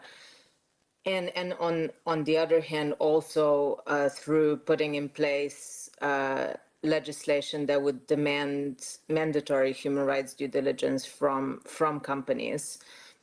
And we are seeing movement in this direction. And I would say that the biggest thing companies can do is really to support such legislation, to say that this is important in order not just to level the playing field, which we often hear, but also to really protect rights in relation to business. And luckily, we are seeing some companies really taking this message forward. Like we have seen over 50 companies recently in Germany calling for a stronger draft of mandatory human rights environmental due diligence legislation in that country. We're seeing European companies making similar statements in some cases in relation to European legislation. I think one other thing that's needed is for companies to really more publicly recognize also the role of defenders in meaningful due diligence, because if defenders and organizations are unable to voice concerns and to say what's really happening in supply chains, even if there are due diligence laws, it won't mean that the reality of what's happening will be actually visible.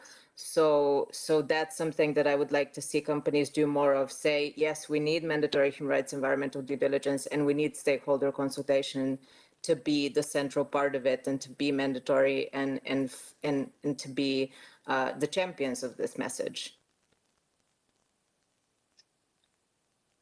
Thanks, Anna, for touching upon extremely important points, and also speaking to the distinct contributions that can come from states and also businesses. Over to you, Lynn, for your thoughts on this question. Thank you. You know, like Twitter is committed to fighting open internet. Like we want everyone to have the power to create and share ideas and information instantly without barriers. But we know that commitment is full of challenges. And as a tech company, Twitter will continue to invest in our technology and to do product changes, to provide service to protect human rights defenders or human rights defenders. We also realize that our work is never done and we cannot do it alone. As mentioned before, that like bad actors are evolving, like the technique to attack and silence human rights defenders. That's why at Twitter, we believe that partnership is a key to success. And that's why we are partnering with local NGOs, regional NGOs, international NGOs, for us to be able to understand and to work with them, to learn from their expertise, to be able to fulfilling our commitment to open internet, freedom of expression, online safety, equality, environmental issues, climate change, as well as our crisis response that we are committed to. We also have a Trust and Safety Council who are expert on the safety issues, advising Twitter on recent trends and understanding the issues for us to understand and be smart to do something proactively, to be able to prevent and protect, including human rights defenders. Example of our proactive work, I have shared with you our dedicated checklist for human rights defenders. I think it's very important to also partner with NGOs to also share and encourage everyone to understand about their account securities on Twitter. And we want them to understand whether the basic or the most advanced one, to like really control their experience and that data security on Twitter, especially on two-factor authentication. Or like it's basic from like changing the password, or how can they downloading their Twitter data that it might be useful for them in, like, for example, if they're seeking to ask for political asylum, to be able to download that data, to understand that is very important. So I will end it here, and we are continue and we're committed to invest in our technology. Thank you. Thank you, Lynn. And I'll turn to you, Sor, for your thoughts on this question. Thank you. I think I'm thinking about the stakeholder of this issue.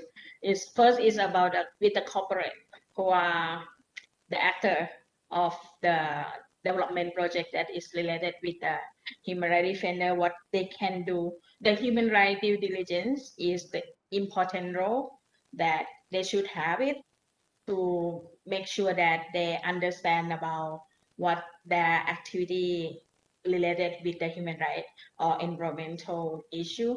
But sometimes it's not only human rights due diligence, mean not only review, not only know, but they have to do something to stop or to change the problem.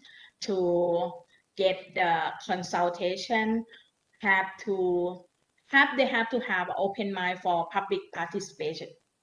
And then when we talk about the public participation, it's also transparency for the company, because we also know that if the company is not in the stock exchange market, then we will not get any information what they are doing, what their supply, and then we will not know that about the supply chain, what it linked. Maybe they are very good company, support a lot of human rights defender activity, but their supply chain are violated in another way.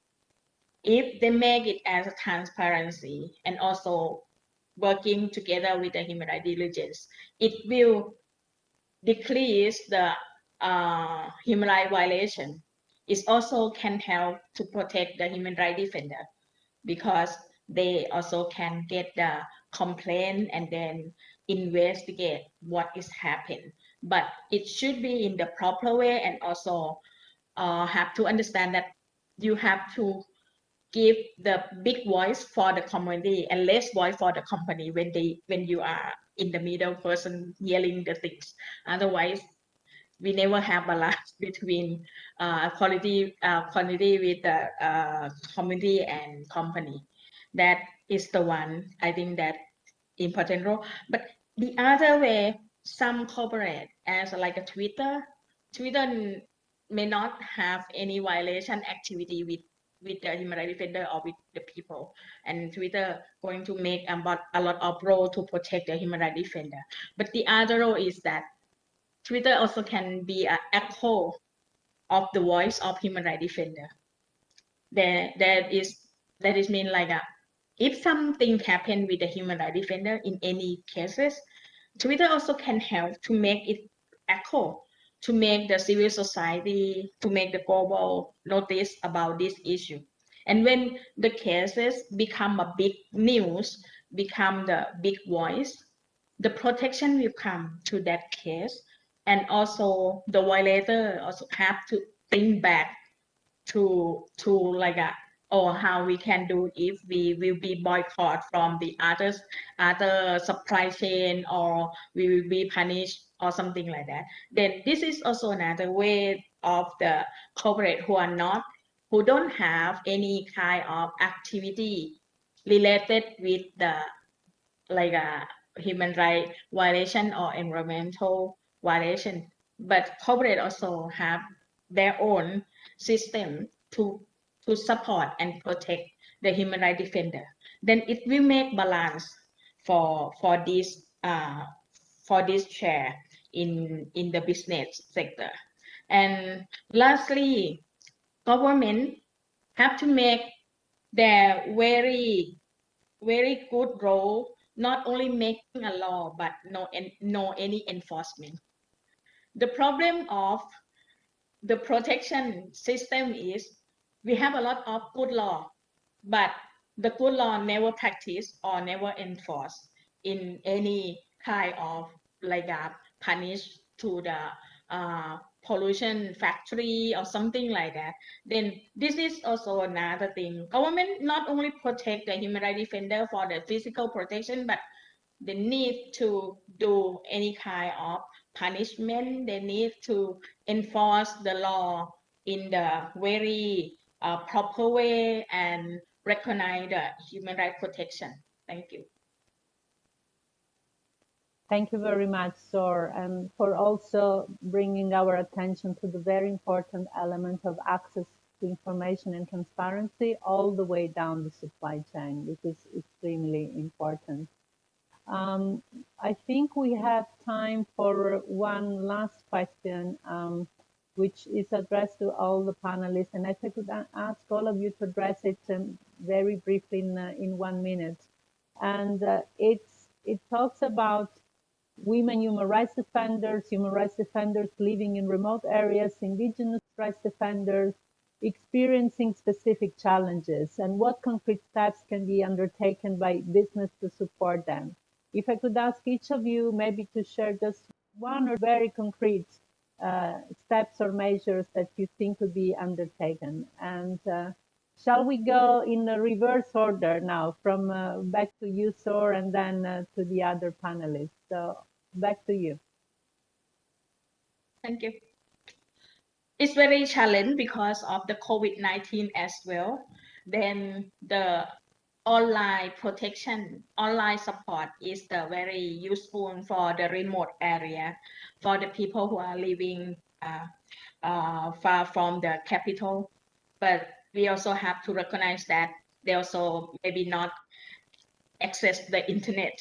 Then the stakeholder as an NGO or the civil society should aware of this protection, should aware of this problem, and then provide the support to them, and not think that the human rights defender is the troublemaker. You have to think that the human rights defender is the supporting and promoting the human rights and environmental protection.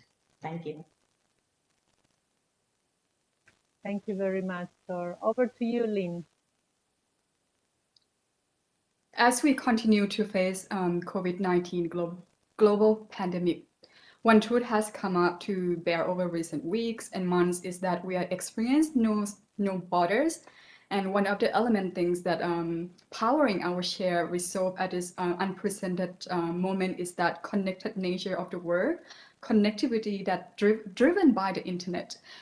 At Twitter, we are continue to commit to help raise awareness on this important issue. We are pleased to protect the open internet and fight against internet shutdown, such as what is going on in Myanmar. We support the campaign, which is called Keep It On, with the launch of a special emoji, Keep It On, which is coalition of more than 200 organizations, ranging from research center to RISE and local global advocacy groups, detection networks, media organizations located within 75 countries around the world to fight against the end of internet shutdown, to be able to make everyone to access to a global and open internet.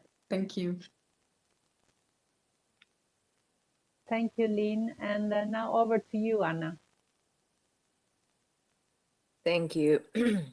Another important question, and I don't want to repeat what Sor was saying, but I really, really agree with the importance of transparency, and so I do want to make a point about that. So we do often speak to Indigenous defenders, and what we hear is that this lack of information about company operations and lack of transparency from companies is one really disempowering factor that puts defenders at more risk and reproduces the power imbalance between them and the companies, and really puts this burden on the defenders to seek this information. And so companies, especially in agribusiness sector, for example, which is one of the key drivers of attacks, being much more transparent about their ownership, about their supply chains, and about their procedures that supposedly protect Indigenous rights would be one key step. And I just want to note this research by Rainforest Action Network from this year that looked into this lack of transparency and found that none of the corporate groups they looked into have actually published standard operating procedures that would detail the mechanisms by which supposedly they protect free, prior, and informed consent rights, even though they've made commitments to this. So again, just juxtaposing this gulf between policy and practice, and really encouraging companies to be a lot more transparent about their supply chains, their procedures, and to talk to civil society about them so that they can improve together would be one thing to end on, I think. Thank you, Anna. And, indeed, thank you so much to all our panelists joining us both live and through recorded video. This has been such a rich and thought-provoking conversation, and of course one that needs to continue, and we look forward to the next steps. I think I would like to end maybe going back to where we started from today, which was the message of the special rapporteur and the very concrete recommendations she shared. But across a number of them, there was key word that really stayed with me, which was any measure undertaken should be examined or implemented in consultation with human rights defenders. Otherwise, it can result in being just a tick the box exercise. So for any step and measure to be meaningful, that element of engagement and consultation needs to be there. So I would like then to finally close the session by again thanking our audience also for such an active participation through your several questions. We are sorry we could not address all of them. Again, huge thanks to our panelists, Anna, Lynn, Sor, Alex, and the Special Rapporteur on the situation of human rights defenders, and the UN Human Rights Office, UNEP, and the UNDP. We look forward jointly to continuing this important discussion with you all. Bye, everyone, and have a good rest of the day.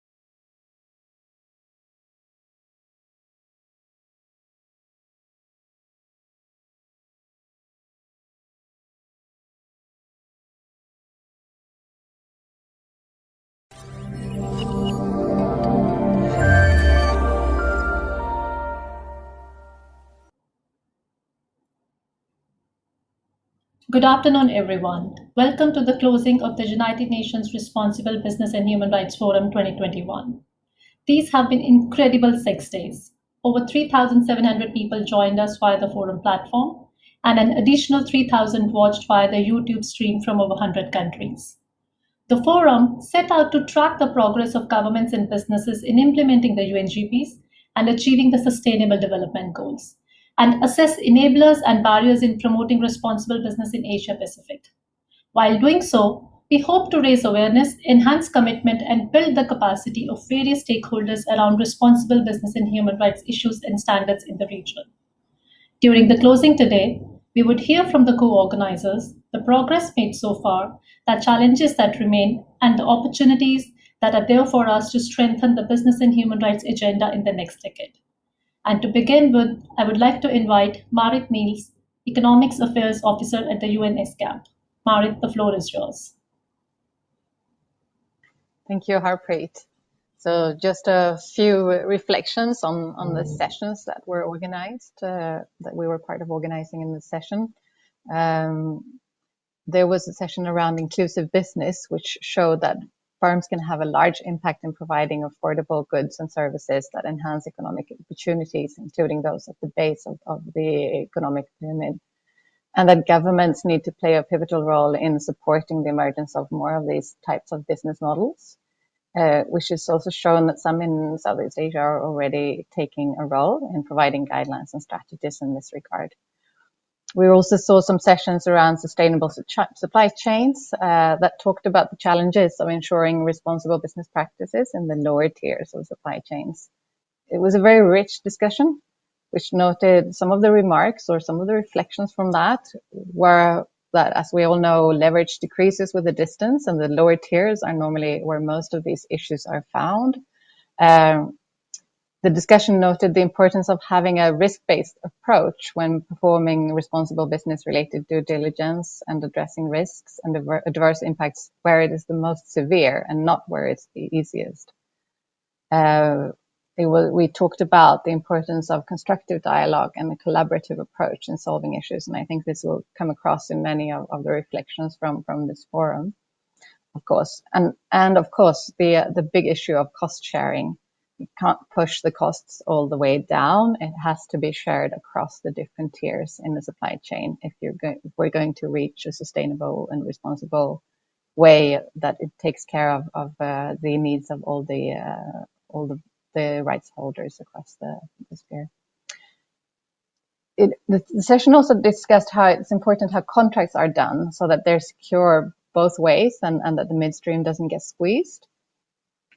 And that traceability can be applied. It's an expensive process and a difficult one, but it can be applied perhaps where there is a high risk. For example, an example was given where one works with midstream suppliers and choke points and uses traceability at those points to collect information in an efficient way. And it was also noted that a lot is happening, for example, in Bangladesh, but the suppliers are not necessarily compensated for the improvements through higher payments of the goods. So these are some things to be addressed. And finally, we had jointly several organizations a session around climate change. And some quick reflections from that is that it's extremely urgent. It's about to change or be changed. And earlier climate change was applied mainly with a risk lens, but now it's really becoming integrated throughout functions, and that strong goals and targets can really help drive progress and innovation in companies, but it really needs to be matched by action. And the extreme importance of involving youth, indigenous groups, and making the solutions holistic. And the issue of trust was also brought up, and the whole economic system, that we need to think about how the company obligations to society when it looks at profits versus social benefits, that the whole system will come into question in a sense. So at ESCAP, we're working on supporting inclusive business. We're working on responsible business practices, and we're currently working on a report on trade, investment, and climate change. We have a lot of different divisions working on energy, environment, social issues, trade and investment. So I won't be covering that, but the challenges are great, and the opportunities are great as we look forward. Climate change is providing a lot of pressure. Things will need to change. Things are coming together. Even the human rights and the climate change agenda, as we see in climate change litigation, for example, increasing in the region, which is putting pressure on companies and on governments. Actually, not only in the region, in the world, but also in this region. The finance sector is coming together and is adapting goals for net zero, for example, that is putting pressure on companies they invest in to act. So the pressure is increasing. There's a great opportunity for action, and we need to keep the speed up, and actually rather increase speed a lot, to make sure that the next decade will be one that really sees strong action. It's promising, but it's challenging, and it needs to happen quickly. And I think I'll leave it at that. There will be many after with good recommendations. Thank you. Thanks, Marit. And I would now like to invite Katja Fredwold, Program Manager, We Empower Asia, UN Women Regional Office for Asia and the Pacific. Katja, the floor is yours. Thank you very much, Harpreet. Thank you very much, colleagues, and thank you everyone who has participated in this important dialogue. I have to say, I really enjoyed the last couple of days, and I've just 3 reflections, much more generic than what my colleague Marit just shared. But I was reflecting on what we have been saying actually last year in the closing session. And the first thing, really, the first point is kind of building a little bit on this. I think one of the comments we have made last year, that we have been focusing very much on larger businesses, and we need to make sure that we diversify more and really reach down more and really involve much more small, medium-sized enterprises as well. And I think there were multiple sessions and multiple discussions and really good practices on how SMEs actually can contribute to this agenda. And particularly from a UN Women's perspective, obviously we were happy and really encouraged to see that there were so many women-owned enterprises also that were participating in the forum, but also participating in that so important agenda and sharing good practices and sharing or creating business models that actually really contribute to a much more inclusive business in general. This morning we had a session on unpaid care work, which really had a very interesting speaker or speakers that really emphasized on the importance of bringing new business models into that sector and really solving some of the most persistent challenges through more inclusive business models. You've seen the same in one of the first days or first sessions in the textile industry, really hearing amazing examples of young entrepreneurs, women entrepreneurs, who really kind of looking on how to include minorities, rural women into supply chains that are so often not looking so much deeper. So I think that's a really positive thing to see that there was much more focus on diverse businesses this year. The second area, and Marit elaborated on this already, is that I think I've seen a lot of discussion around transparency, accountability. I think that's something where we've seen way more tools, different stakeholders actually participating, like stock exchange commissions that we had in some of our panels. So really kind of a more diverse audience discussing accountability and transparency. I think there were a lot of tools, new frameworks, new researches shown. So I think there's also a call for probably more alignment there, but really something positive to take forward. And the third observation, or the third principle I want to kind of elaborate on is a little bit, for UN Women, the Leave No One Behind principle is a very important one. It's core to our mandate. And I really felt that, at least in the sessions that I participated or even kind of just sneaked in, there was quite a lot of focus to not only discuss about, but also with some of the most vulnerable groups. I think we have never seen so many sessions on the children. We have never seen so many, I think, migration-focused sessions or sessions around young people. So I think also there a much more diverse conversation took place. So for me, I think the facet of all of this more inclusive, more diverse, more knowledge, I think, has been shared than ever before. I think there's a lot that is out there, and I think it calls really for the topic of the forum, the next decade of action. I think asks for a decade of acceleration and putting all of this together and really not leave anyone behind. And as UN Women, I think we're going to commit further to particularly set the focus on women and girls, but really ensure that the rights of all genders are respected. So thank you very much for everyone in this discussion during the forum. Back to you, Harpreet. Thanks, Katya. Some really important reflections. I think business model, transparency, accountability, this is something that we've heard across various sessions, and we hope to make progress on these particular issues in the coming years as well. I would now like to invite Freddie Kwaikan, Program Manager, Responsible Supply Chains in Asia Program, International Labour Organization. Freddie, first. Harpreet, thank you very much, and thank you very much to all the co-organizers of the forum, and to all the others, UN 70s, as well as all the participants. I think during this phase of interesting discussions and conversations, there were many points raised to continue implementing actions to advance international labor standards as well as rights at work at the company level.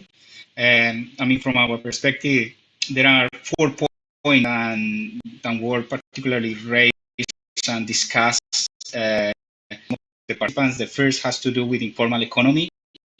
The work with the informal economy is a point being raised in many regions and is a priority to improve working conditions of workers. And I mean, now it's highlighted the importance for permanent associations to provide support the prices.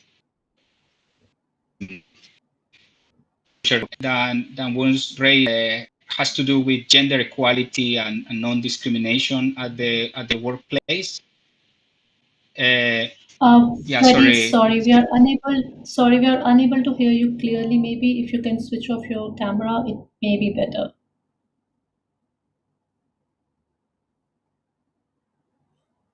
Freddie, can you still hear us?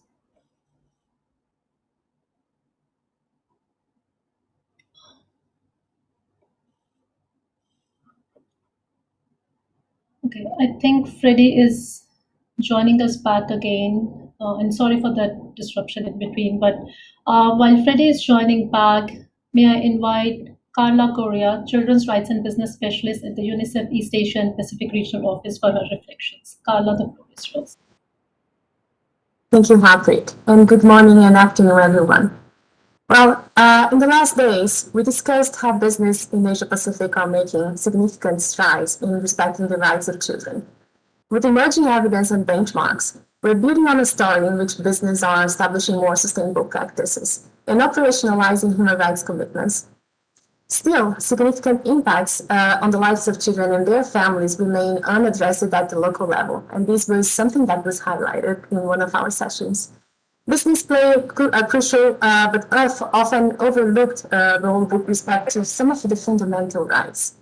Even when direct linkages are acknowledged, the private sector champions often focus narrowly on the exploitation of child labor, which is still a material issue across supply chains, but also on the lack of respect for younger workers' rights. However, the sessions also highlighted to us that business employ children's caregivers and produce and deliver many critical products and services for child development, sometimes together with governments, as in the case of education and healthcare. When it comes to the environment, and this we had a specific session on this, no group is more vulnerable to the environment harm than children. And harm to the environment that comes from business operations interferes with a host of child's rights, which includes the rights to life, health, development, food, housing, water, sanitation, play, and recreation. This role is often not reflected in decision-making within either the public and the private sectors. The sessions also highlighted to us that research is there and is presenting this year that the COVID-19 crisis is affecting business and answering increased vulnerabilities for children, young people, and their families in the region. Micro, small, and medium-sized enterprises, which are the main source of income for most households and in countries across Asia-Pacific, are being the most affected. The economic impact on these businesses is exacerbating poverty and a series of child rights issues, including nutrition, education, child protection, and healthcare. More accountability on the part of business is needed in Asia Pacific, and this was clear in the discussions that we had with a different set of stakeholders. But business actions alone, especially in the case of the small and medium enterprises, cannot mitigate the far-reaching impacts of the economic crisis. Effective laws and legislations need to be in place, accompanied by political will, mechanisms to prevent rent-seeking behavior and political patronage, and the participation of the whole society, including children. Discussions indicated that the challenges of today tells us that the principle of doing no harm is not enough. Business are called to be proactive in protecting, but also fulfilling the rights of all children, with actions that are implemented through an inclusive and transparent process.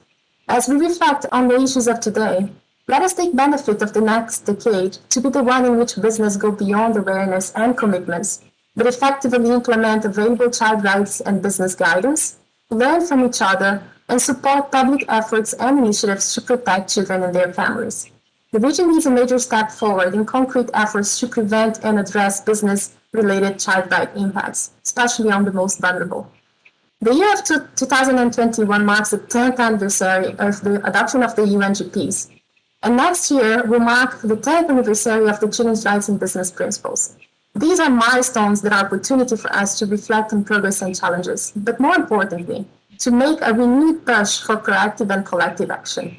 From UNICEF, we thank you for taking part of this year's forum's discussions. We hope that this dialogue continues, and we stand ready to support business action. We need business to help us transform the current economic crisis into an opportunity, and channel the power of transformation to create a better future for each and every child. Thank you. Over to you, Harpreet. Thanks, Carla. And I see Freddie is back with us. Freddie, Yes. Can you still hear us? Okay, the floor is yours. Yes, perfect.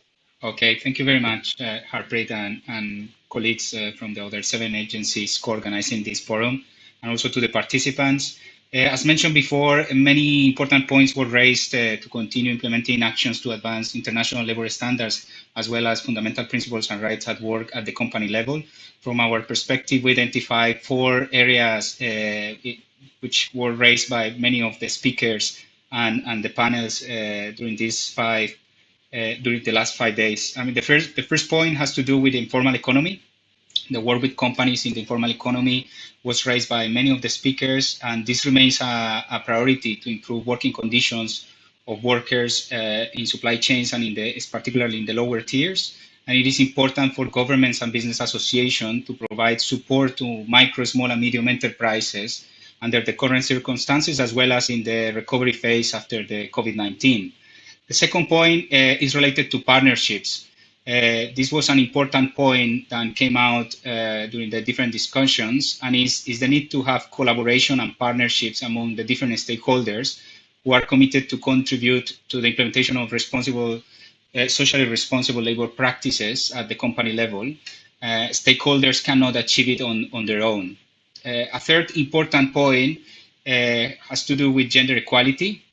So in terms of gender equality and non-discrimination at the workplace, lots is being done in the region, but this is not working, and inequalities are widening. Inequalities are widening due to COVID-19, and the recovery should ensure women, and in particularly younger women and those facing multiple forms of discrimination, are able to get back to the workforce by ensuring gender-responsive recovery that contributes to close existing gender gaps on all levels, including addressing gender-based discrimination and violence and harassment. Disproportionate paid and unpaid care duties, and ensuring women's voice, representation, and leadership on all levels. Now more than ever, there is the need to ensure the right of everyone to a world of work free from violence and harassment, including gender-based violence and harassment, by ratifying and implementing the Violence and Harassment Convention, the Convention 190 of the ILO, and it's a combined recommendation 206. The fourth and last point is related to child labor. Well, a wealth of experience was shared in the sessions related to child labor, which shows also the tremendous amount of work that has gone into the elimination of child labor by many different stakeholders over the last 2 decades and longer. Collaboration and partnerships are needed at the sectorial, national, regional, and global level. Some examples are the ASEAN Roadmap, but also the Alliance 8.7, in which we work together with UNICEF. The COVID-19 pandemic in particularly calls for a renewed effort to ensure the elimination of child labor stays on the agenda of governments, business, and other stakeholders. The International Year of the Elimination of Child Labor, which is this year, is a unique opportunity to keep the momentum going and to think out of the box and propose innovative actions. We also look forward to the launch of the new global estimates on child labor on the 10th of June, in time for the World Day Against Child Labor. We hope that you will remain engaged in the region and will continue contributing towards achieving the SDG number 8 on decent work. Thank you very much.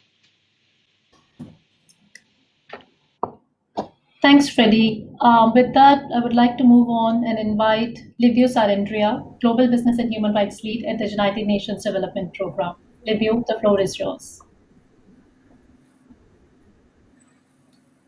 Thank you.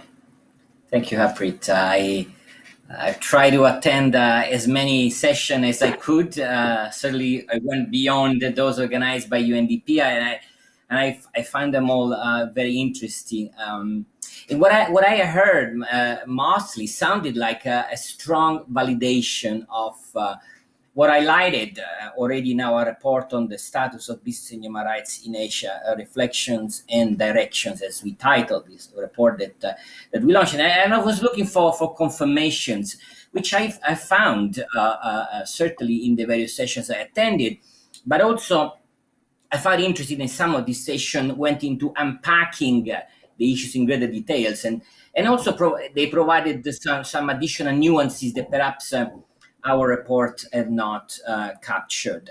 But let me give you some overall reflections, not specifically only on our sessions, perhaps structuring it around some progress, some challenges and opportunities, again, looking at the next decade, which was the theme of our forum.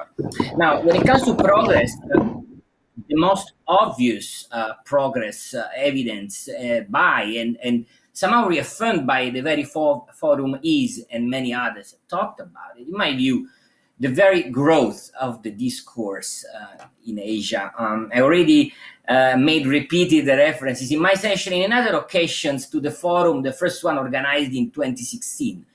Some may remember it was titled Forum on CSR and Human Rights, something almost unthinkable now in terms of the language that is being used. In this forum, we have heard almost exclusively about business and human rights. We've heard about the UNGPs, of course, about responsible business, very little about CSR and philanthropy. So the new lingua franca, if we want to call it the way, of responsible business in Asia is now business and human rights. We've heard governments, companies, CSOs, all speaking consistently the same language. And that is not a small achievement for this first decade. It gives the idea that BR is somehow, as a discourse, is being normalized, at least among those who attended the forum, hopefully even broader than that. And of course, speaking the same language does not mean that all actors then will act upon what they say. That's another story, and I'll say something about this when I talk about the challenges. But it is a necessary, important milestone that I think should be acknowledged. Importantly, and this progress relates specifically to the event, 8 UN entities co-organizing a forum on business and human rights, 40 plus partners, is unprecedented. Again, others refer to it. I really want to thank all the co-organizers. The tent keeps growing, keeps getting larger and larger, as Dante would say. And I think we should all feel proud of it because these joint works bring what Carla was referring to as a diversity of issues, brings in all the different elements, all the different lens. We know that a one UN approach should be a standard, but we also know that is not the standard case in some thematic areas. So I think this is really an important achievement, and one of the things that makes me feel also optimistic about the future. Let me signal one more progress, perhaps, before I go into challenges. I'll call it continuing growth of policy commitments from governments and companies. Again, commitment does not come with guarantee of implementation. That's the obvious caveat to make, but it does bring expectations and at least a certain level of accountability towards those who make this commitment. We decided this year not to have a NAP session, but NAPs were still very much part of the narrative in many sessions. And it is widely recognized that if we look at progress in Asia in the last first 10 years, one of the perhaps partial progress really has to do with the adoption of the National Action Plan on Business and Human Rights. So I was happy to register some continued commitment commitment from some usual suspects among governments, but also some unusual ones. And if those who have looked at the program more in detail would have found that there were some governments that participated in session this year that were not in governments in previous forums. Of course, the picture that we got from the forum is one of a glass partially filled and partially empty, just not to use always the cliche of half full and half empty. Indeed, in fact, the views of people on how full or half empty this glass is do vary, and we've heard many different opinions, but I think nobody objects on the fact that there has been some progress, and also there is some to be done. So let me move to the challenges in that regards. Probably too many to list, but one expression that I heard over and over, and I think summarizes most of the concerns, a little bit of fil rouge running through all the concerns, is power imbalances, or as I heard you refer to, and I think in the session organized by IOM, asymmetries of powers. I very much like this other way to put it. The power imbalances between governments and communities, between big companies and small ones, companies and employees. I've heard it indeed when it came to big tech and all of us as users. I heard it in the migrant worker sessions, again in the very last session now, obviously on CitySpec. So a fil rouge, a word that to me summarizes most of the challenges highlighted, is power imbalances. Message was very clear, I think, that we are all called to do more, to go to the root of the problem of the power imbalances, which is shrinking of civil space. Problem that goes obviously beyond our specific discourse on business and human rights. Not a new one, and not one that we have not discussed already in our forums. The question is, again, what can we as BHR actors do to tackle the issue? I'm very glad to start with that. For the first time this year, we had a session not only on human rights defenders, but specifically on shrinking civil space. And I want to thank warmly the Office of the Commissioner of Human Rights for having organized it. So a shout out to my colleague Katia Chirizzi, who just moderated the session. Let me say that the UNDP's project on business and human rights specifically increased, I believe almost doubled the focus on work with civil society this year. And I look forward to announcing soon with you, Harpreet, the initiative that we titled Voices, specifically designed to give greater space to rights holders. So stand by for that. Another challenge, the last one, and then I'll move on opportunities. I want to reflect on, it seems almost to the progress that I hinted to earlier, is that though this forum was attended by thousands of people, that are a lot more, of course, of the hundreds 5 years ago, this is still the 0.0001% of the people in Asia. We need to go obviously much further. I remember we talked about this also during the closing session of the South Asia Forum on Business and Human Rights, where we spoke about language barriers as one of the obstacles to be removed to go further. And I'm glad we made this forum available in 11 languages this year. I'm really interested in seeing how this idea impacted or not. I'm sure it will require some fine-tuning, but I'm convinced that we need to keep investing in this. Of course, barriers are not only of language nature. There are other barriers that we have acknowledged in this forum, which are of political, of lack of interest nature. Some of the business economies in Asia were very little represented indeed, especially at the government level this year again.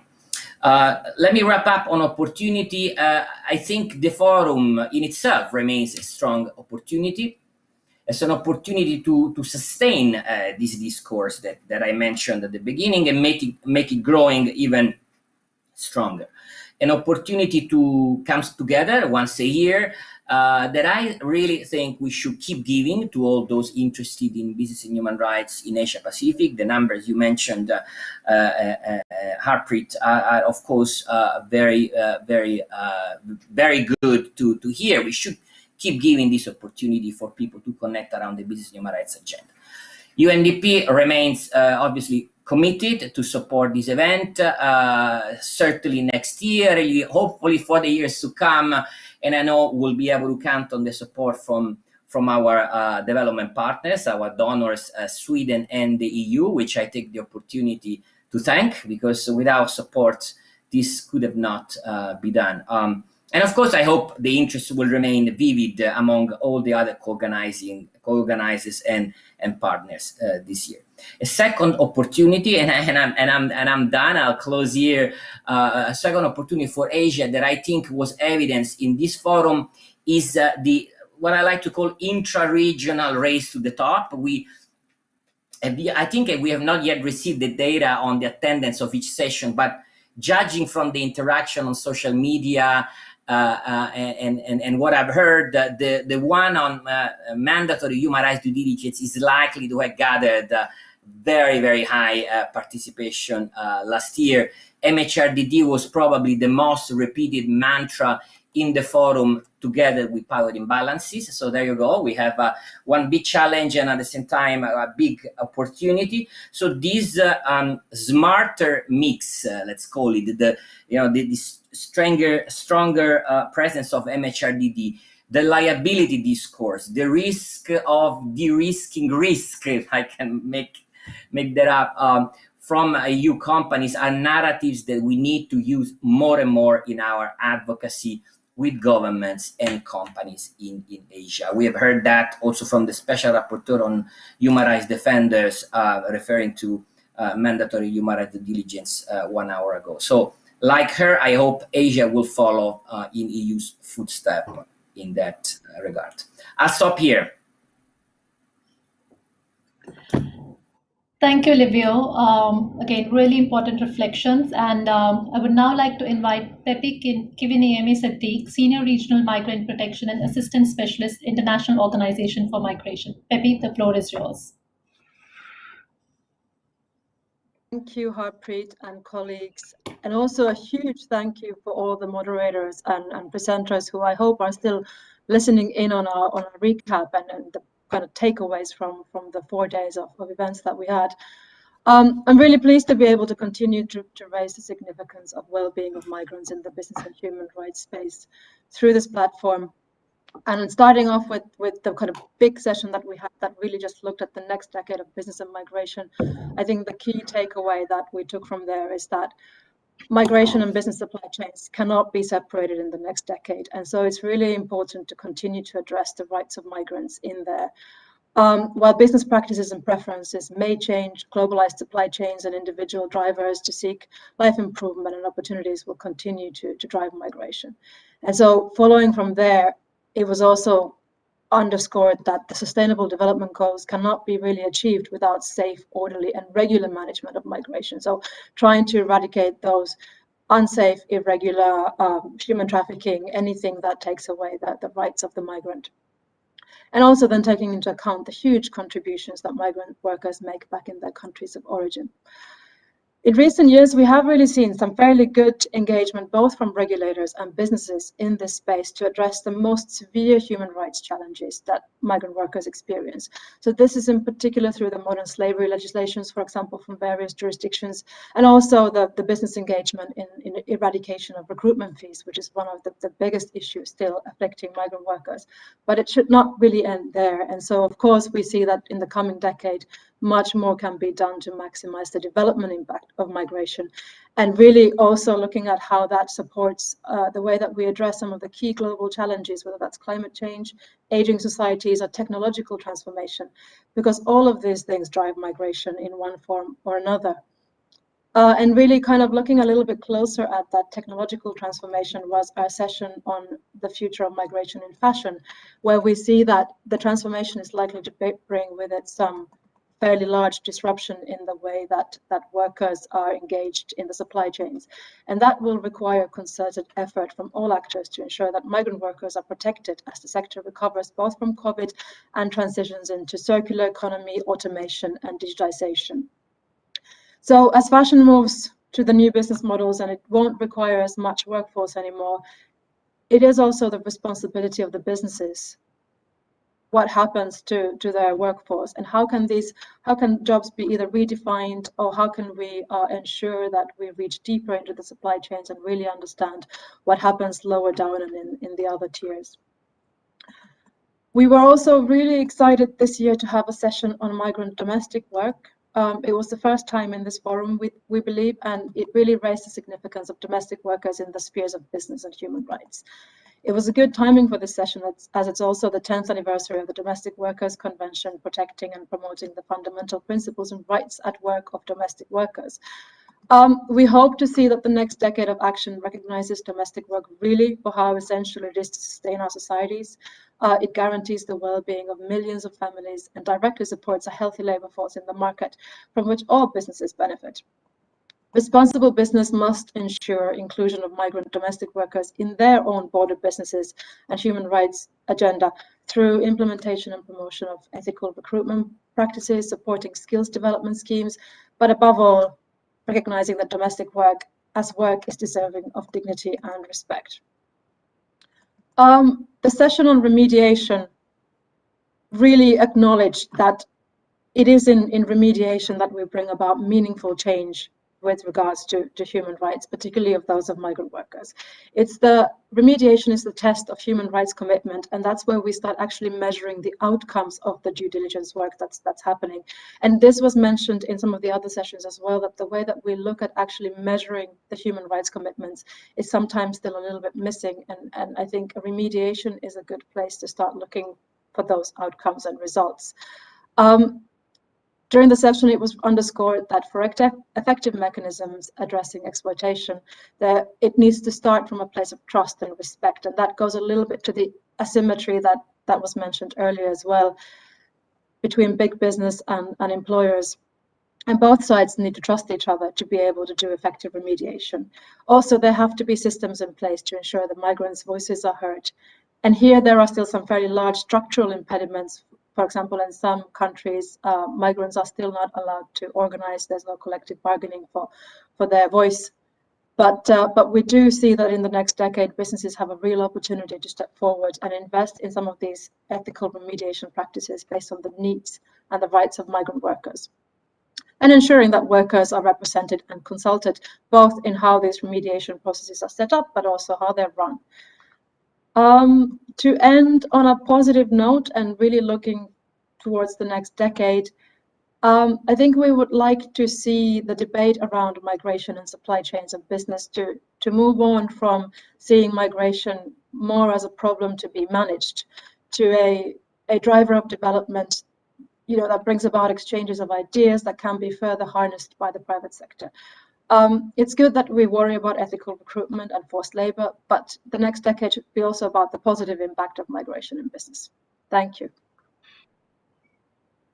Great. Thanks, Pepe. I would now like to invite Georgina Lloyd, Regional Coordinator, Environmental Law and Governance at the UN Environment Programme. Georgie, the floor is yours. Thank you very much, Harpreet. And I want to start with a huge thank you to all colleagues in the collaborating UN entities. Many of our sessions this year were organized collaboratively, and this has really enriched the discussions.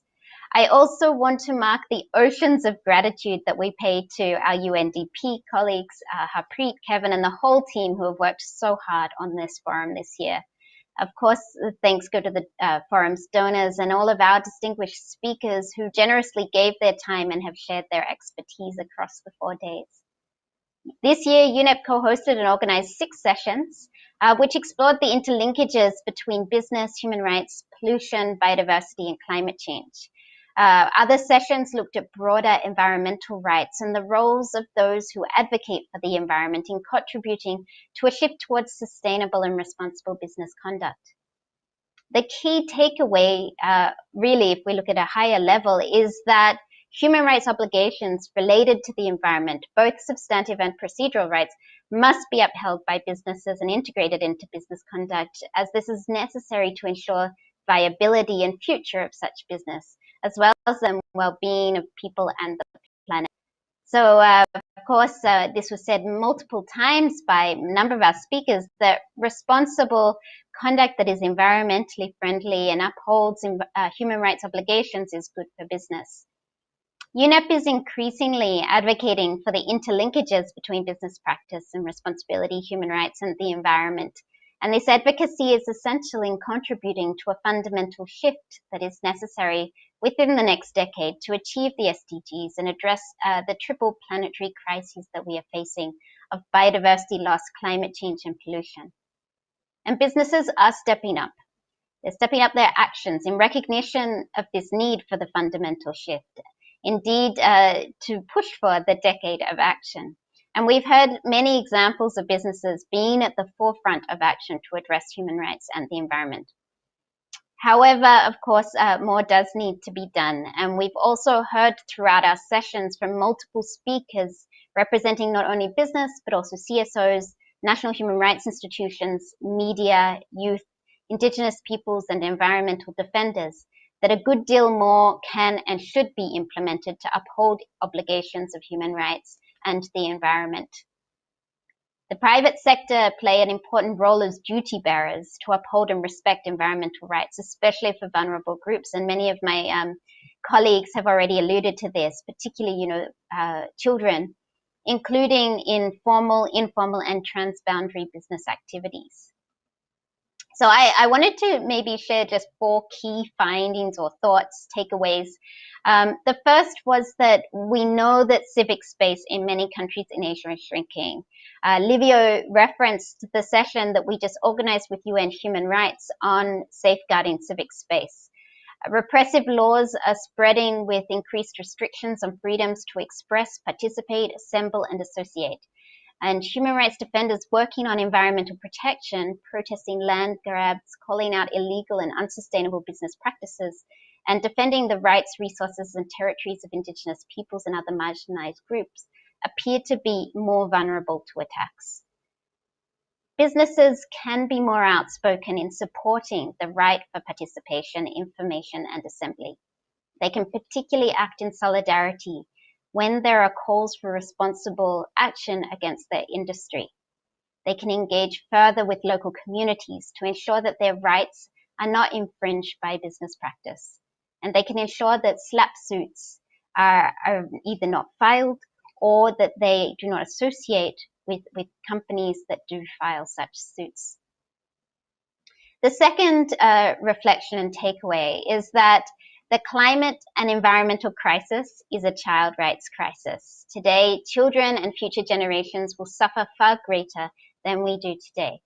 And there is a growing recognition on the responsibility and accountability of business to act on children's rights to a healthy environment at all levels. Again, other speakers have referred to this, but the recent litigation, Human Rights Council resolutions, grassroots climate strikes, all of these things speak to this growing understanding. and businesses and other partners can build on the need to address the long-term consequences of today's actions. The third takeaway is that there have been throughout our discussions calls for business conduct to fundamentally shift to address the environmental crises. And these calls are coming from multiple angles. They're coming from shareholders, they're coming from consumers, from professional bodies, from courts, from civil society, and more. And we heard throughout our sessions that we have to bring ecological concerns back into the center of all decisions that are made, both business decisions, but also political decisions. Nature needs to be brought back into each and every decision-making process. However, for some businesses, there's a lack of literacy in human rights and the environment, and some limited knowledge on how to change from the status quo, where decisions are made perhaps on profit margins, devoid of links to environmental impact. So there remains a need for awareness raising and the sharing of practical tools for business. And just one thing to highlight, that collaboratively, UNEP together with UNICEF and UN Human Rights are developing normative and practical guidance around children's rights to a healthy environment. And this does target also implementation activities for businesses. And this is an opportunity to advance work in that area. My fourth and final takeaway is that there is hope. And this did come out quite a number of times in sessions. Several businesses and CSOs feel that we're at a tipping point, although with the caveat that this was not consistent across all country contexts. But businesses are frequently recognizing the need for them to lead the fight to address climate change and environmental degradation, particularly when perhaps there is not such a progressive political context. This shift towards strategic action by business is also becoming more systemic. There was also a push for partnerships to achieve collective action, which I think was a really positive thing and an opportunity for us all. So from UNEP, we continue to look forward to partnering and contributing to this action to scale up on the fundamental shifts that are needed in this decade of action. So thank you, Harpreet. Back to you. Thanks, Georgie. In fact, it really has been it truly has been a great teamwork, and we've had the pleasure of working with all of you. So really, thank you for all your partnerships as well. Last but not the least, I would like to invite Professor Surya Deva, the Vice Chair of the UN Working Group on Business and Human Rights. I would also like to take this opportunity to thank Surya for his leadership, for his guidance, for the partnership over the years. This is Surya's last forum as a UN Working Group member. But Surya, this is truly to thank you for all your leadership and for pushing us to do better each year, and sort of really challenging us, and then also providing us guidance, to move forward. So really thank you for all your partnerships, for all your leadership over the years, and we hope and look forward to working with you in your other roles. Surya, the floor is yours, and the last words as well. Thank you very much, Harpreet. I hope you can hear me.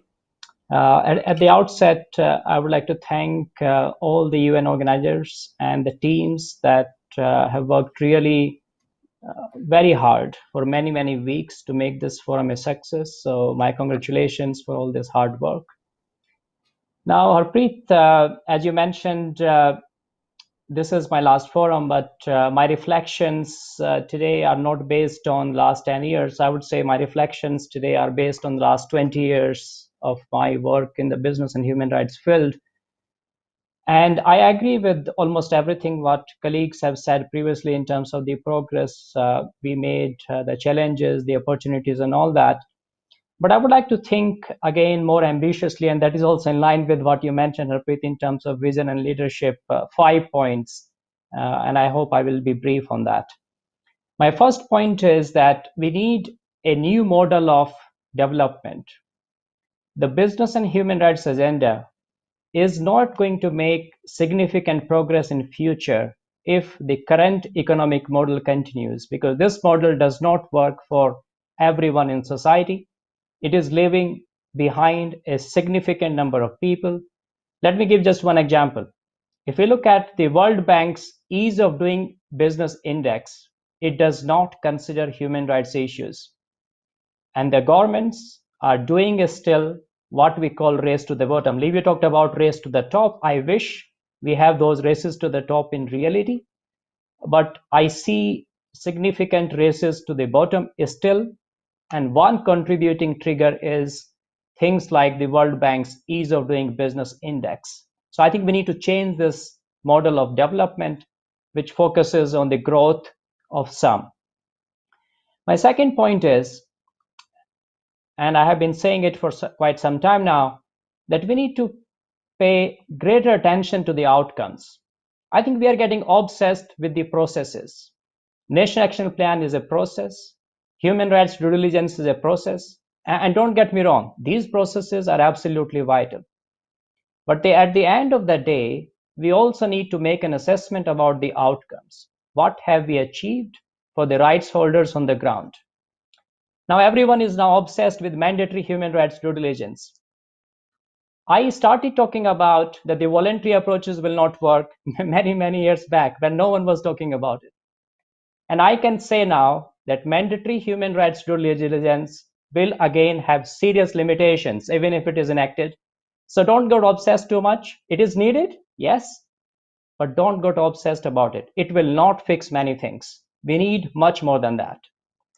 My third point is that we need to recover the state. We need to build the political will on the part of the states to respect human rights, to take human rights seriously on their own, protect human rights and fulfill human rights.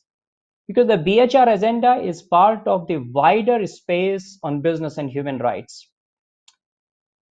The authoritarian model of governance, which is reflected by the 4th June, we can see this in many parts of Asia Pacific.